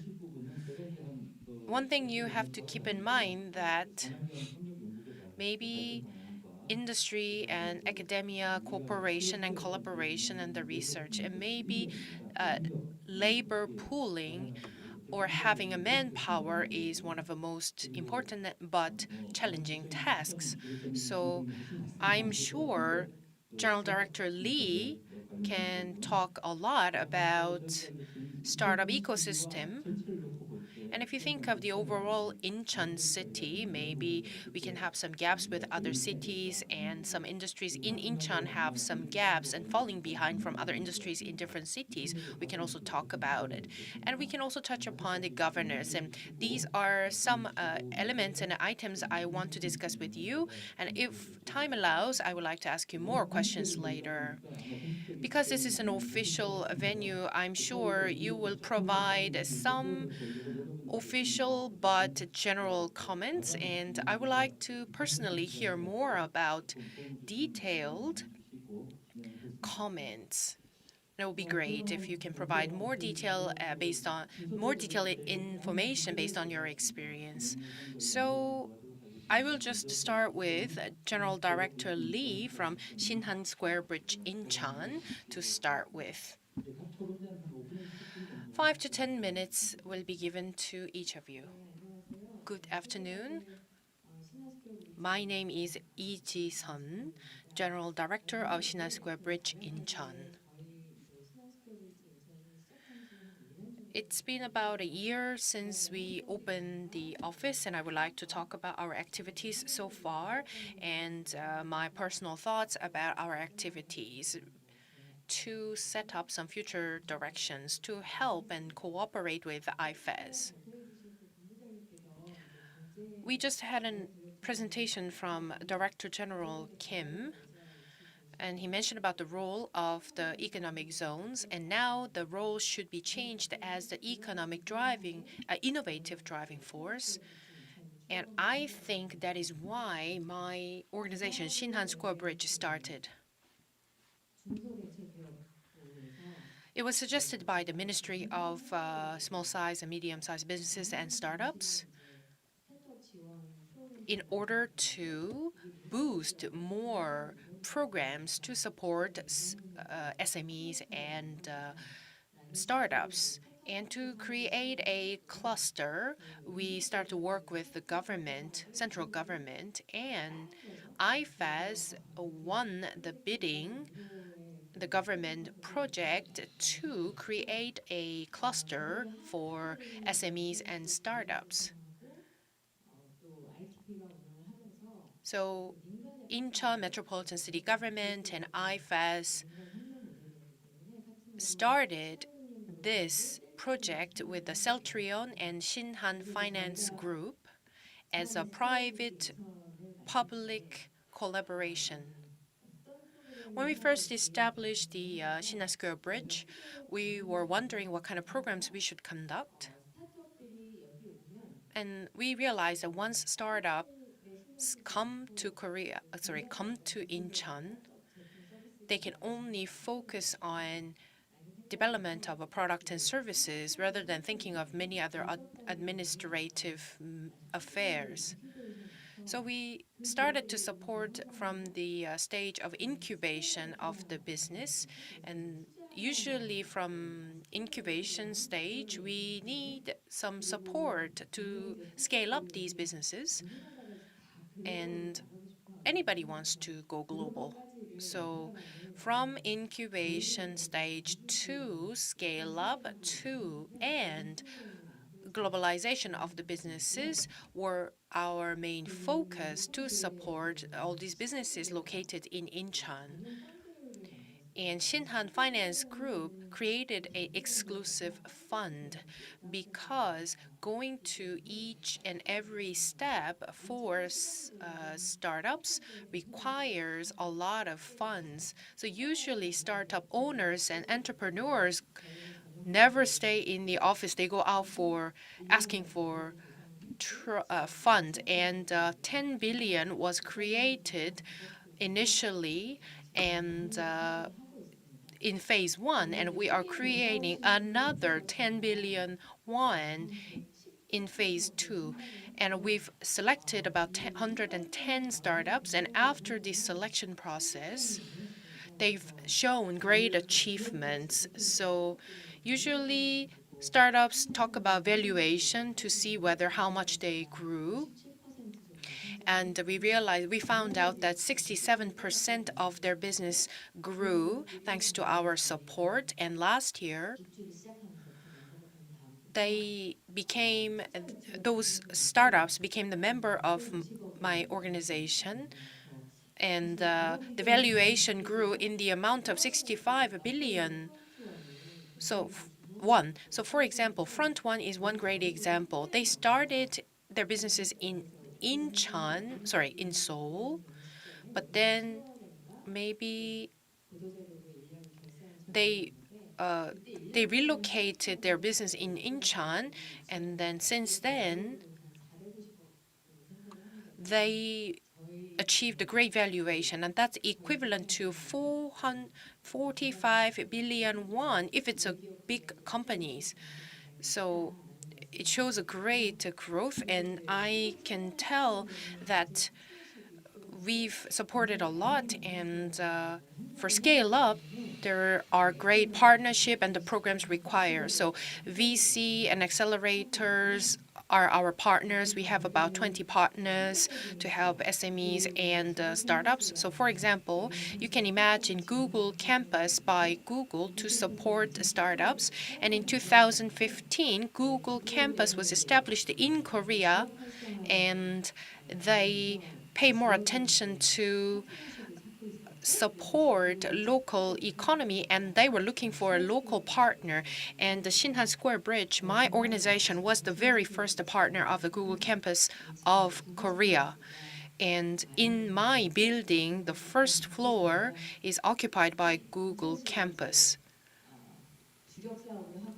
And Smart city is one of the Incheon metropolitan government's priority, and we also work with the city government in that area. It was all possible because we were able to fully utilize the infrastructure that the city Incheon has and the IFEZ has. And we also have the Creative Economy Center in Incheon as a part of the government organization. And we were able to have a partnership with them in terms of fintech and the bio startups. And they were great help for us for the last 1 year since we opened the office. And we've accumulated a lot of knowledge and experience. And now it's time to think of the future direction. And I would like to suggest 2 things. First, usually, any businesses in Incheon have their role models from Seoul. But I personally believe Incheon has a great characteristic compared to Seoul, and that is go global. So, because as mentioned a lot, everybody has to go through Incheon International Airport and has to come into Incheon International Airport if you have an international exchange. So it also goes to the same when Korean startups go global, and if overseas businesses come to Korea, they have to go through Incheon. So Incheon should nurture more global programs to include those Korean and overseas businesses. And we also have some pilot demonstration program and projects. Because once we find some synergy and effect from some collaboration, Shinhan Square Bridge are able to open a test bed for such businesses that might need some help to prove and demonstrate some business benefits. So you can fully utilize our business models. Thank you. 네, 이전 Thank you very much, Director Lee, for your comments. She shared experiences of Shinhan Square Bridge in Incheon and going forward regarding global support and test beds and regulations, sandboxes. So with such policy support, startup ecosystem could be more vitalized, and that's what she mentioned. And then research fellow Mukhan Kim, please go ahead.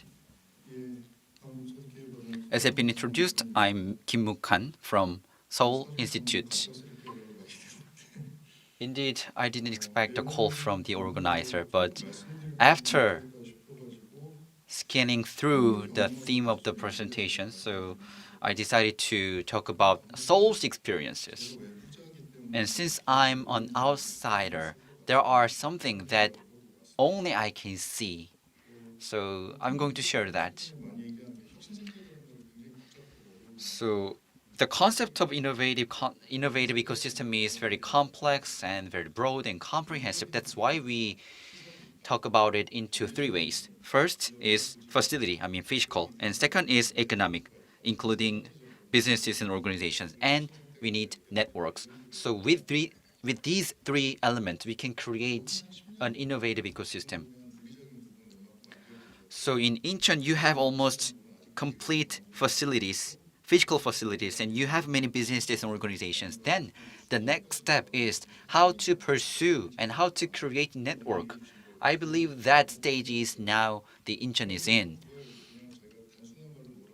So in a simple manner, we have created and formulate the complex, and now we need to promote it.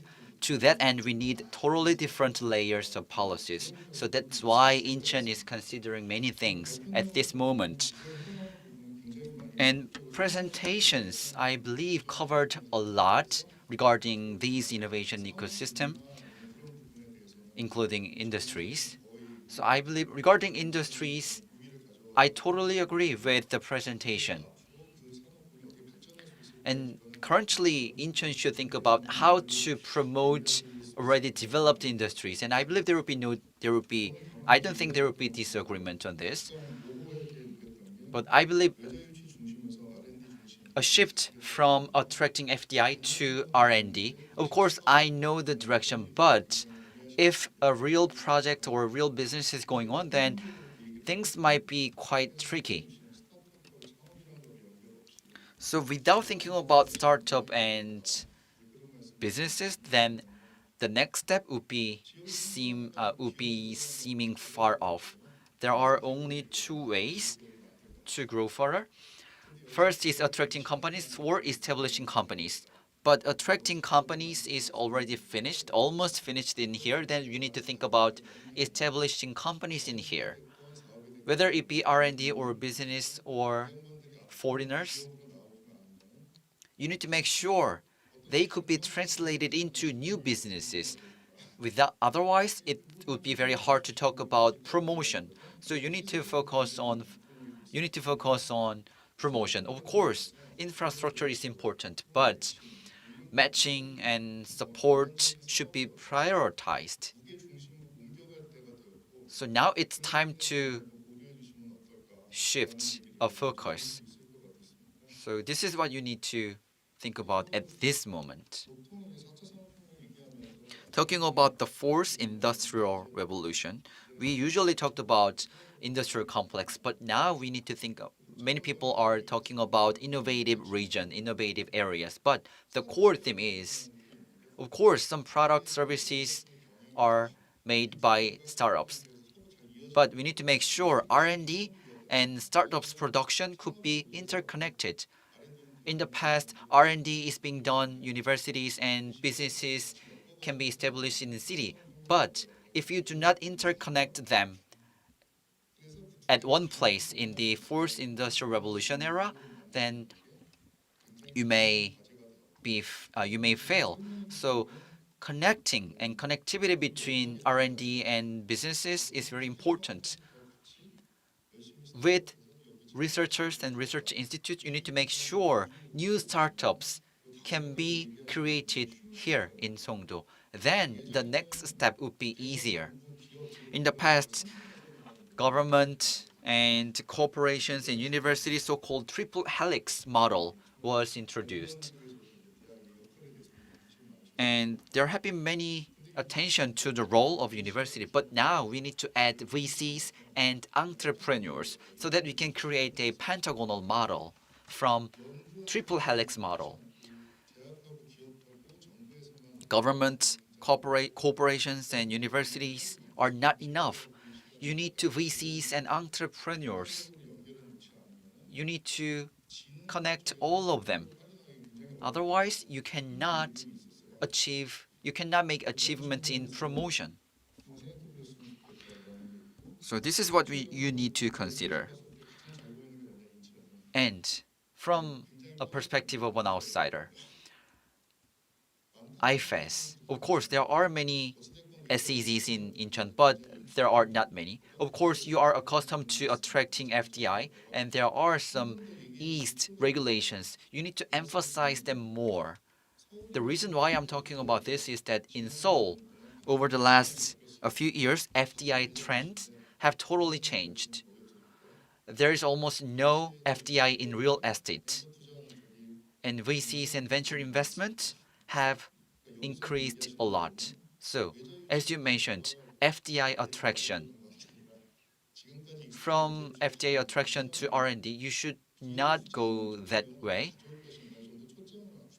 You need to focus on how to attract FDI in a specific area.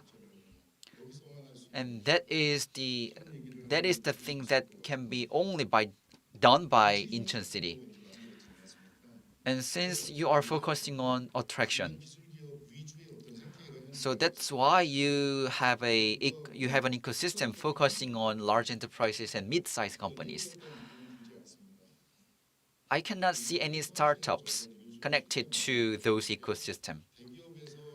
So large enterprises are trying to make investment in many startups as a venturing program. Anyway, large enterprises and mid-sized companies are have already established a strong ecosystem.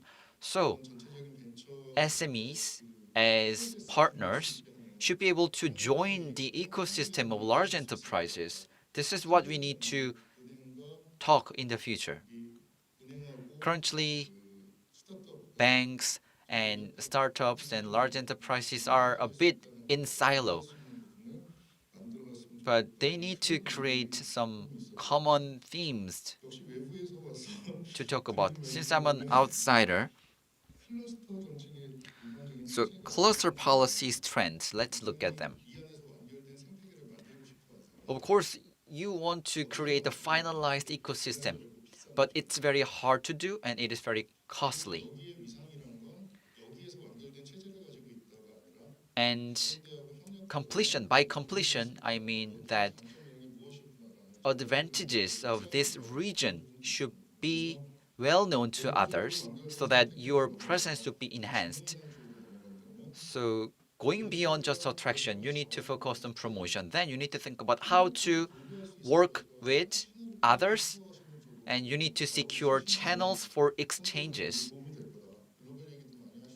Of course, going global is very important, but there are so many things you can do in only in the Great Seoul area, in Seoul, Gyeonggi, and Incheon. So I believe many companies are already dividing their labor in each area. So you need to find clusters and things that you can do with others. So this is one of my opinions on this. So with this, I'd like to wrap up my comments. Thank you. 김북한 박사님. Thank you, Dr. Kim. I tried to shorten my comments as a moderator, but I want to ask a lot of questions later because he touched upon a lot of important part, which I fully agree with in terms of drawing some investment.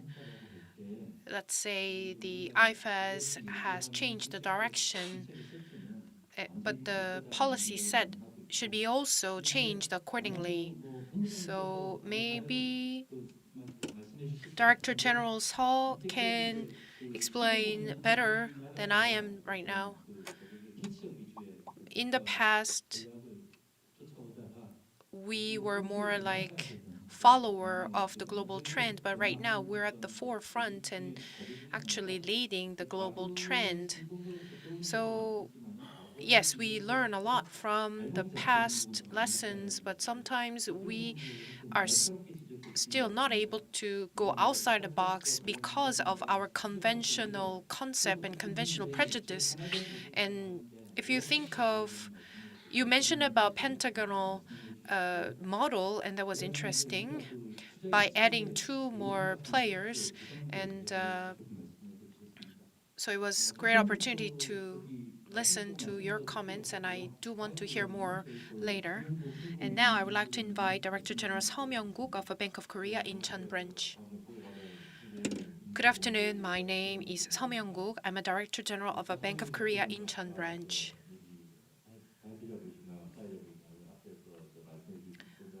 Already mentioned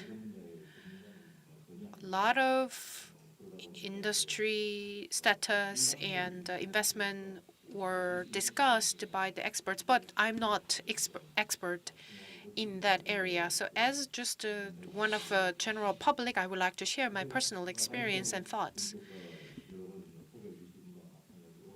As the presenter said a lot, since 2003, when IFEZ was established, I was told that how much IFEZ achieved for the last almost 2 decades in terms of drawing investment. I believe that this is the best economic zone that drew the most investment, and already in the stage of the development, it already achieved a lot. And biomedicine is one of the major industries that the Incheon is working on, and some of the companies are already matured businesses, others are just starting. However, Incheon and IFEZ have been playing a great role to nurture these companies. And as a gateway city, also, Incheon has a great international city functions as a hub for international logistics, and also MICE industry is booming in this area, and we have a lot of prominent international universities and have their campuses here. And these are all things that I was told. But you can also think of some rooms for improvement. Songdo, Cheongna, Songdo, and Yeongjong are the areas, and these are the north of the Incheon metropolitan city. So even within one city of Incheon, we have some development gap. We used to have this industrial complex called Namdong complex. You can compare that industrial complex to that of Seoul, the Kuro industrial complex. If you think of Yeonsu-gu, Namdong-gu, and Seogu district of Incheon, they are falling behind in terms of the industrial development and the household's income and so on. Of course, these areas are not dealing with the traditional manufacturing and traditional other industries, but still, I am concerned about some imbalance of the industrial development between some districts of Incheon.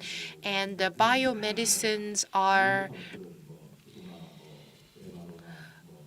usually done by big companies, which I'm concerned. And we do have some anchor companies and some supporting companies, but I'm not sure. But innovative ecosystem and the cluster require more robust companies. Maybe Celltrion and Samsung Biologics are mentioned a lot, but basically CMO and biosimilar is the main focus, and I feel like Incheon is focusing on the quantitative development of the industries, and in terms of the development of the knowledge-based industries, I think Incheon is heavily relying on big companies and only a few major industries. So for those clusters that we have now, even for biomedicine, is not equipped with the decent conditions of industrial clusters. And these are the things I thought maybe we have more room for improvement. And among these three, Yeongjong is the slowest paced area for development. Well, it's getting better in terms of transportation and the living conditions for the residents, but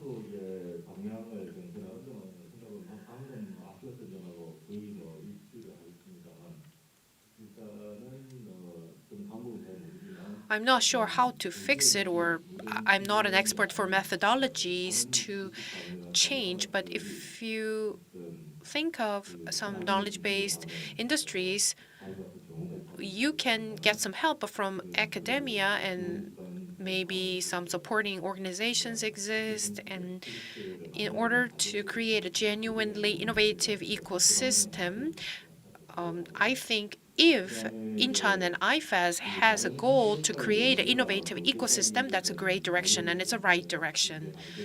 And in the future, maybe some industries are planned to be further expanded, maybe like a hydrogen technology related and MRO, robot technology, and e-vehicle industries.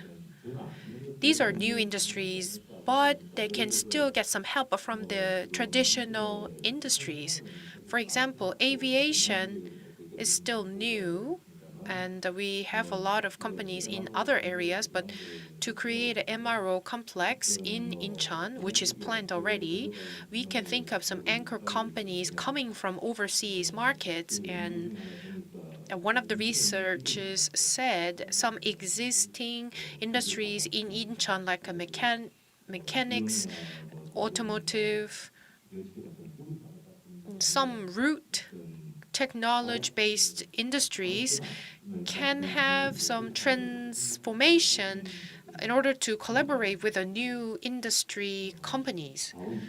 And so I remember I read some research like that. So maybe Incheon city government and IFEZ pay attention to these possible collaborations. So also in terms of international context, I'm not sure if you think it's absurd, but Hong Kong, since it was returned back to China,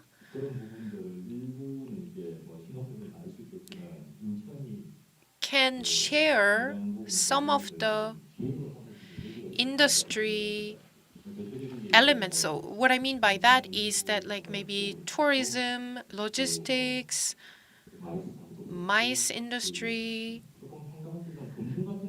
or finance even. So they used to play, Hong Kong used to play a great role in those areas, but now these industries are a bit lagging behind since the Hong Kong was returned to China.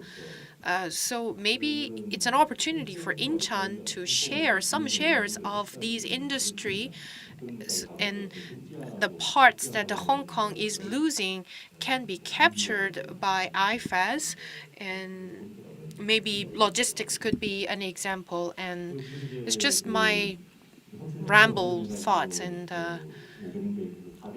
we do have a 5-year economic plan by Incheon city government, and it sounded great. And as Mr. Director General Kim mentioned, and I can see there's a great consistency between the Incheon city government's policy and that of IFEZ. And many people today talked about great benefits of Incheon by having Incheon International Airport. And yeah, I want to emphasize that too. And robot, biomedicine, and some industries are still creating jobs further. But well, other cities also set those areas as a future industry. So we have to be unique and exclusive compared to other cities. Thank you for your comments. We have an Incheon branch of the central bank, which is Bank of Korea, and a professor from Inha University has also some collaborative research with the Director General Seo. So it was a great opportunity to hear from you. Well, today's topic is IFEZ and its activities, but at the end of the day, you always want to consider the big gap between the old town and the new town, which was also mentioned by Director General Seo. And I will ask Dr. Kim later again. Well, we've achieved the quantitative achievements so far, but within the clusters, maybe internal network is not sufficient yet. A lot of clusters were created by the government agencies. So it means that it wasn't established based on the private sector's needs. So we have to think of how we created these clusters. And MRI is something that I can add some comments for.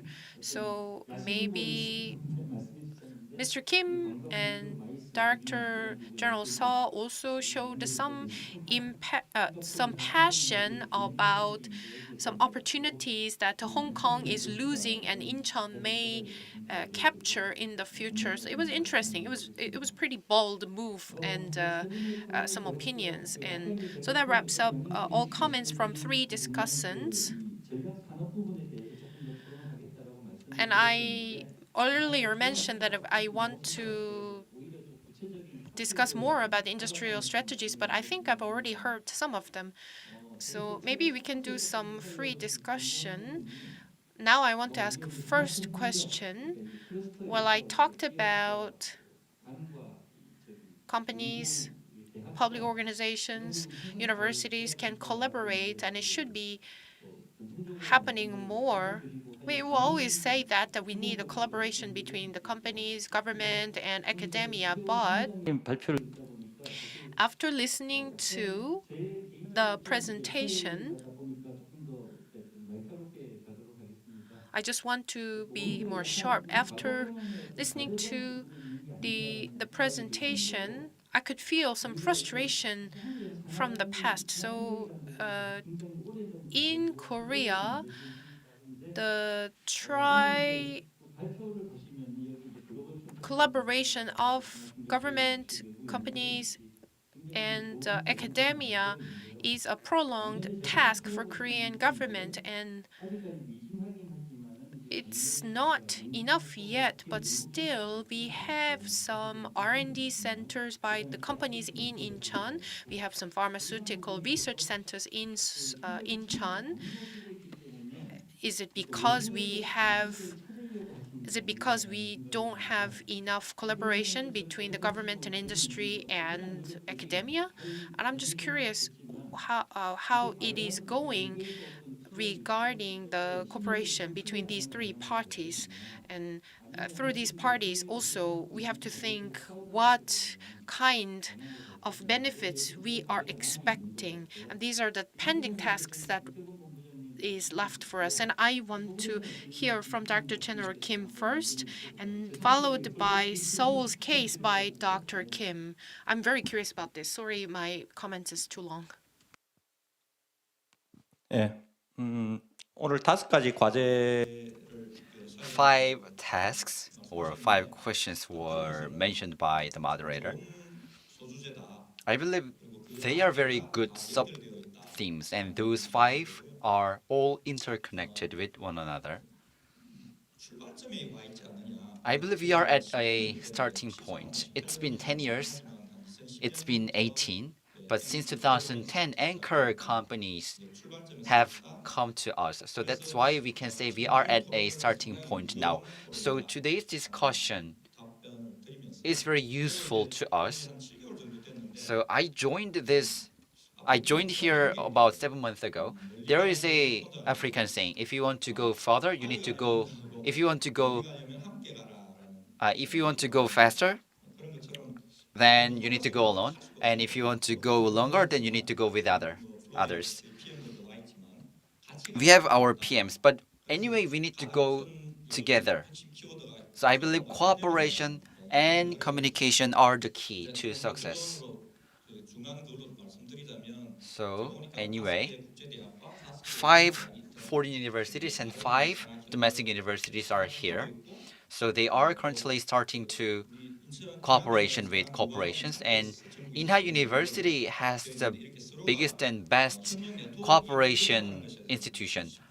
But I totally agree that we do not have enough cooperation network. So ever since I joined this institute, I have thought a lot about how to create such network.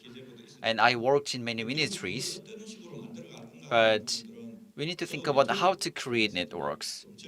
Indeed, I really like creating networks, and I was able to feel how synergies are created. And we had a lot of meetings with automotive companies and industries over a year and a half. And just within a year or two, many automotive companies have shared their experiences and projects. We have currently startup parks and 10 universities and many private research institutes coming into the city, and basic scientific research institute and Korea Automotive Research Institute is coming to here. And this year we revised the act, and we need to make sure that the actual results can be shown. So that's why I'm so delighted to hear the moderator's comments. And we Incheon has many advantages. And when it comes to pilot projects, of course, there are some regulations. So we need to do more and do more things when it comes to regulations.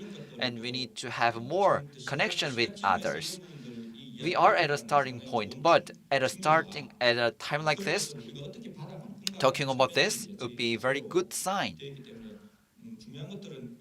So what is important is that we are recognizing these, and we need to think about how to practice. So research on practice should be going on with experts know-hows and on-site experiences. This is very important. And in conclusion, IFEZ area and non-IFEZ areas, there are some disparities and gaps, and there have been many issues regarding them. So I am well aware of it. So industry academia institute cooperation should be well organized going forward. And Namdong Industrial Complex, and there are 15 industrial complex in Incheon. So going forward, we need to make sure that those industrial complexes change as time goes by.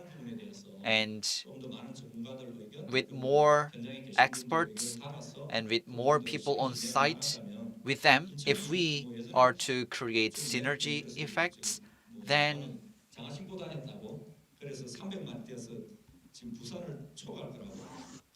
we will be able to do more things. And I believe in 10 years, we will be able to have more people than Busan. So we could be a mega city with more than 5 million population.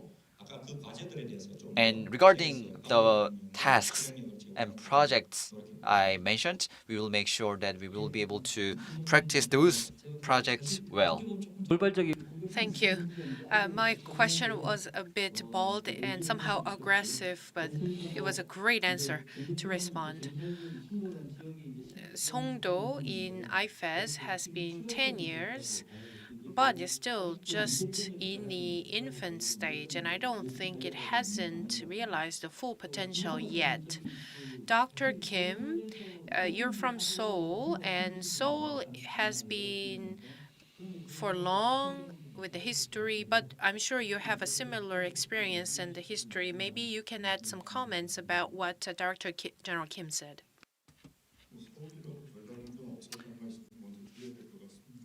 First, I need to say there is nothing special in Seoul. Indeed, Incheon is not an exception. Where there is a university, there is no company, and where there is a company, there's no university. So it's hard to find a place where companies and universities are together. So in the United States, if you go to the MIT, you cannot find how many parties MIT and how many parties companies. But so far we have not had that kind of institutions and places because we don't have to. So let's look at some unicorns in Korea, about 10 or 11 Korean unicorns. And most unicorns, just except one or two, most of them are e-commerce companies. It is very special, it is very unique. If you look at other cities, London or other companies, other cities, successful unicorns in Korea are rarely coming with big techs. So startup focused innovation promotion has been the reality. But to go to the next stage, we need to have startup hardware startups. This is what we need to do at this stage. So going forward, we need to have totally different industry, academia, and institute cooperation. And startups and institutions must work together. And I believe the biggest advantage of Incheon lies in this. So major industries of Incheon. In the 70s and 80s, mechatronics has been the leading industry in Incheon. As you know, manufacturing in Seoul is totally failure. So it's hard to talk about it. And Seoul has no capabilities regarding mechatronics. Startups, ventures, and industry academia institute must go together in the fourth industrial revolution era. And so far, industry, academia, research institute have no way to be has no way to be enhanced and empowered. But now we are at a transition. So as the presenter mentioned that we are at a transition as well. So this is what I can add. Thank you.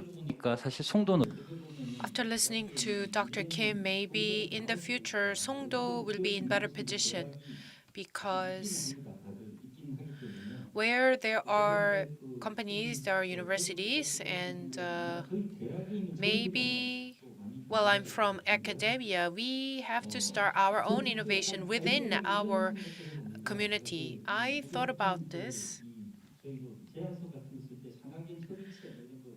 A lot of times I write a proposal of the collaboration between the government, industry, and academia, but to have a genuine collaboration body, maybe like Incheon University, Inha University, Yonsei universities, have great professors, but they should be promoted by someone and by recommendation, because it would be so irrelevant if the government or the companies just assign someone and say, hey, you have to collaborate with these professors, because there are many more professors and researchers who can fully contribute to such collaboration.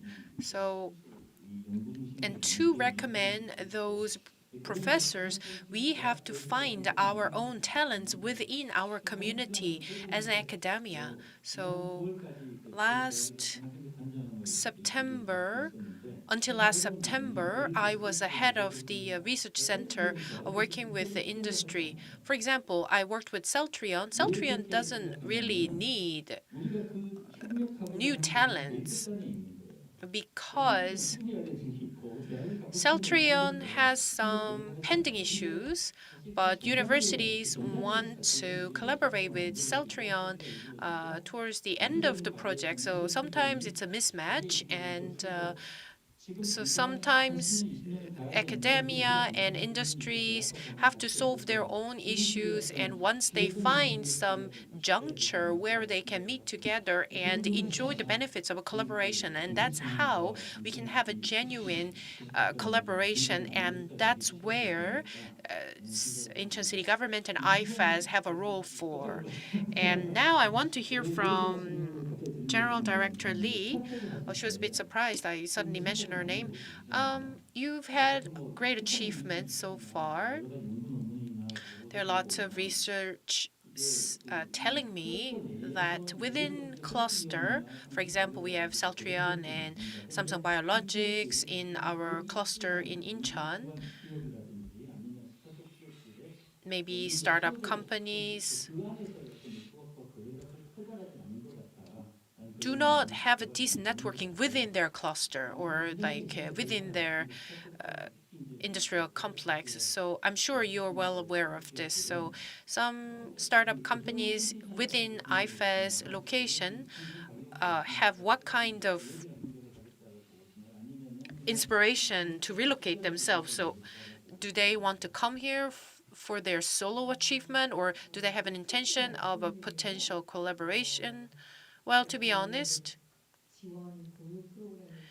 through our supporting programs, they want to have investment because there are some investment options for exclusive funding for exclusive industries. But after listening to you, Professor, I just realized that I emphasize the pilot and demonstration projects. That's very important part for businesses. For example, Shinhan Finance Group and Celtrion became partners of Shinhan Square Bridge, and because we have Celtrion as a partner, we have a biotrack and fintech as a two-track program, and Celtrion wanted to pick a company as a partner, and they had the nurturing program together.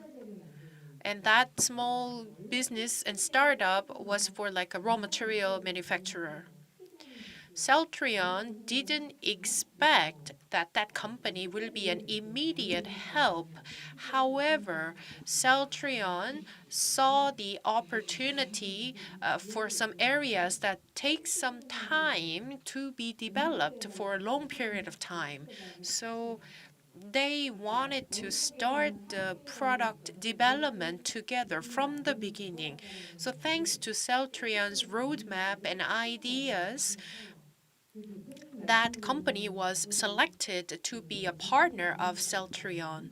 And that company accelerated almost 18 months of their business model thanks to Celtrion's selection and Celtrion's insight in the longer term perspective. So to answer your question, I hope to see more synergy effect between the bigger companies and the small-sized businesses/startups. And once we have more cases like that in Incheon and IFEZ, more bigger companies, larger companies, and startups and small businesses will become more interested in relocate themselves in Songdo or IFEZ sites. So I guess there you also have a role, General Director Lee, to promote some cases like that. And it was a great opportunity to hear from you. But I ask you because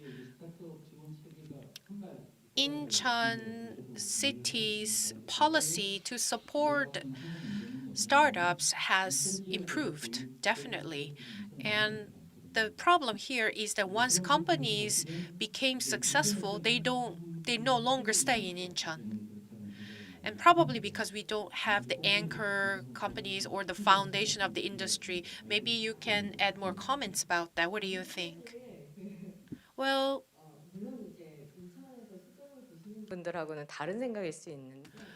my view might be different from government officials of Incheon City. We don't have to be too obsessed with the achievement. What I mean by that is we all of a sudden were hit by COVID-19 when we were accelerating this program. But after COVID-19 outbreak, a lot of things became remote and virtual, and now we talk about metaverse. So the concept of local in the past and now can be changed. So you mentioned about anchor company. Maybe the concept of anchor company should be changed accordingly. So for example,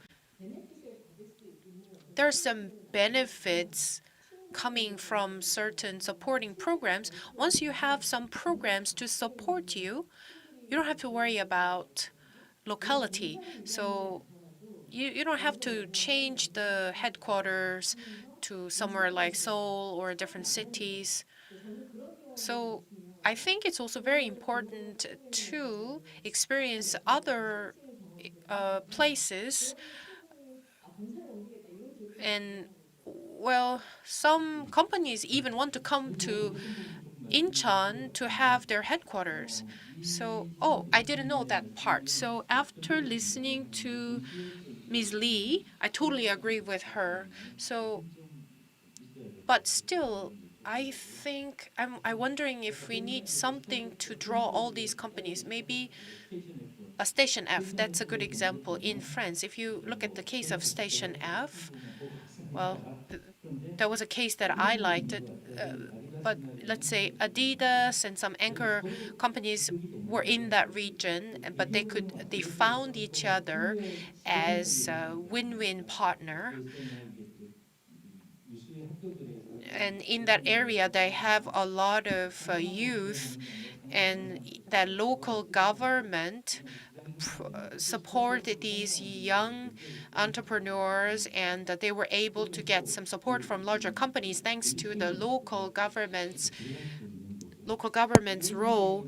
And it was an ideal ecosystem, I noticed, and hopefully we can see that in Incheon, thanks to the help of Shinhan Square Bridge. So I mentioned 5 topics to begin with, and most of them are covered, but still we have to answer for one of the questions that I earlier mentioned, and that is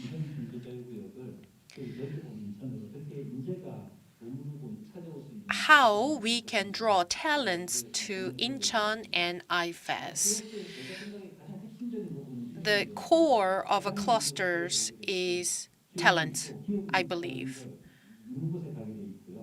Companies are supported by great talents. So it's like a chicken first or egg first, but regardless, talents are crucial for the development of Incheon and IFEZ. And now I will start with the Director General Seo, followed by Director General Kim, and I'm curious about their comments. Well, I don't really have a lot to say for that matter, but thinking about it, well, I will say companies first, then talents come next. Because talents want to work somewhere they want to, and that is companies' responsibility to create such conditions for potential talents. So at the end of the day, to nurture talents, it's important. Doesn't matter if it's a small-sized businesses or large companies or startups. It is crucial to create an environment where talents can feel attracted. And after listening to the collaboration with the university, I thought about something. I just realized how important universities' roles are. In Boston, they have Harvard and MIT. And in Bern in Germany, they also have a great prominent universities, and that's where businesses were born. And if you think of the relations between the universities and companies, well, technology and knowledge are born from universities, and that is spread to companies and industries. And second, universities have a role to provide the talents, high quality, highly educated talents. And that can secure the tools to create more startups, and that's the university's role. And now I'm once again reminded of how important universities' roles are. In Songdo, we have 5 campuses of global universities, and we will also have a Severance Hospital in Songdo. And I guess Songdo already has a decent conditions for future collaboration with university.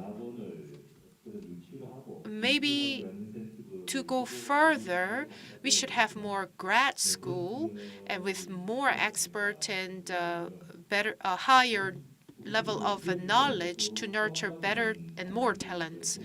Well, of course, living conditions should be important, are crucial.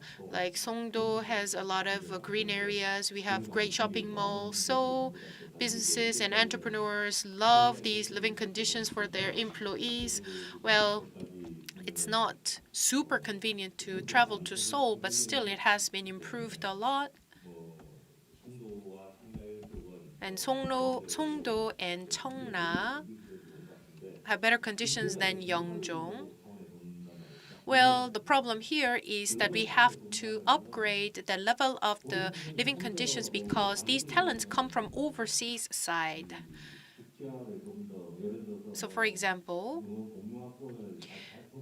maybe some zone should be using English only, to create some kind of international environment and maybe some facilities and some schools in the context of overseas background should be established, or they should change their facilities. Well, we already have a decent facilities, but these are the something that we could think of to make Songdo more global. Now, Mr. Kim.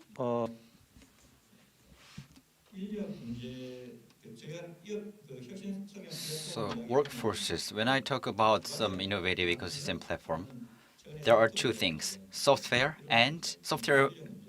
talent people and human resources as well. So we have thought a lot about human resources. First, let's look at the internal conditions and then external conditions. As Mr. Seo mentioned, that when it comes to transportation, GTX and subway line number 7 and 9 and tunnels from Gangnam district, of course, transportation situation has improved a bit, and many youth people enjoy the have shopping culture. So in the weekend, many shopping complexes are very crowded with people, and waterfront and Lotte Mall. So when it comes to leisure and entertainment, we have some facilities. But the thing is whether we can secure those talented people internally inside Incheon. Korean companies have improved and have grown from thanks to talented people from research institutes of companies, not of universities. That's how Korean companies have been growing so far. It means that the university has just focused on producing students.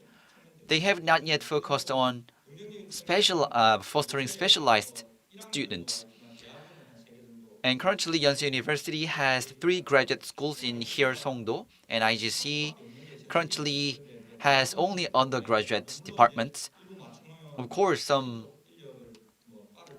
IT departments will be created, but many universities have not yet focused and has been specialized on graduate schools. So this is the issue we need to solve going forward. And if you look at a bit more in detail,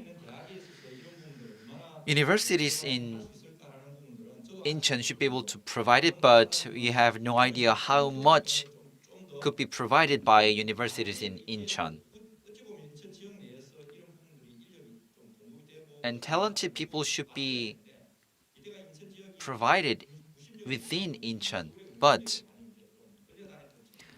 for many years, Incheon has been dependent on Seoul. And I believe this is the big issue that the local community, Incheon, as the local community has. So self-sufficient ecosystem needs some strategies. We need to think about our own strategies. Otherwise, we only have to be relying on other countries' research institutes and their resources. I believe there is potential, but we have not yet practiced. And we may have thought that we can't. So we need to come up with a strategy since there is a potential. Because we have not yet identified any potential yet. So of course we have some limitations, but we have a potential and opportunity out there. Thank you for your comments. And when it comes to human resources and talented people, we had some conversations. Since I'm working in the university, let me add some more comments. Incheon Metropolitan City, or IFEZ, I believe this is a huge issue. Indeed, Incheon has not had many universities, but I understand there could be some regulations on the university undergraduate. I can totally understand, but there are some regulations on establishment of graduate schools. But I believe the only solution for Incheon is to work with foreign students or create some joint degree with other overseas universities. So it's hard to draw many human resources researchers from overseas. So we need to discuss this at the national level to vitalize the clusters.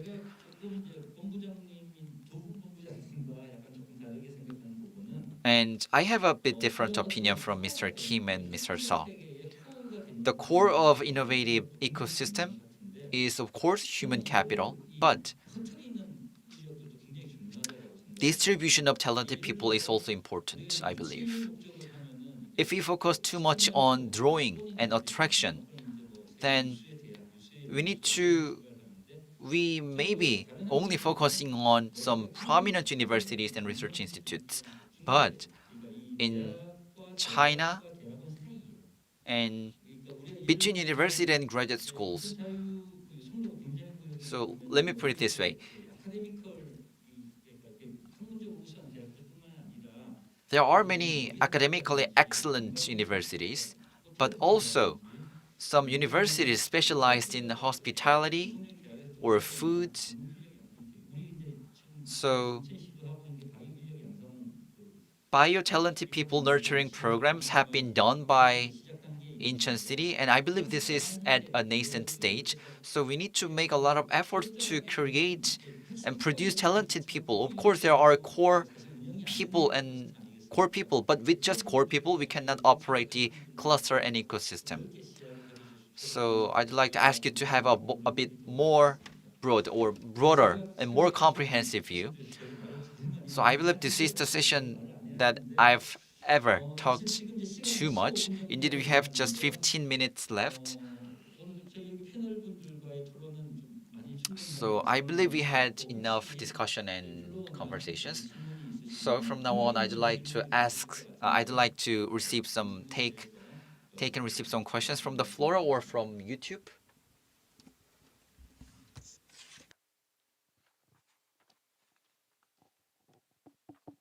네. 네, 안녕하세요.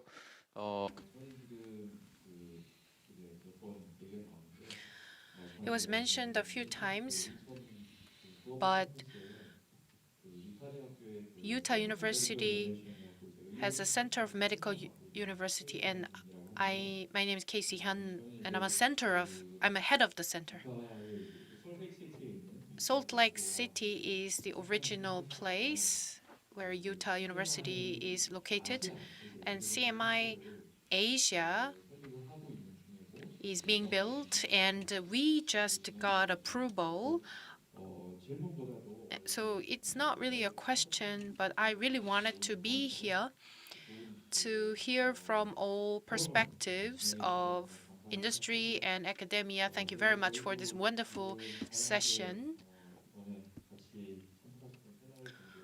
And I hope to share a lot of ideas with these panel discussants. And I think I already have.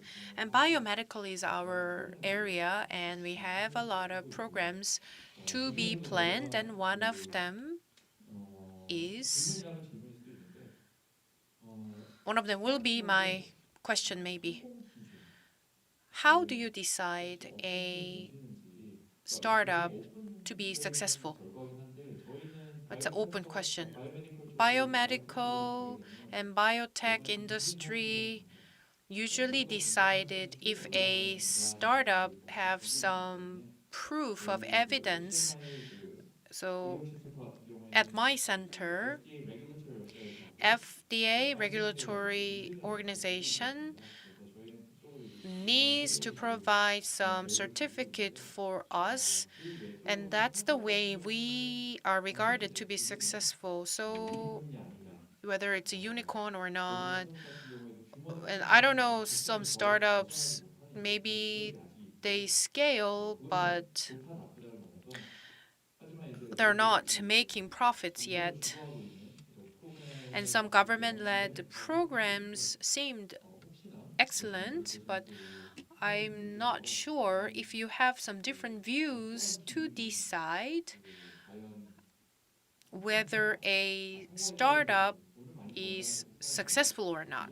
I'm not talking about just only the economic benefits, maybe like some contribution to the society or to the nation, and what kind of activities are regarded as a success of the startups? I'm sorry, my question is maybe very vague. Maybe I will ask Dr. General Lee about that question. Yes, I do want to answer the question. When you talk about startups, we're not talking about the companies themselves. It's impossible to separate the startups and their investors, because these startups are leading the innovation that has never appeared before. Doesn't matter if it's a product or services. Basically, you are selling your idea in the form of services or products to the market. And sometimes they start their business with the belief that my idea can be sold in the market. So if that works, I will say that startup becomes successful. Well, I'm a supporter of the startup. I'm a supporter of the startups. So startups usually go through rounds and rounds of investment, and you reached phase one and you go to next stage, and then to go to the next stage you have to scale up your own businesses with more extensive thoughts. And after going through rounds and rounds, I believe that you're getting closer to the success of your business. So maybe you could go listed, you could be merged, you could be acquired, maybe you fail, maybe you have to shut down your business. But in the course of that, if startups can advance their technology by going to the next stage while building a accumulated experience, somehow they can affect to the community in terms of innovation and cooperation. That's another level, and that's another topic I can talk later, but some level of failure could be also regarded as a success. But as a definition of success, I will say as a startup goes to the next phase. That's how I will put it. Maybe Mr. Kim? So sorry, keep asking a question.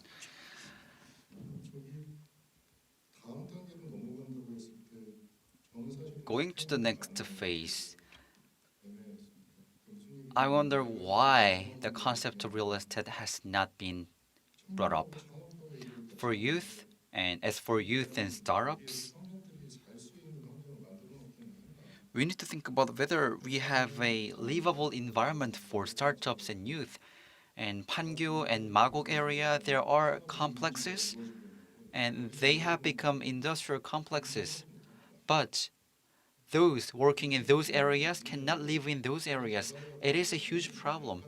When developing an areas, for example, you can build apartments, and with the money you can develop other areas.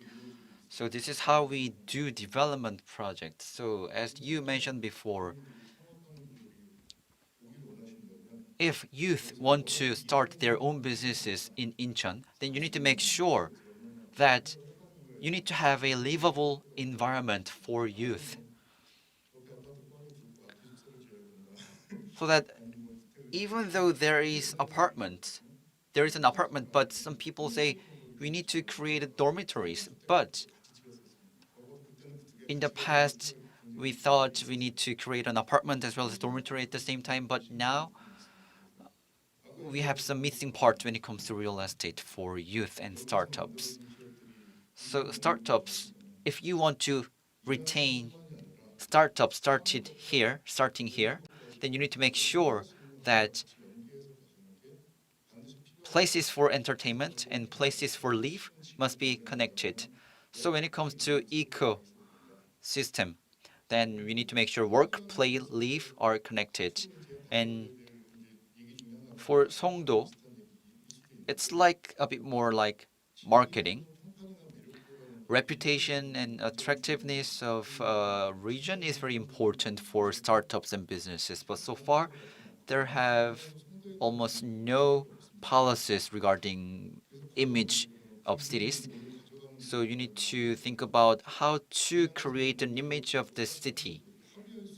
So you need to create a governance that could be agreed upon by residents here and startups here. It would be very hard. And recently, Pangyo successfully did it.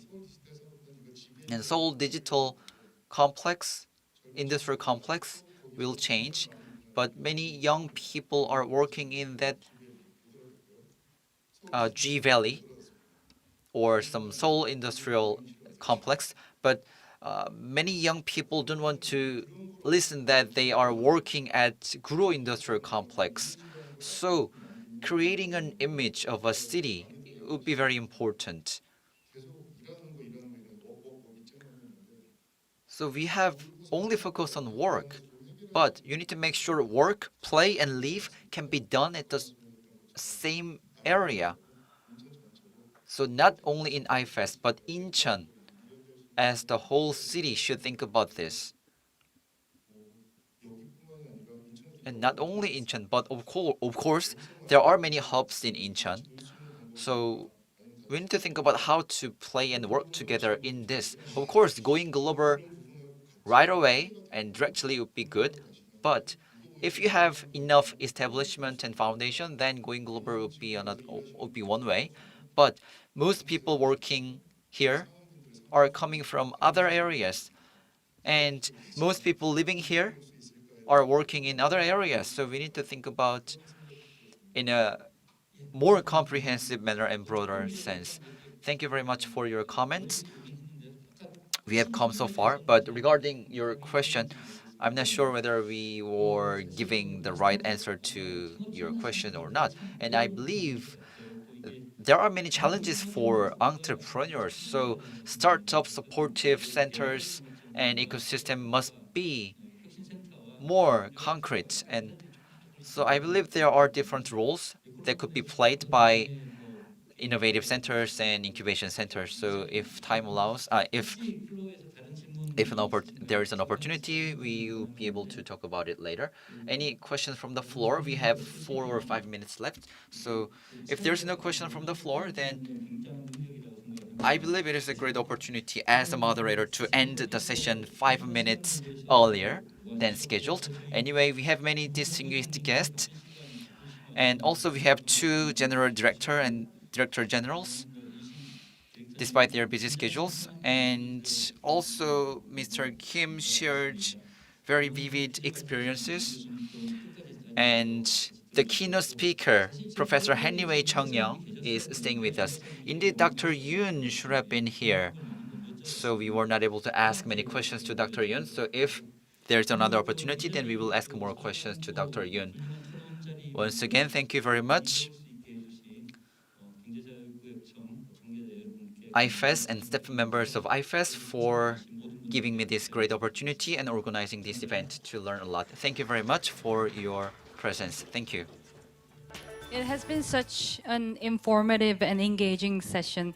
My special thanks go to Professor Oh for his skillful moderation, as well as our presenter and the panel members for their valuable contributions. Well, this marks the end of the IFEZ Global Business Frontier Forum. Thank you all for attending.